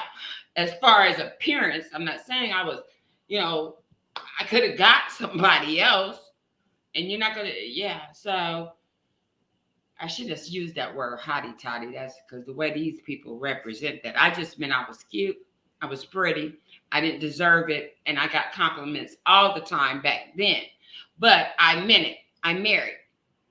And there are Black women that can be true and loyal, is what you're asking, in a relationship. So let's not look at social media and what they present themselves to be, because there are real women that believe in marriage, that believe in loyalty, being the domestic type, not the big, I'm man and show man. No, you just got to find this, because it's just a needle in a haystack now these days, because all you see is what you see on the social media. But don't put us in that category. I don't like that, and if you, stick to your preference. But before you start judging everybody, like you said, look for those signs. Some people might be like, hey, she's one big angry such and such. That's fine if that's your red flag. But because I'm a Black woman, don't assume I'm the type of Black woman. Look, hold on, wait a minute.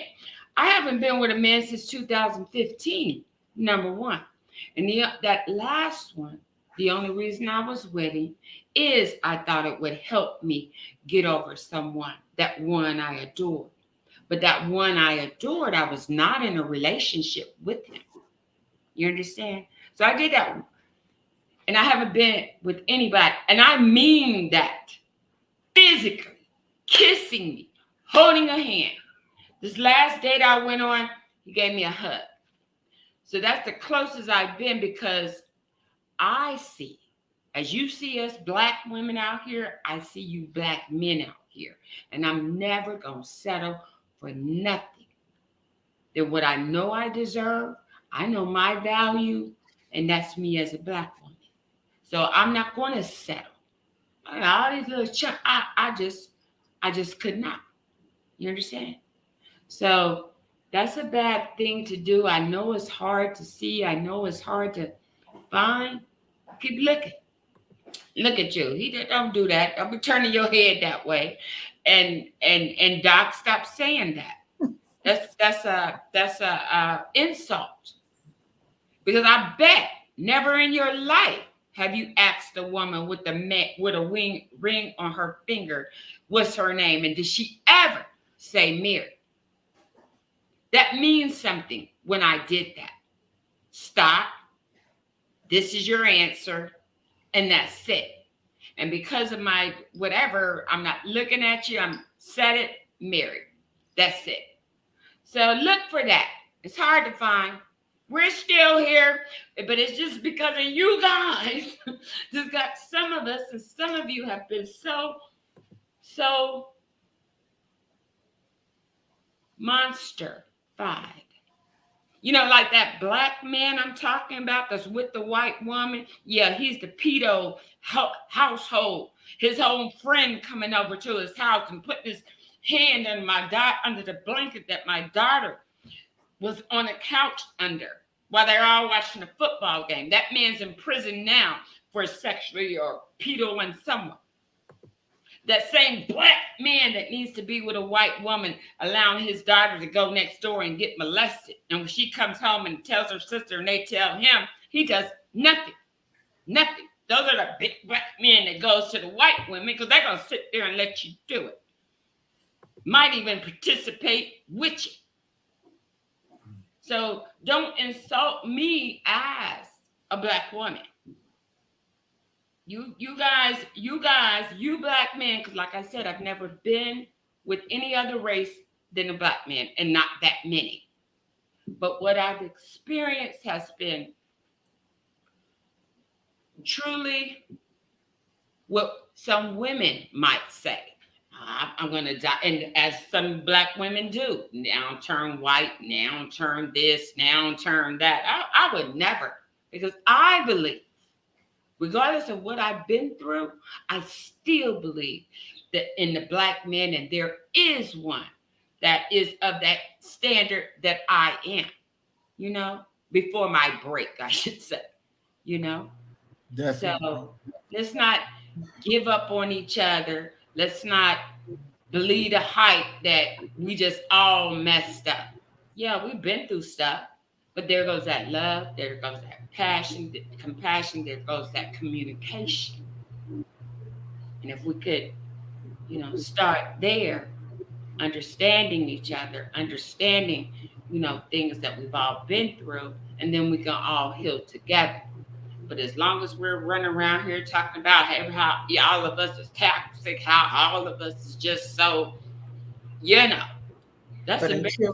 But until we deal with the hurt, this is the attitude that we're gonna counteract. That's why I want a panel. That's why I want a show. And that's what the problem is among black people right now. We say all kind of stuff against black women, and then you got black women saying all kind of stuff. But it's everybody who has grown up and dealt with America has gone through hell in this country. So and told so many times we want to blame the black man, but we got to look at us, women and men, because the men want to blame the women and the women want to blame the men. We have to look at us to see what kind of men are we drawing to ourselves. Okay. Sure. And if we drawing dysfunction, if we drawing hoes, then that's us. I'm just saying, that's us. If you we don't know they hoes. Hold on. If every woman that you've dealt with treated you bad, then you got to deal with some stuff in you. And if every man you met treated you like a dog, you got to deal with some stuff in you, because you're attracting the wrong type of man and woman to yourself. Because if every man you look like that come to you look crazy, that's your stuff. That's what you're drawing to yourself. So you can't blame other folk that you're drawing the wrong type of man. You got to hang up, back up, do some self-reflecting, and do some healing within yourself so that you can attract a better man. But Miss Carice, guess what? Hold on. I'm just saying.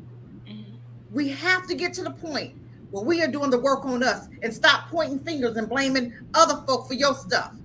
You have a man that's been married 5 times, to then blame a woman each time. Come on now. Come on. Is it really her? Who's still in the relationship? You are. Every time. And you're like, man, if she hadn't did that, I wouldn't have did this. Come on. You're responsible for your own behavior. We got to take some blame for that. If the woman you've been dating and you dealing with who treated you bad, you look at yourself. I rest my mic. Well, like my first husband, right? Hold on, Sister Diamond, because we're over the 4-hour mark, so we need to go to closing statements. It definitely has been an eye-opening conversation.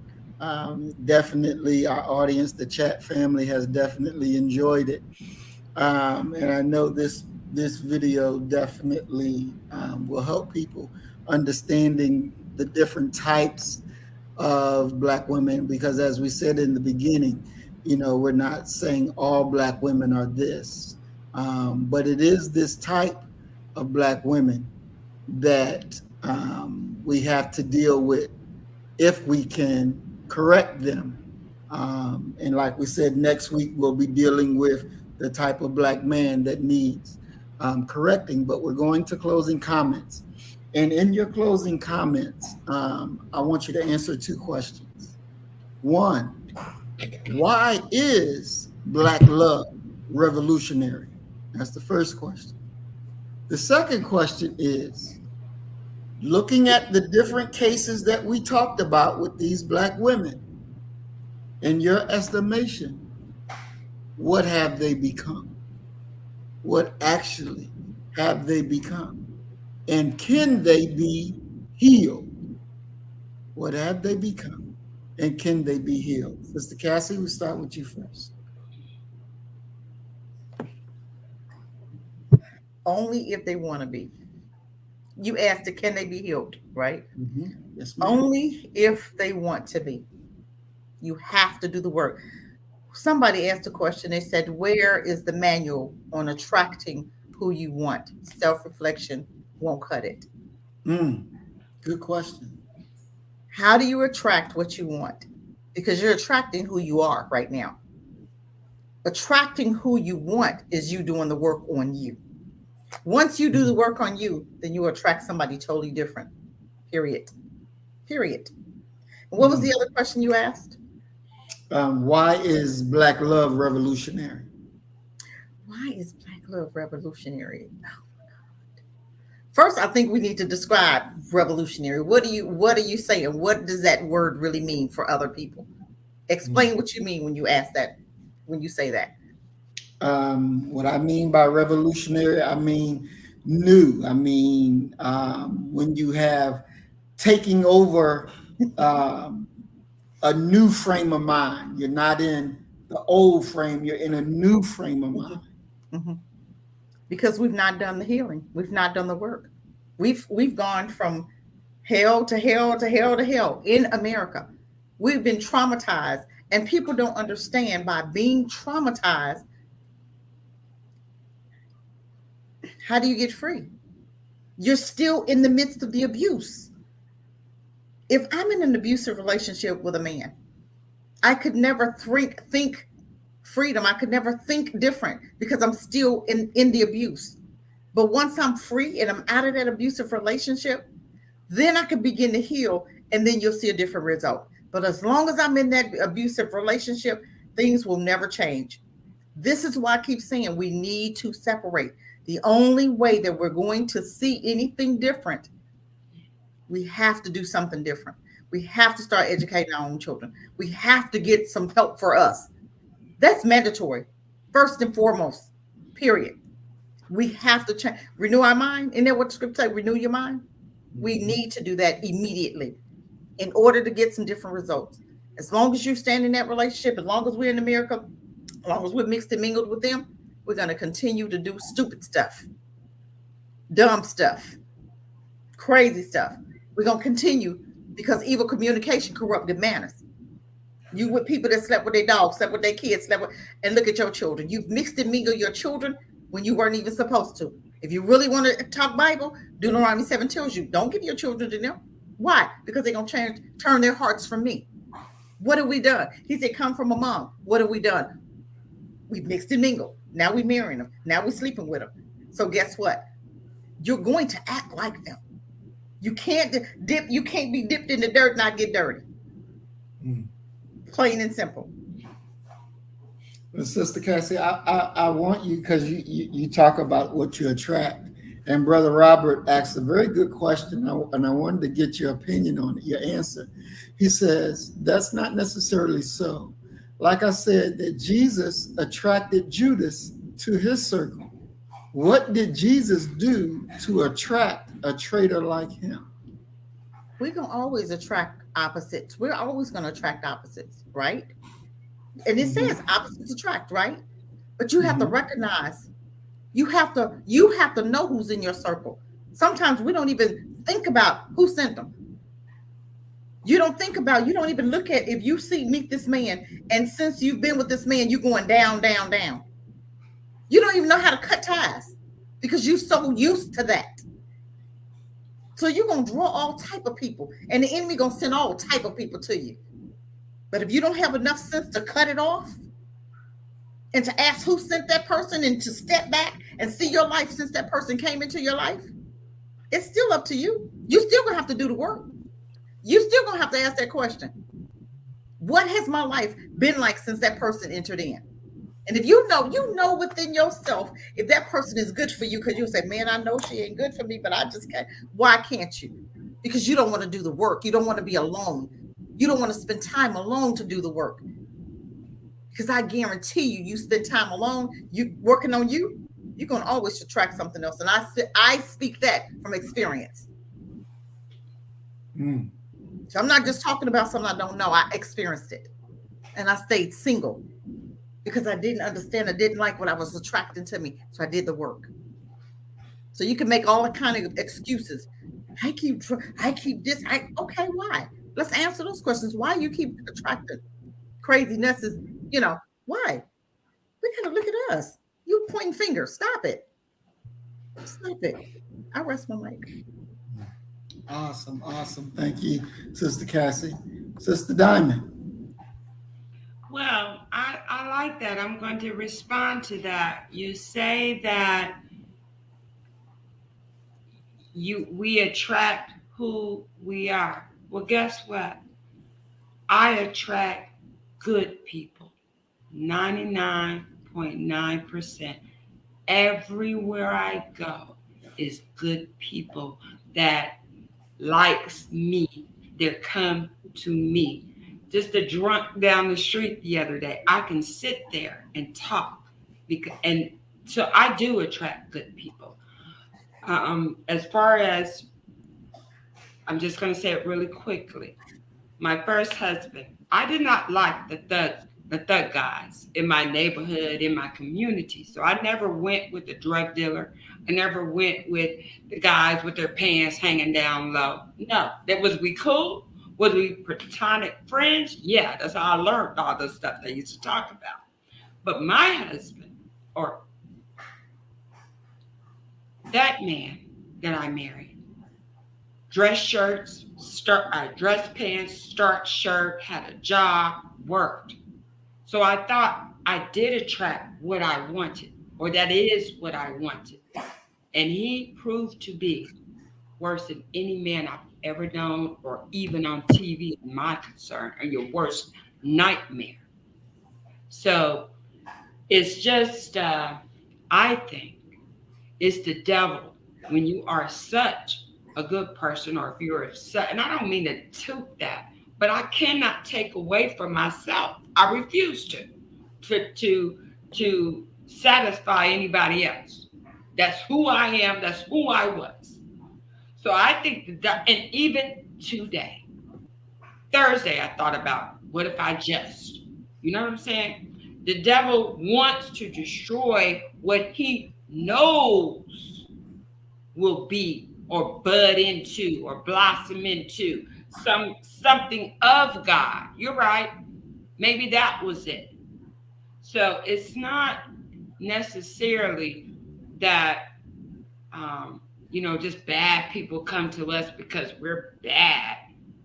No, it could be just the devil himself. You know what I mean?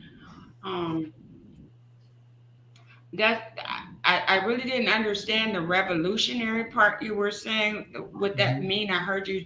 I know you gave an answer, but I didn't hear what you said that meant. Would that mean love and revolution? Yeah, why? The question is, why is Black love revolutionary? Sister Cassie asked me to define revolutionary. What did I mean in that term? And I was saying it means something. You turned over to a new mindset, something new. You're breaking away from what the old was, and you're taking something new.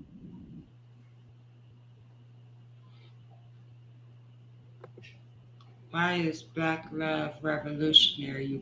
You're breaking away from something. Well, I suppose breaking away from something of, like she was saying, an abusive relationship, something that was bad. Is that what you mean?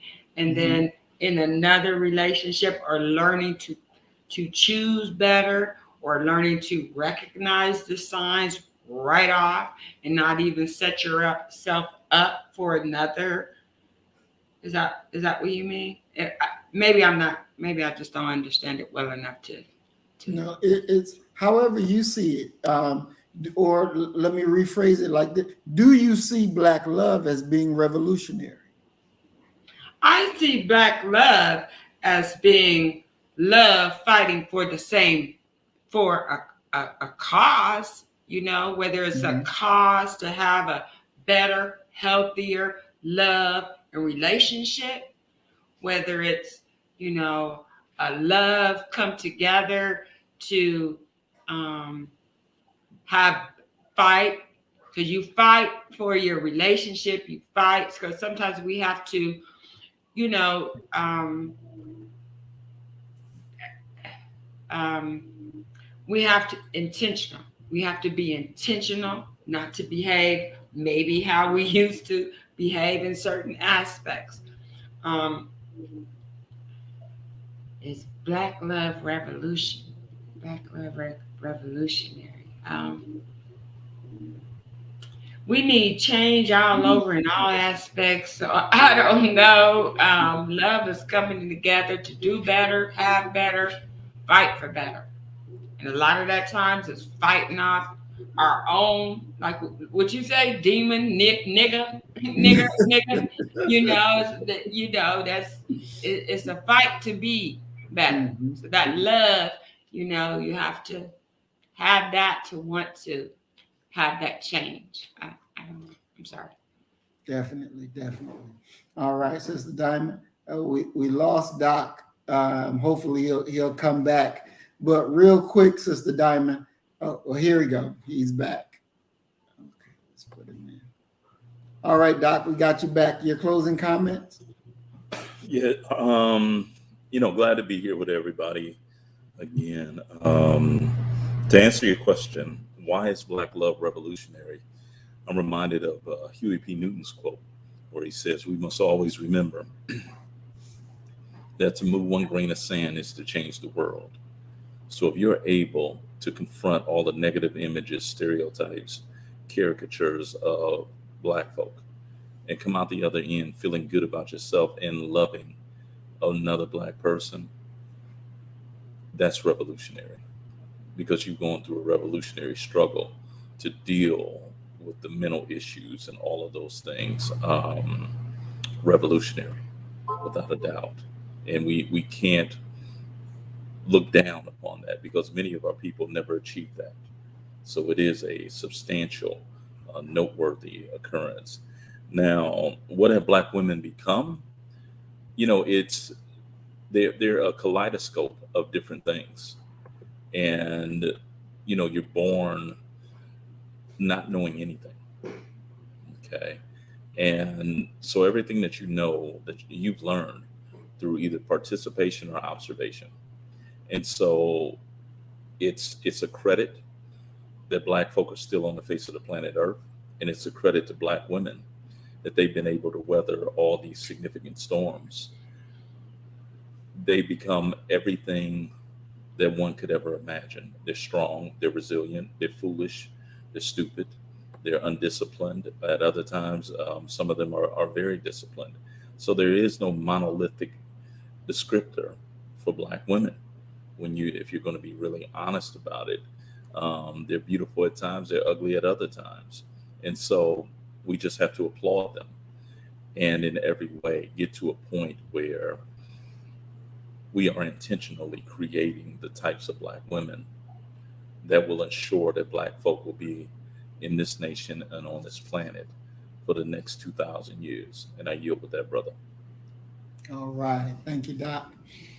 This, again, was a very great program. I think this is the longest we've ever been, 4 hours and 33 minutes, walking our way into the next day. And our audience stayed with us the whole entire time. That's a beautiful thing. Excellent information that was shared. Do I believe in Black revolutionary love? I sure do. Because it's that Black revolutionary love that's going to make you go the extra mile when you don't feel like it. It's going to make you think better when you don't want to think better. It's going to make you fight to stay together when it's so much easier just to say the hell with it and go the other way. Black revolutionary love is something that we have to have. It is the most powerful force on this planet.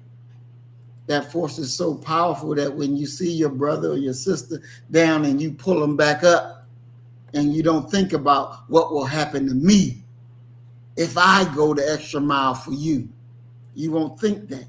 You'll think what will happen to you if I don't do that. So we're going to put each other first, as we always say. This is what we have to do. This is the battle of our time. We must have strong families, and it takes strong women and strong men to produce strong children. We are in a war, and we don't have the time to waste to playing around foolish games. What has the Black woman become? These Black women that we have saw right now, that we talked about tonight, they have not reached into their real Black womanhood. They're in that nigga mentality. So they do that nigga stuff. And the nigga stuff will never let you be able to be a true Black woman, a true Black man. You will never have true love. You will do what Calvin Candy say, or you got smitten with that nigga love. And that just won't come. So we have to rise to the time, rise to the occasion. As we always say, you kill the nigga in you, I'm going to kill the nigga in me, and our God will reign supreme. We are Black first, today, tomorrow, and forever. Love you, family. Peace and blessings. Thank Assalamu you. alaikum. Shalom. Thank Bye. you all. Thank you. Have a good night. Bye. I'll be on your channel, see what's going on. Bye. Bye. Bye-bye. All right, peace. Peace.